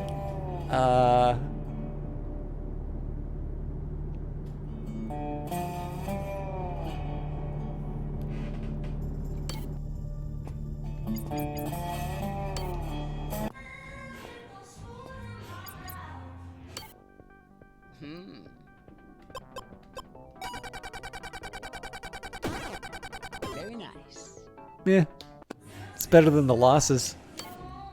So, how can I help out the young and inexperienced today? Well, I was thinking the cranky and elderly might like to come along on a little tag and bag. Batty, huh? Yep, Tanis Drake. She's been laying low in the Nimpu system. She's a stealthy one. Flies an old junker and goes inert to avoid detection. You want to come along? Oh hell, I'm game. Right on, girlfriend. Meet me up in Nimpu and we'll flush her out. Honestly, at this point, I think probably, especially given the fact that I'm going to be jumping through so many systems, and I'm going to be moving away from, sort of pirate territory. Even though I've got a couple of somewhat high-value items, it's probably better for me to just dump everything. As you can see, like, I've generally been going pretty lawful if you take a look at the division, so losing that reputation doesn't really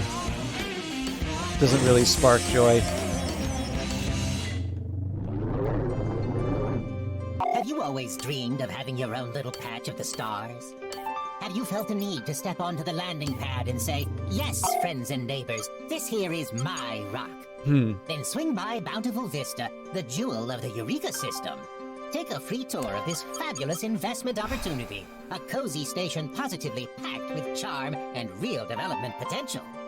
Don't wait around on this one, because the Vista is waiting for you. I'm debating on going to Nevada first, just so I can clear that off. Yeah.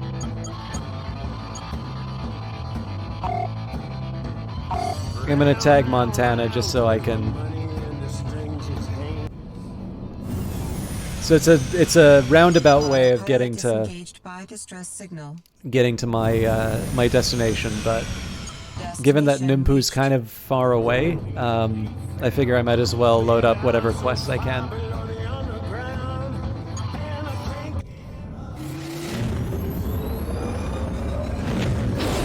You know, funny thing is, I thought I assisted a couple of cops. I guess I wouldn't have been this play session.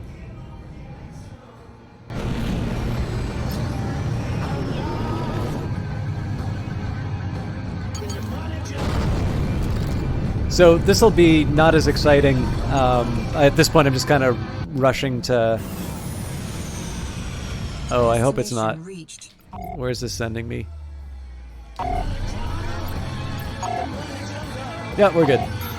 At this point, I'm kind of ignoring... Actually, I can make that formal. We're ignoring distress signals. At this point, we're really only stopping for people who are attacking us.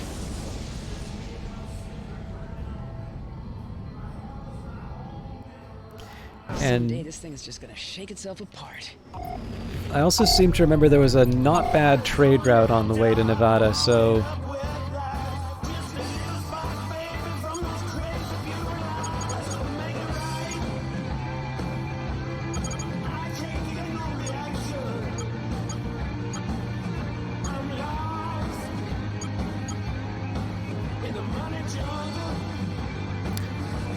Right. So I guess it was Belgrade, I got the sushi grade starfish, and then I'd sell that to Sparks. Okay, that's not too hard to do. If you have any good leads, you let me know. The one thing they missed from the first game is the larger ships. I mean, I actually kind of liked the fighter point of view. I mean, part of it is just the fact that I get to move along the 3 axes, whereas the first game was was on the plane. Now you can have 3 axes in a capital ship based game too. Like there's a sort of a space based MOBA called Dreadnought that does an okay job of that. But I do sort of like the smaller scale a little bit. But I don't know, ship variety is definitely one of these things that I feel like I don't exactly miss it, but I feel like it's something. I feel like it's probably something that would have made this even better. and whether that's more ships for me or whether it's different classes of ships. I don't think it would have hurt, certainly. Craft proximity.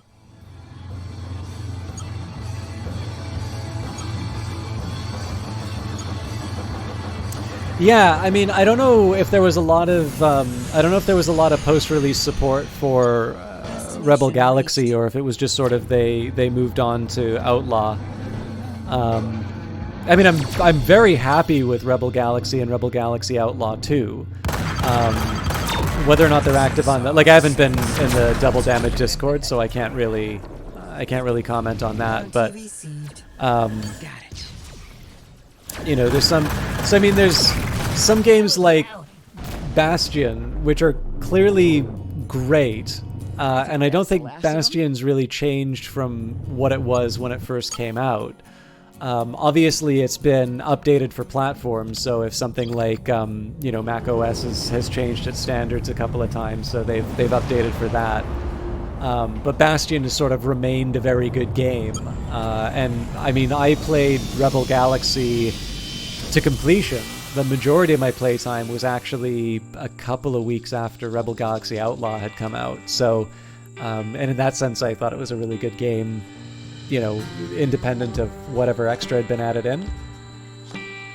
But I think I've been spoiled so much by, you know, Paradox games, which have these really long tails of DLC and patches and whatnot, that when I enjoy something, I kind of want it to go on forever. I am interested in seeing what Double Damage does next, though. We'll see.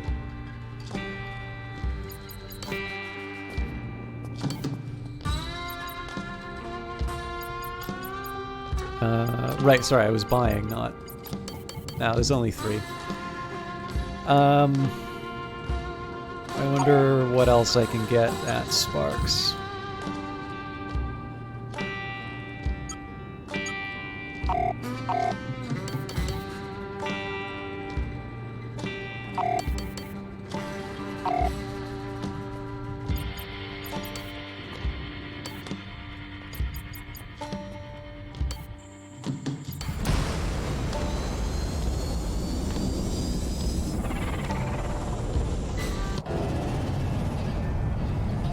I was hoping to go for another hour, but I'm definitely feeling a little fuzzy-headed. So we'll see where the missions take me, but I might. I'm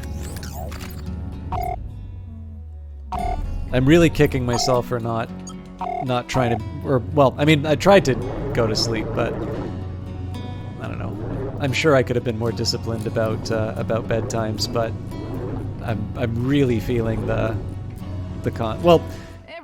It's not so much last night as it was like the last few nights. It's been kind of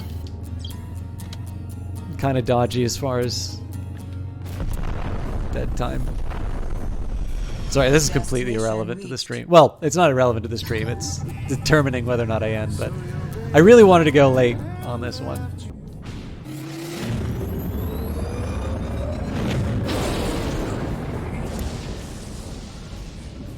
So ideally I can just dump all of this on Sparks for a profit and not have to worry about jumping to New Vegas. But if I do find myself at a loss, I'll hop over to the other one. Looks like there's a baddie.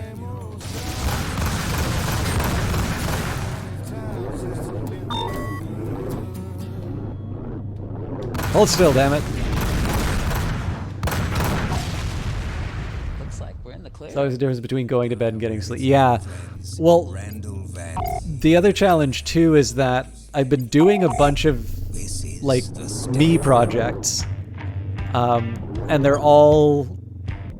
Like, they all have some programming components. So, like, even if I'm doing data stuff, that's all in Python. So, now, I mean, most developers would look at what I'm doing and just cry, because, you know, it's designed... It's designed for me to get what I need, not... I don't know why I tried to get that. I seem to be in a bit of trouble. I sure could use your help.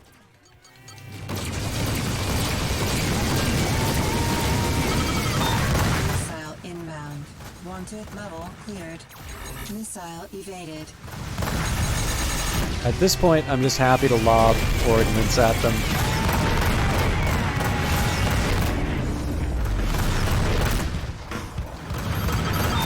This might be a little too close to the engines. Oh, get out of there! Hold full. Missile inbound. As soon as I'm done reloading, you're in big trouble.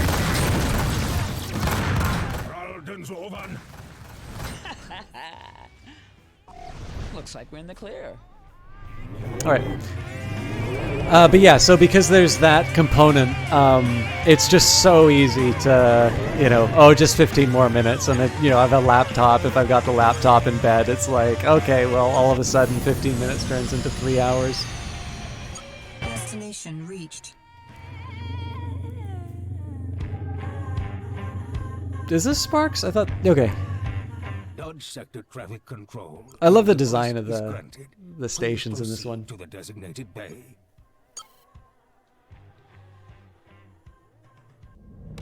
A couple of the projects are ones that people have given me some like private information for. I'm hoping that we're able to turn it into some kind of a blog or something, so I can share what has been keeping me from doing, like, you know, 8-hour Rebel Galaxy Outlaw streams. But obviously I need permission, because I mean, I'm really happy that I was given access to it in the first place. I mean, it's a 26 credit, or 20, what is that? 31 credit profit. The margins really weren't worth it on that. I believe... Oh, wait a minute. Yeah, no, we made a profit.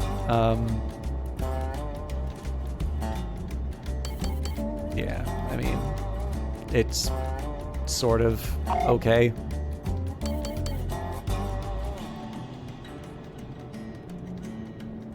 You're the same, but then you can just feel, yeah. I am on my own here, so I'm quite lucky in the sense that, like, I basically I get to live like, you know, a 14-year-old with a credit card. So it's like, you know, sure, I'll just buy that video game. Sure, I'll have candy for dinner. Like, I am an absolute wreck, but I do at least have a Twitch audience that is somewhat invested in my well-being to keep me honest.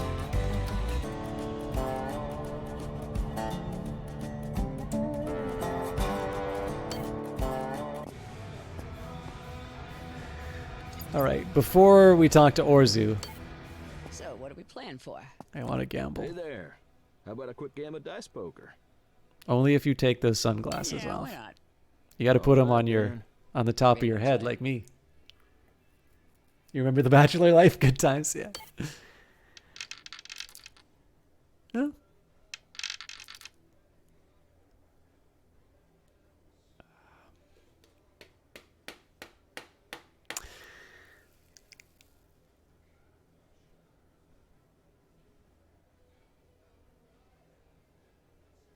See, the thing I'm scared about is if I stick with the full house, I'm giving him 2 chances to come up with something better than what I have.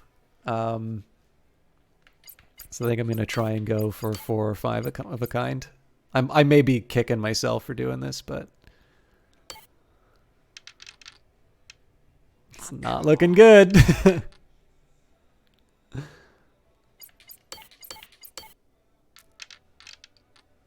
Ouch. Damn. Oh, Well. hell. Well, good game anyway. I don't think I'll push my luck.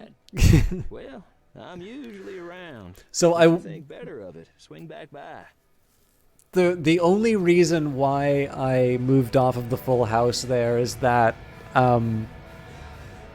if I stuck with that, I wouldn't be able to improve my hand later, and the AI would only, like, the only thing they could do would be to pursue that full house, and if they got it, the dice that they had would be better. Now, the probability of them pulling that off in 2 rolls, I mean, it wasn't that high, but it's kind of one of these ones where getting a full house on the first roll isn't necessarily as good as getting it like in the last. So anyways, I'll say it was pure skill.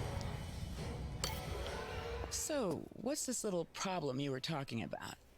It's a bit embarrassing. A high roller appears to have been cheating my casino. He's Who are you talking beaten the about? system, and we haven't been able to ascertain how.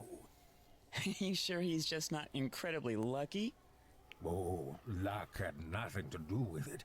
If I gave luck a chance to tip the scales, I'd be out of business. All right, fair enough. So what do you want me to do about it? I want you to find and encourage the individual to reveal the loophole. I intend to close it. So, a shakedown. Well, let's not cast it in a negative light. He's the cheat here. All right, I'll see what I can do. Many thanks, Juno. I'm sending his ship's ID to your pad. His name is Trenton Marsh, a local to Nevada. Okay, this should be pretty straightforward to... Let's see if there's anything local that I want to do. Station defenses at Sparks Casino are overwhelmed by a massive pirate siege. No ships can get in or out. They need urgent relief. Why not? New Vegas. As much as I would love to rob New Vegas, I believe that's going to boost my pirate reputation overall. Miners working in the Wamsgans Belt are under heavy assault by Nevada pirates. Won't somebody come to their rescue? I'm always bad at saving people, but sure.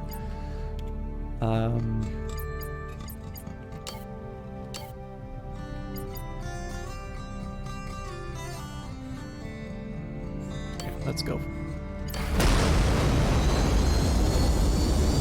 Also, the really terrible thing is that for the dice poker, I could sit down and work out the probabilities of each hand. The thing is, I'm not good at doing that in my head, even when I'm not feeling very cloudy. So, but maybe one day I should just like sit down. Oh, whoa, whoa, whoa.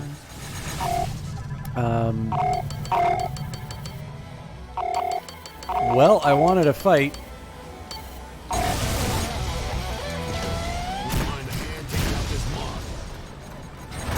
At this point, I want to try and defang the...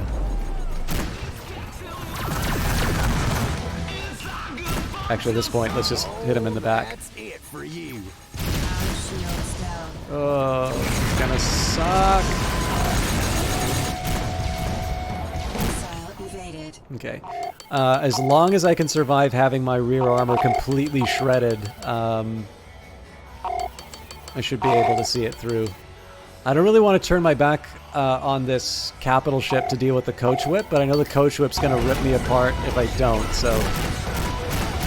Shields down. Missile evaded. Come on. Alright, what am I looking at here? Gotcha.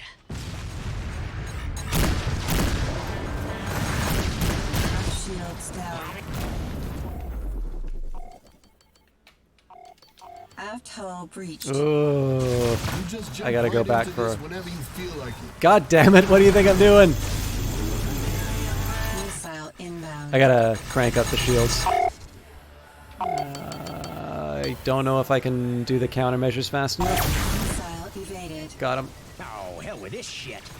Missile inbound. I'm totally fine taking that on the chin, just as long as it's not on my back.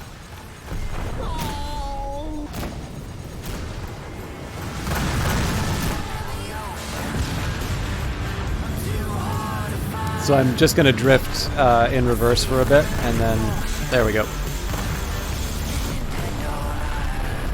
I basically just need to give my aft shields a break.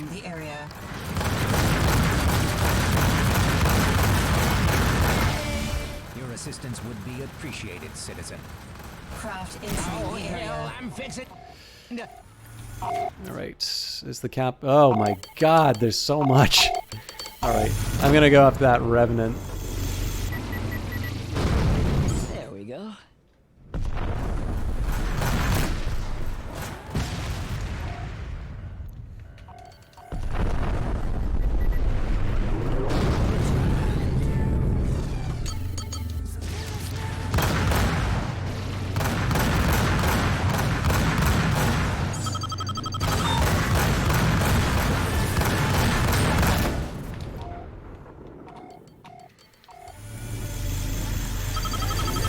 So I'm hoping the capital ships stay distracted enough for me to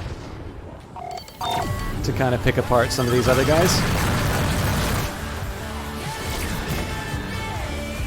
If I can let them get swarmed by the mercenaries, it's going to be a lot easier.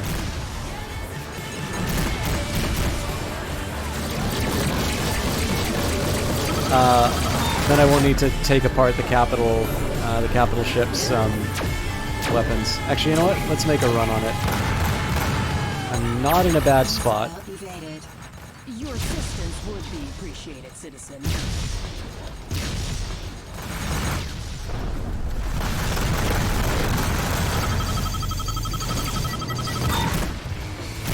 Shove that up your tail. Get out of there.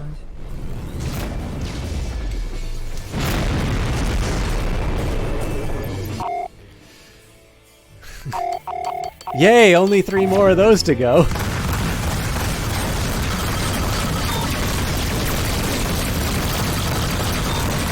Feel free to assist, citizen.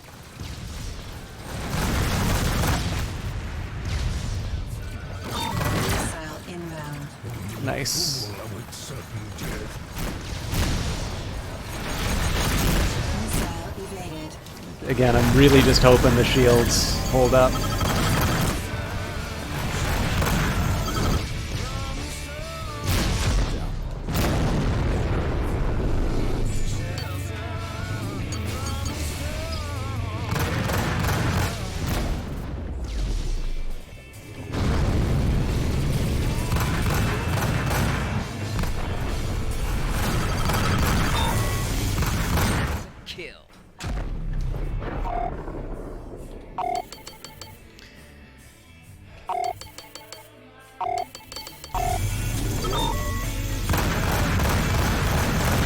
Entering the area.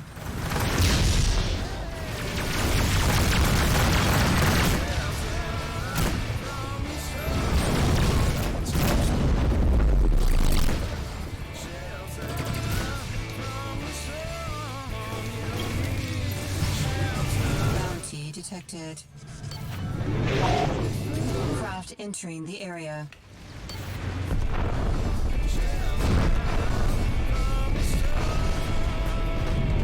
So I suspect the repair bill is going to make me cry a bit, but...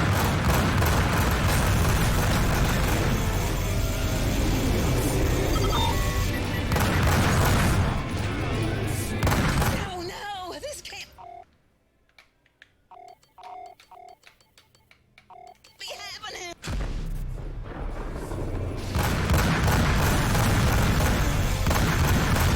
Gotcha. This is some bullshit right here. Got it. Bounty detected.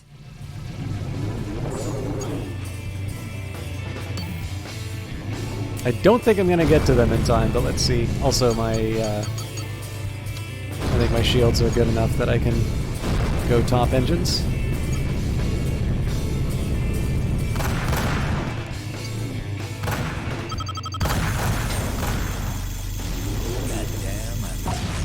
It's the nice thing, I mean, missiles are nice, but especially given this loadout, except for the capital ships, one of the things that really works is if I can get a decent enough shot. We got here. If I can get a decent enough shot on the target, I can actually usually have it done with a couple of volleys from my cannons before the missile hits. That's why I think I should probably switch to. Mission complete. That's why I feel like I probably should be switching to torpedoes just because it takes too long for the lock to work. Docking request received. Automatic landing sequence initiated. Thanks, Idris. I do have a repair bot, but at this point, just because my armor is shredded in the aft, and I know I'm going to be going against a couple more combat missions, I figured I'll dock. I didn't even move away from Spark, so it's 50 credits plus the repair.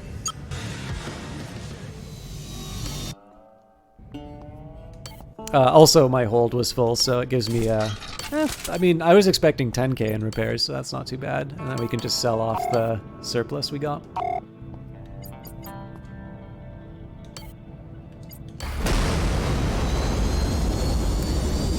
Yeah, I mean, the thing is, too, is that I found that my ability to, like, because I work so much on my, kind of my heavier cannon, I tend to find that I'm not too bad at leading the target now.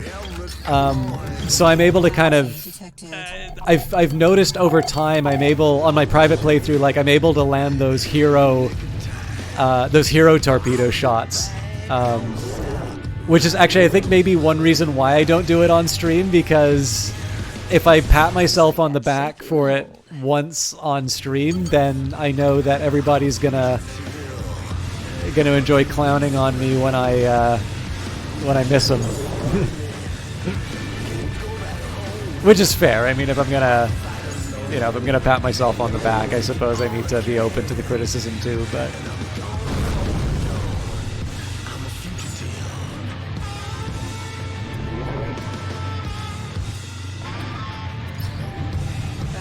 Detected. I'm going to avoid getting any of the contraband just because of what happened last time. Craft inbound. Now. Minor shield it is.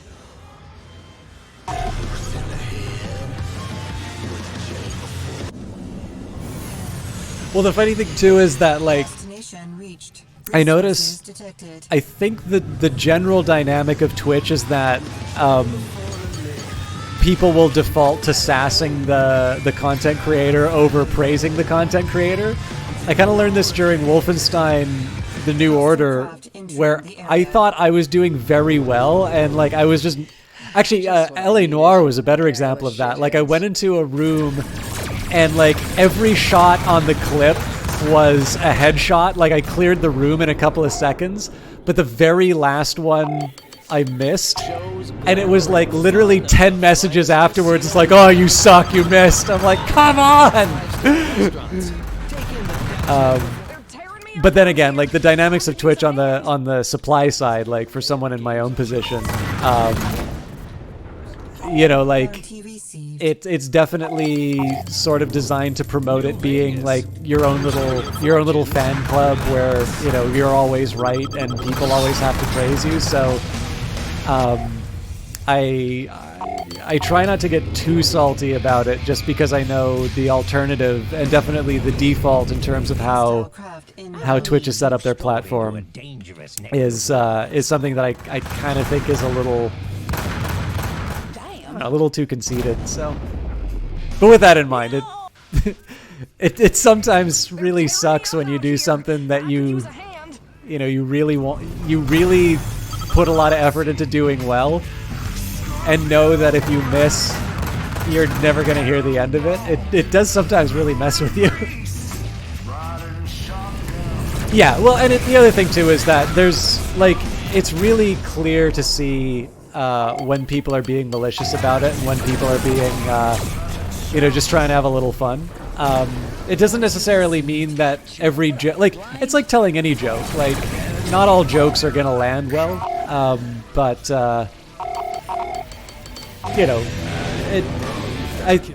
I definitely think, especially on Twitch, everyone can kind of stand to just take themselves a hell of a lot less seriously. I mean, it's a game, right? Like, if you're not having fun for any reason, it's time to stop. As it is, I kind of like it when games kick my ass, because it means I'm learning. If it becomes rote, then it's not as fun. Actually, speaking of Wolfenstein, that reminds me, I still need to play the new Colossus. That is one I've been wanting to do, not just play, but play on stream.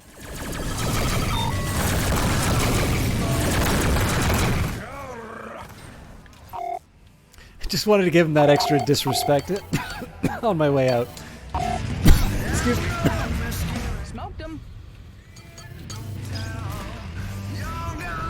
So I switched to shields just because I knew I was going to be. Oh, excuse me. Yeah, exactly. Like, I think the thing that gets me a little bit more about the Twitch dynamic than the playing with friends is that I think friends tend to be good at also giving, like, friends are the kind of people who will tell you, you know, even the day later or when you're talking with other friends about what you were doing, that really awesome thing that you did. I think the problem with Twitch is that there's kind of this shorthand because there is this sense of like being, like, people want to sort of feel close to content creators. And one of the ways that you can do that is, you know, if you're good friends with someone, you can generally get away with being, like, you can tell more vicious jokes with really good friends than someone who you just met. That's just the dynamic. And one of the ways that I think people try to signal familiarity on Twitch can sometimes be to try and tell those kinds of jokes.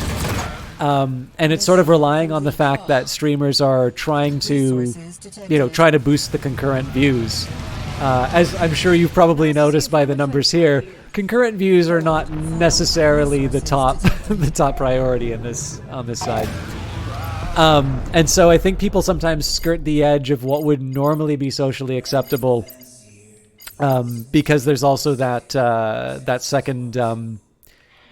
secondary issue of you know, of somebody wanting to keep an audience. But on the other hand, like, I don't know, like, if you're up doing comedy, you're gonna have to deal with hecklers. You know, if you're doing schoolwork, somebody's gonna be grading you. So, you know, basically it's just a question of rewarding the behavior you think is the sort of thing you'd like to see more often. And I mean, in the end, too, like, I've been looking for you. Word is you've been playing dirty. It's time to fess up. I'm gonna get my ass kicked by these Guess I'm mines. just Lady Justice today. Right. Piss off, lady. Damn it, they always run. Hope you wrote up a will this morning. Why is my piracy up? I guess it's because I'm coming after this guy. I thought I could outrun him.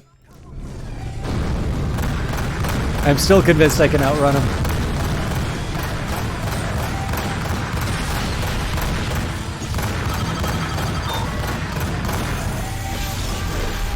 Damn it!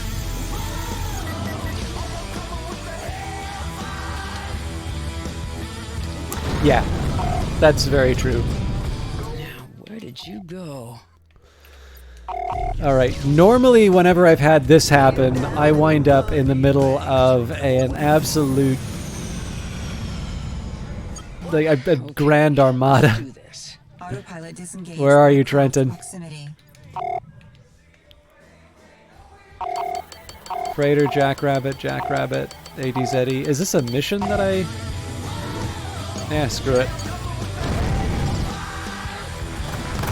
If this song's gonna be playing, I can't run away from a fight. Oh, hell. I'm fixing. I don't even care what I'm hitting at this point.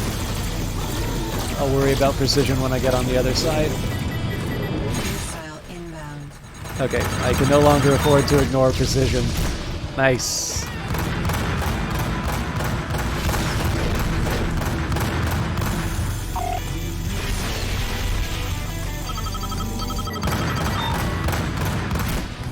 Nice.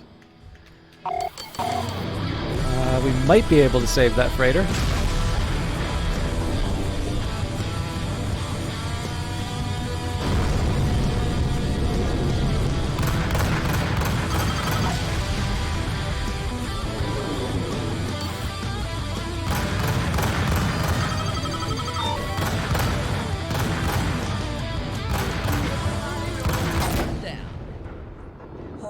full. I think that's the last of them.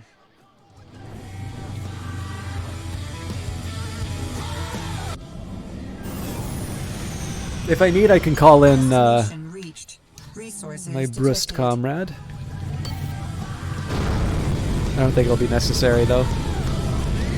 At least until I find a target. And then if I've got something too scary, then I'll... Radar impaired. I was really... I was hoping to be a little more elegant at navigating the asteroid field.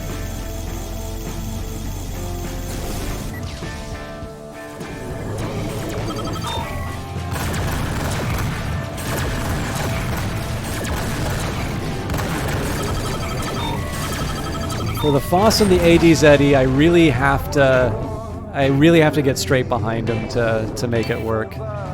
If it's like a Coach Whip or a Helcony, then I'm usually able to. So if they're falling across the if they're flying across the x-axis, it's obviously harder to hit, but I only need a couple, so I can just throw a lot of volume at them. For something a little bit heavier, I'm just not able to make enough of an impact. Resources detected. All right, not interested in resources. Autopilot disengaged by hostiles. Your son recently started to attempt a Twitch streaming gig. If he can get his hollering at the TV under control, you might let him spend more time doing it. Yeah, nice. It's tough, right? Like, one of the big problems I ran into... So I started streaming while I was finishing up a master's. And I don't regret doing it. I do regret not waiting until... So, like, one of the things that was nice about it was it limited my gaming to like these 3-hour spurts when I could have been like if I just do it privately, like I could wind up in like a 10-hour marathon and then like I'm really not getting any proper studying done. But then there was also the whole business of trying to like grow an audience, and so I noticed that the real compromise was I was a lot less disciplined in terms of making sure that like I would take time away when there was an exam coming up, or that, you know, I'd maybe be, you know, oh, I'll just put it on as some background noise while I'm, you know, while I'm doing a paper or while I'm studying. And like, we all know that multitasking is kind of a lie. And so I did all right, like, you know, but the thing is that if you're doing graduate study, you don't want to, like, I'm realizing I could have done much, much better. And like, I have no complaints in terms of like my overall placement and stuff like that, but there's a certain point where I need to say, like, how serious was I about this study if I couldn't be bothered to like put the Twitch stuff on hold for a bit. So that's one of the reasons why I try to be a little more disciplined about things like taking breaks, or if there's a meetup happening, or if there's basically something not Twitch happening. I want to keep a level of professionalism that says, I don't want to just take the day off without announcing it. But on the other hand, like, I do want to make sure that if I'm feeling like other stuff is getting neglected in favor of streaming, that I specifically make the time, because, Twitch is going to be there when I get back.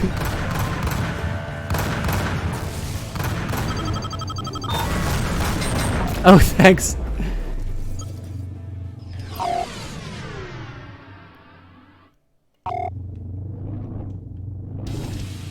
Stinger, 76 points. I will admit, I'm still trying to find the... Destination reached. Resources detected. So where the hell is the, oh boy.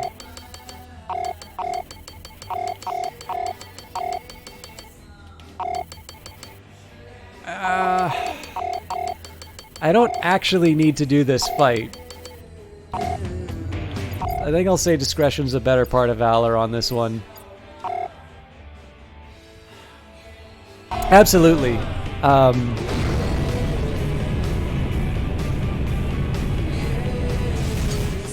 That's not the destination I wanted to go to, damn it. I'm gonna switch to some more shields. I got a bad feeling about this. So again, I went to the shield and engine combo because I knew I'd be doing overdrive. Okay, is my target here? Yep. So let's close the distance as quickly as we can in case he gets any, Okay, in case he has any friends. My patience is shot. We're gonna do this the hard way. All right. It was one of Orzu's own people. Danvers. You want Danvers. Sorry. Just back off. I swear, it'll never happen again. It better not. I am really glad I didn't kill him mid-sentence. So it turns out I could have afforded to do that fight. Alright, better get that info back to Orzu. Looks like it was an inside job, Orzu. Somebody named Danvers.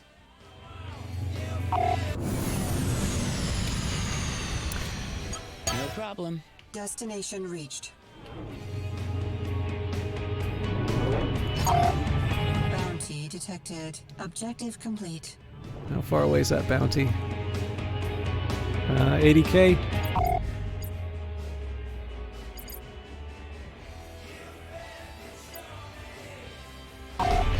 I'm here.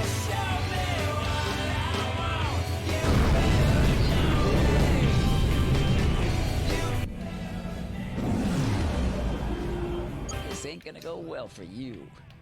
Destination reached. My brothers and sisters in the void, I beseech you, in the name of the Lord, in the interests of our future. Damn. Taste some of this. Missile inbound. As men disfigure and despoil his creation, will we cast away our fellowship with the Most High in service of something as tawdry as wealth? Is our craving for commerce so great that it drowns out the voice of the Lord? Missile inbound. At the Church of Bounty received.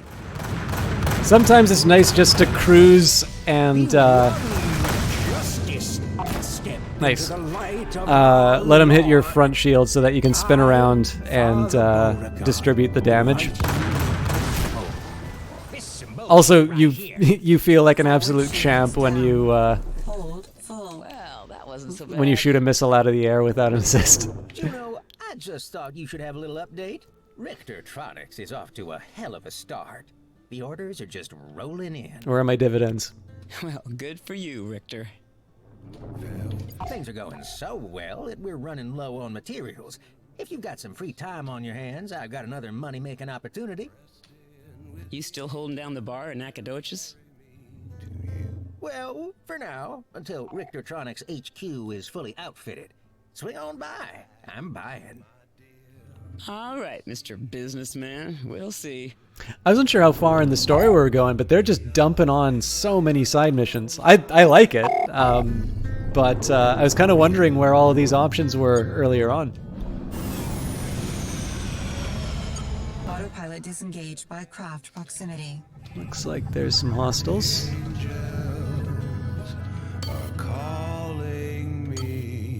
Yeah, you know, we'll speed it.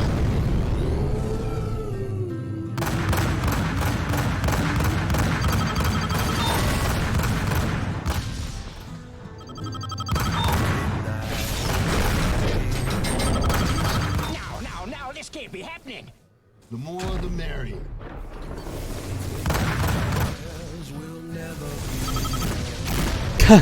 I mean, it's a play style thing. I don't know. I don't think I have any unique skill at the game, but I don't know. I definitely like. I really get like here I'm using countermeasures because there's no possible way I'm going to be able to deal with all of that on time. Like I really get into this sort of stuff, so like I just have this really weird determination. So apparently I couldn't come up with a proper balance for like studying and homework. But when I really want to do something in a game, like I just keep trying it until it succeeds. And there's just something about doing really stylish moves in a game like this, especially when, you know, the music's going loud and, you know, really up-tempo. Not this, basically. Like, actually, so this is one of the reasons why I like the big band station sometimes, is that if you're able to, you know, just spin around like this and do some amazing shots while you've got some hot jazz playing in the background, that is a very unique experience, which is a lot of fun to not exactly role play, but, you know, it's just a feeling that's very unique. And so, you know, in that sense, it just kind of heightens the enjoyment. Again, the whole fantasy is being a hotshot space pilot. So, if there's something that makes you feel a little bit closer, it's a little easier to put the time in. You let me know. Clearance granted. You are now entering an automatic landing zone. I'm trying not to go on a backbeat though, because Olaf's been super patient with me tonight.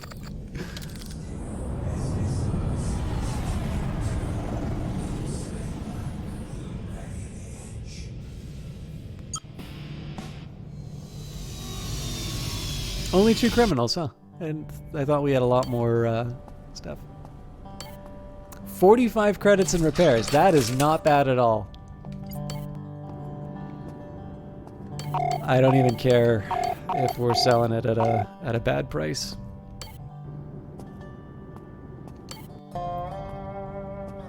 You do you. I know where the door is.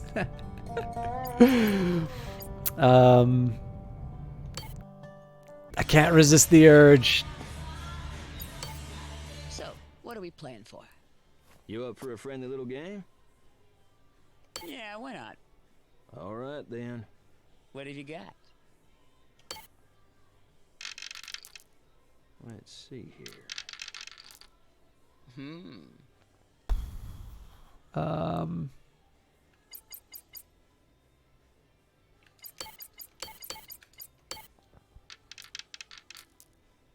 Okay, then. So, I mean, this is the time I have to go for the full house, right? So 1 in 6. Failure. Oh, there's no way I was winning that. That's the way you do it. Either way. Another hand? All right, then. Let's see what you got. Ooh. Let's see here. So this one I'm actually going to try. So like if I wanted the full house, I would just roll the 1. But I feel like 2 chances to get the spades and then another attempt. That's hard to pass up.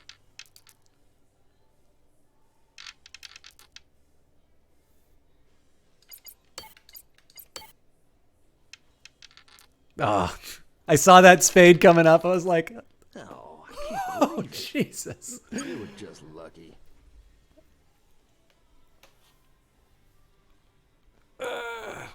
I'm already up ahead, but I'll do one more. All right, then. What have you got?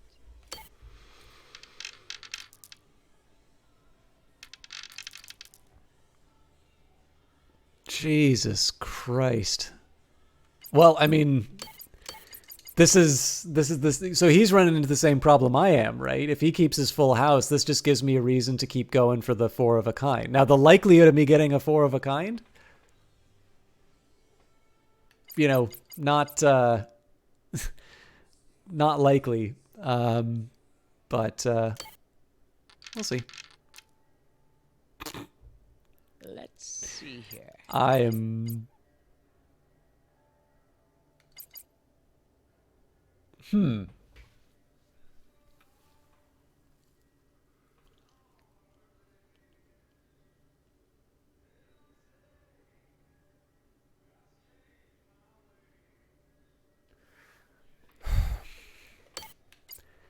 not a great chance, but... Get wrecked! Well, crap. Damn. I'm losing my edge. I'm quitting while I'm ahead. Okay. Take care of yourself.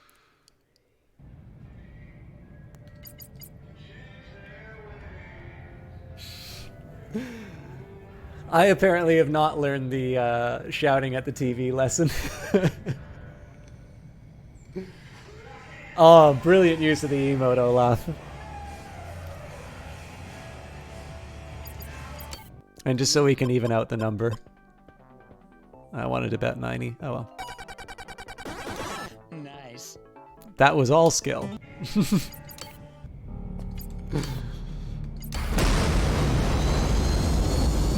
Now Orzu can send someone after us.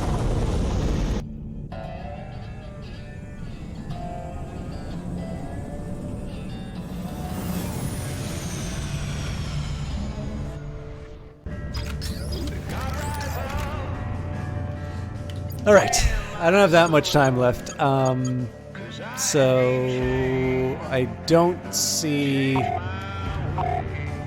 as much as I like Richter,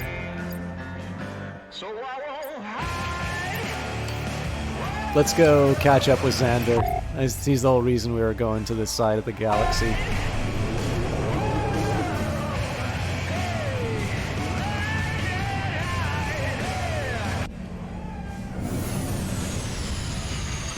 Disengaged by craft proximity.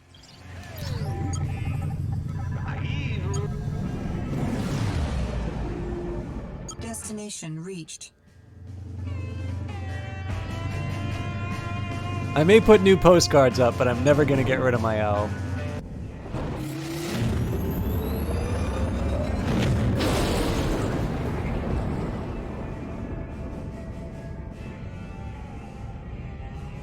If I was a little smarter, I would have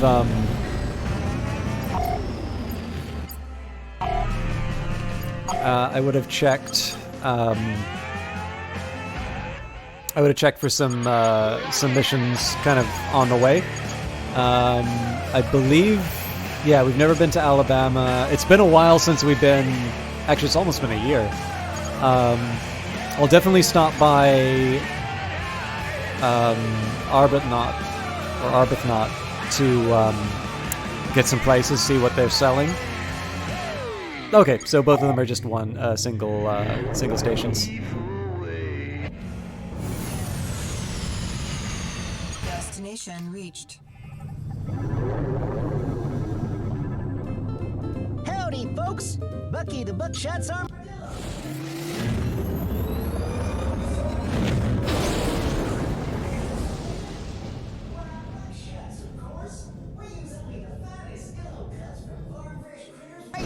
That always gives me such a splitting headache. Maybe this station. So I'll admit, I actually kind of like the commercials that they put in this, but I like the little dialogue moments of complaining about all the commercials even more.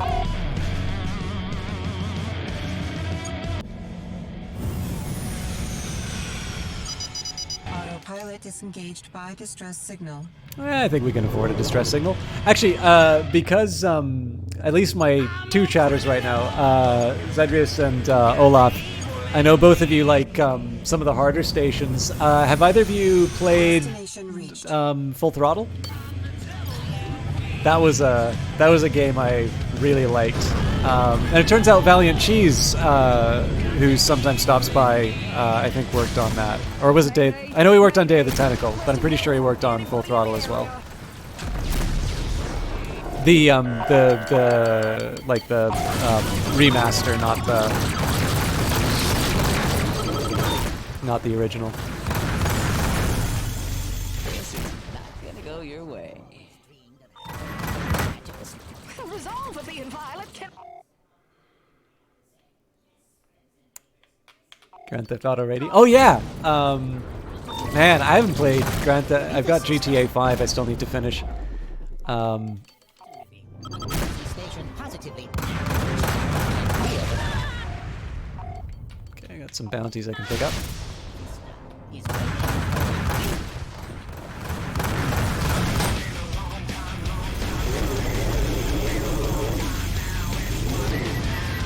But yeah, like half of the enjoyment in of Full Throttle was honestly just like seeing the story play out and just having a nice solid little in the background. I don't know what I hit, but it sounded big. Okay, what is happening here? Craft entering the area.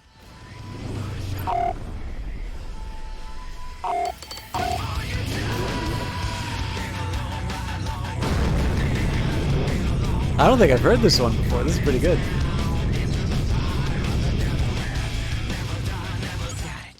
Kind of wish I was shooting something during it, but Beginning a contraband scan. what have I got? Okay. Hold steady, citizen.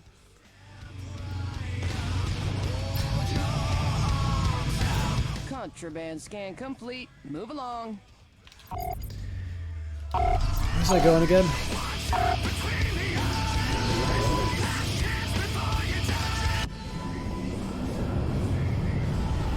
Autopilot disengaged by hostiles.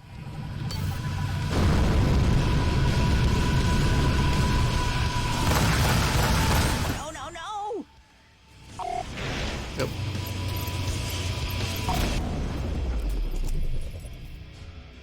It's a Kodak moment.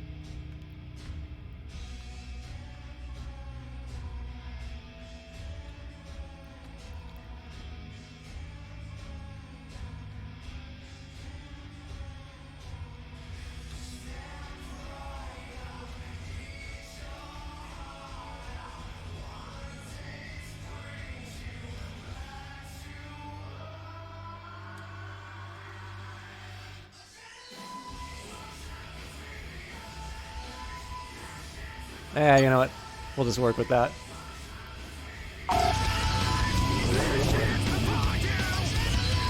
I could have composed that a lot better, but I don't want to put the...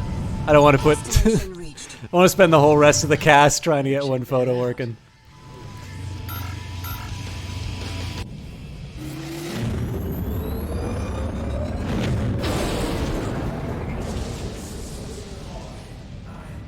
I mean, the one feature I really like about this one is the fact that you can do single frame advancing.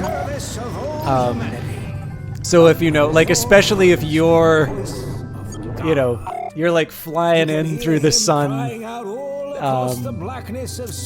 you know, getting ready, you see the breach imminent on a capital ship. And you're, you know, coming in with the light gleaming off of your pristine white hull. When you know a moment like that is happening, basically you can go into photo mode. So like, I don't even know if there is a. Yeah, okay, we got a sun here. I've lost my ship though.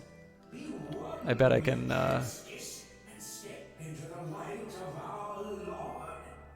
Oh wow, I've really lost my ship. It's a unique kind of incompetent who can apparently lose it. Oh wow, this is gonna be all right.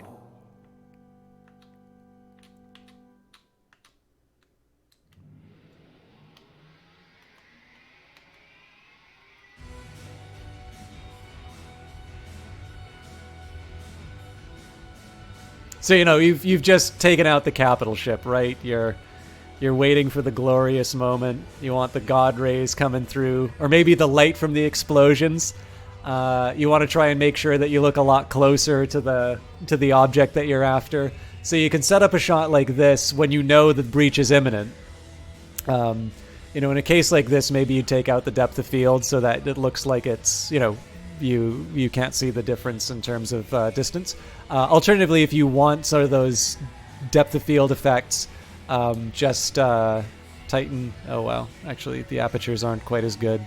So the wider the some of you guys might already know from some photography, but like the tighter the aperture, you can actually do this with your eyes. So if you wear glasses, if you take off your glasses and you like tighten, like make a little OK sign with your fingers, and if you just tighten that circle so that it goes down to a pinhole, you'll actually notice that stuff comes into focus. That's why you squint when it's dark or if you're having difficulty seeing, because it actually does make images sharper. It's because basically all of the light, you're focusing it into these really straight lines, so the diffusion isn't quite the same as what it would be.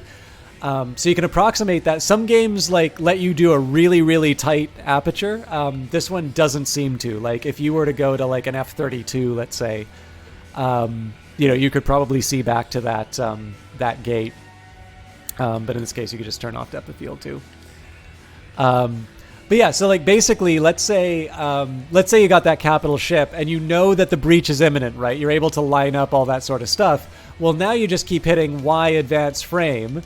You roughly frame the shot. So like, let's say the sun is the explosion, and you can kind of see the fireballs forming up right now. So now you do like advance 1, advance 2, advance 3. Now you kind of see the hull going up. You've got a few of the fragments kind of floating out. Well, now the adjustments are super minor, and then you're able to sort of get the shine that you want. I don't think I could get God rays coming out of this thing from the side though. But anyways, this is looking a little sparse. So, but I love these features. Surviving Mars has another really good photo mode in it too. Autopilot disengaged by distress signal. Better check that out. I won't bother checking out the loot, but we'll see if we can get destination reached. We'll see if we can get some excitement. Looks like they're in a bit of a fix. I seem to be in a bit of trouble. I sure could use your help. Just need to pair up and we can be on our way. This one's usually easy money. Thanks for your help. Let me give you a little something for it. Destination reached. Dodge patrol. No hostiles detected. Situation nominal. All right, so Alabama, we were going to stop by the base just to get some prices.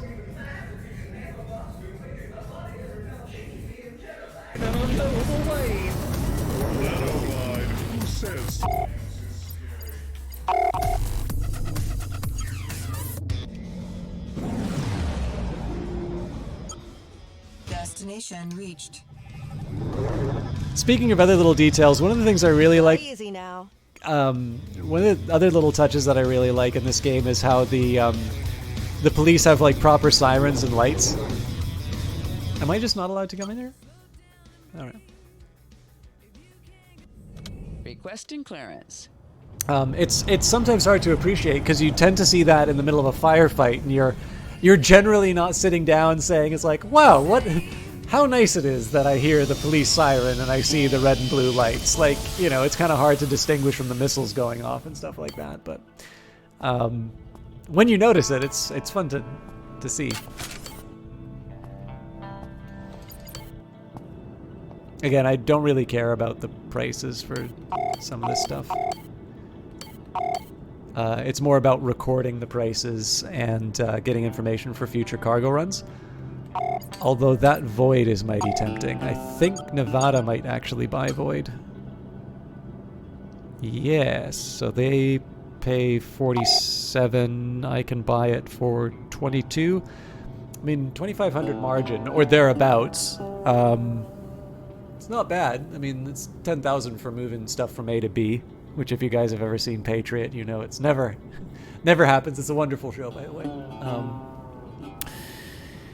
Yeah, the problem is my cargo space is so small. Is that even if the margin on each thing is 2,500, it's not always worth it.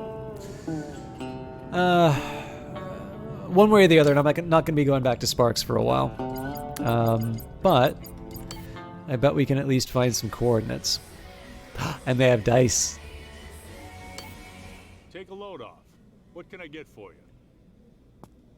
What do you say? What's the news around here? I did hear a rumor about something. Some old spacer came in, shooting his mouth off. You might want to take a look at these coordinates. Appreciate it. But I'll admit, we've talked about this before, I don't drink that much. My consumption of alcohol goes up a little bit when I play Rebel Galaxy Outlaw, just because I always see the Greel whiskey sitting by. I don't have any beer in the house, but You got your finger on the pulse it's around here. Any you advice? got to have the consumption of alcohol and tobacco warning. Sooner rather than later. You never know what you'll find out there. Really? Any idea what the market's doing these days? I keep tabs on how the market is moving. Listen to this. Actually, I don't know much at all. Oh, really? All right, that's it for me. The frequency with which I run into the actually I don't know what's going on line makes me wonder why they bothered to record the listen to this line. It's funny though. So, what are we playing for? You up for a game? I've got something better than credits to wager. Oh! I've never seen the stakes for an AutoCAD. I don't need it, but... Yeah, why not? All right, then. Ready to play?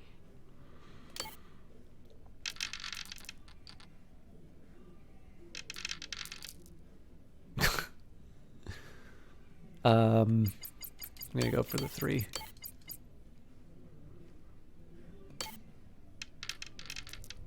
Oh, well. Yeah, I mean, he can try and get the full house, but I win. Oh, God. You were just lucky. This'll come in handy. Thanks. So, what are we playing for? Hey there. How about a quick game of dice poker? Yeah, why not? All right, then. Let's see what you got.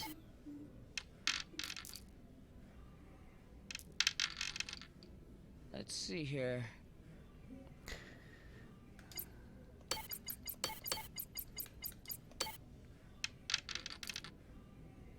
Yeah.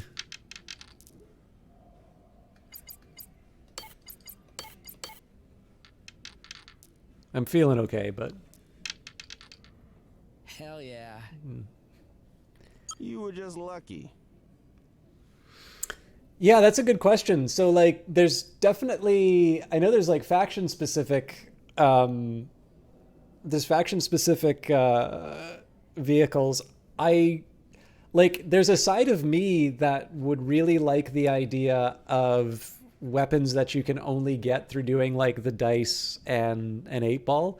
I suspect that's me, a player who's like, I want every game to be custom tailored to my whims. Saying that, I suspect that as an overall design decision, that's probably not very good, because there are some people who are just not going to like dice poker or not feel like they can't really get a handle on it.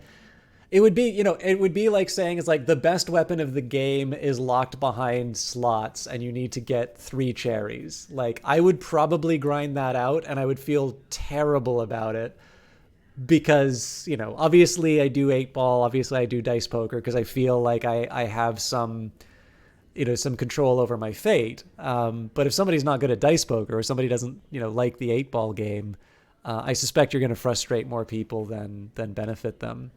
But it would be cool if you can get like rarer gear. I know like my first ship was pretty much outfitted with stuff that I won through all of the gambling. But I don't know how deep they go down that rabbit hole otherwise. It's really 50 each time. We'll do 200. Thank you, Lady Luck.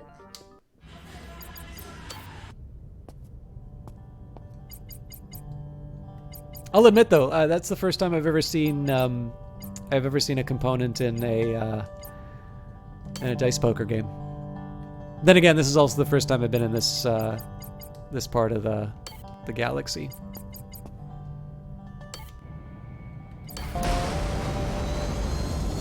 I guess galaxy's a little too large. Sector.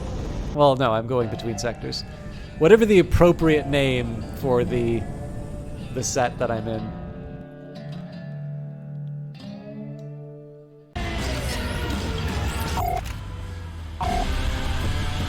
Nope. It's not nearby.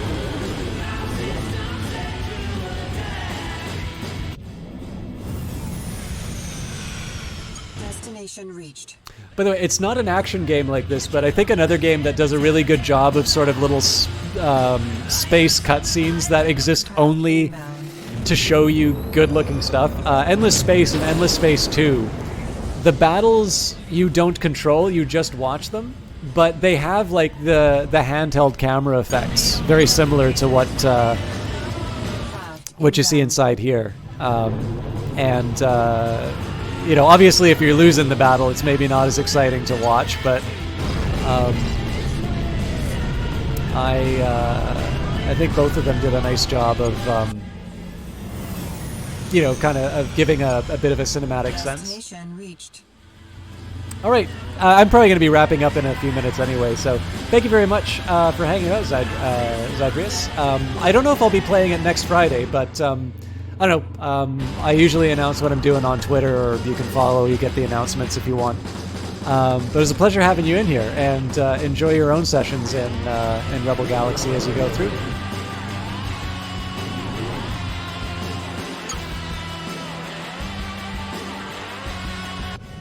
This is Juno, call sign Bandit. Oh, sorry, it's Zyretus, not Zydrius. Zyretus.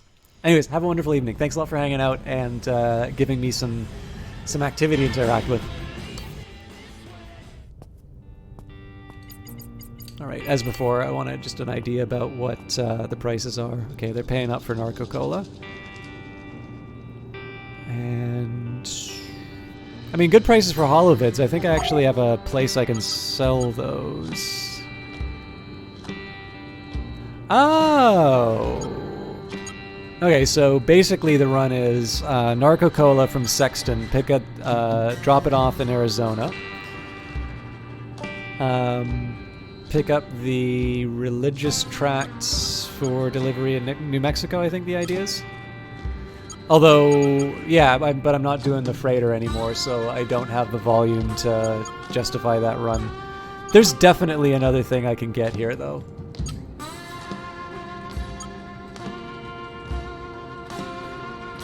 What I need to find is a source of alien specimens.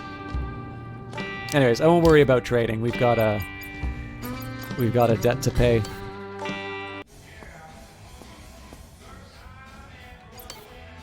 Hey there. I will make it a point of talking with the bartender before Xander, though. What do you say?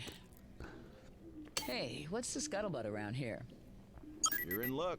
A miner came in a week or so ago, talking up something worth a look out at these coordinates. Could be interesting. Thanks. You got your finger on the pulse around here. Any advice? If you don't have a tractor system, it's probably worth your time to get one sooner rather than later. You never know what you'll find out there. I actually think one of the first missions they give you makes you get a tractor system. That's, I think, pretty smart on their part, because it's not the sort of thing you'd normally associate with like a space fighter game. It's obviously very important. All right, that's it for me. Take care. All right. Thanks for stopping by.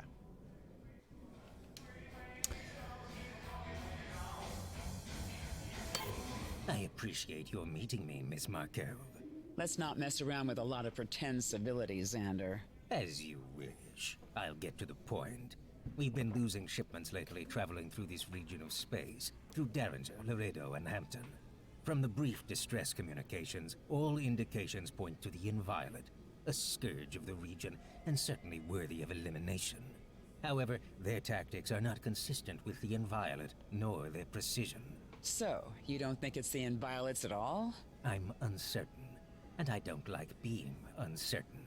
I'd like you to accompany one of our convoys through Derringer and provide intelligence on any encounters that may occur. Of course, I'd like the convoy to survive, but information is what I desire most. Huh, very humane of you. And if I say no? Really, Miss Markel, you don't have that option available. Meet the convoy in Derringer. Contact me when you have the information I desire. Goodbye. It's nice that the game's up front about this. It's like, no, you don't get an option about whether or not you're going to do it. My God, he transformed into a mohawked woman.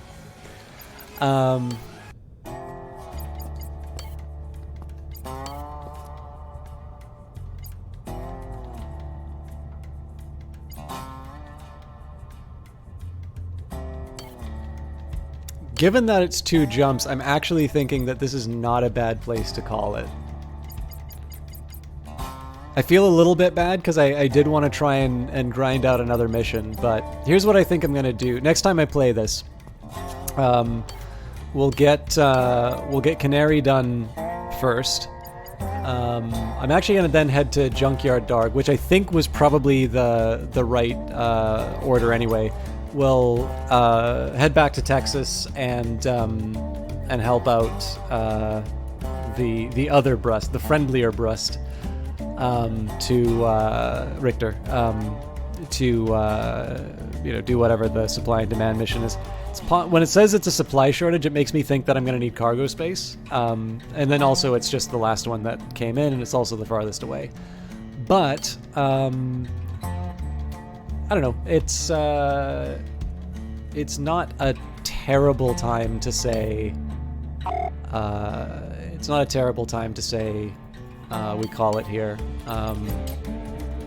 and we sort of hit a valley in terms of viewership again, so I don't think too many people are going to feel upset if I say I gotta run off. Not to take you all for granted. But before I go, as always, we'll debrief and thank you all for watching. I'm also going to find someone to host tonight, so I would love it if you'd hang around for just a couple more minutes while I get myself sorted out. As always, future plans for the stream. So this weekend I'm going to do my best to record another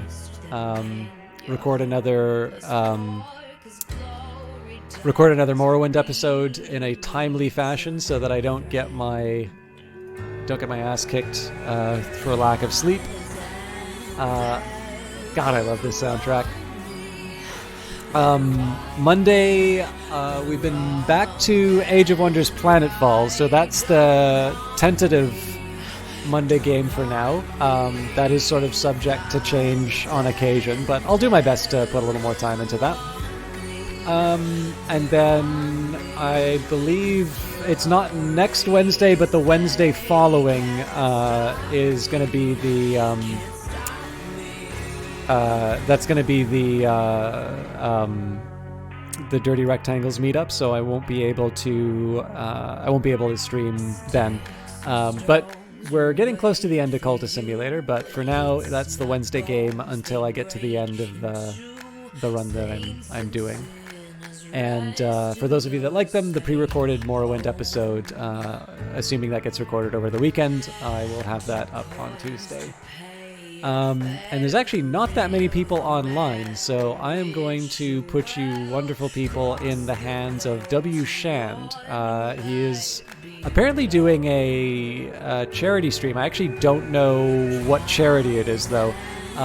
Shand's definitely fun to hang around with. He's changed his format a couple of times. Definitely does a lot of sort of unknown and sometimes unloved games on Twitch. So it's very different. Actually, sorry, there's one other thing that I want to check, and that's to see if anybody's streaming Rebel Galaxy Outlaw.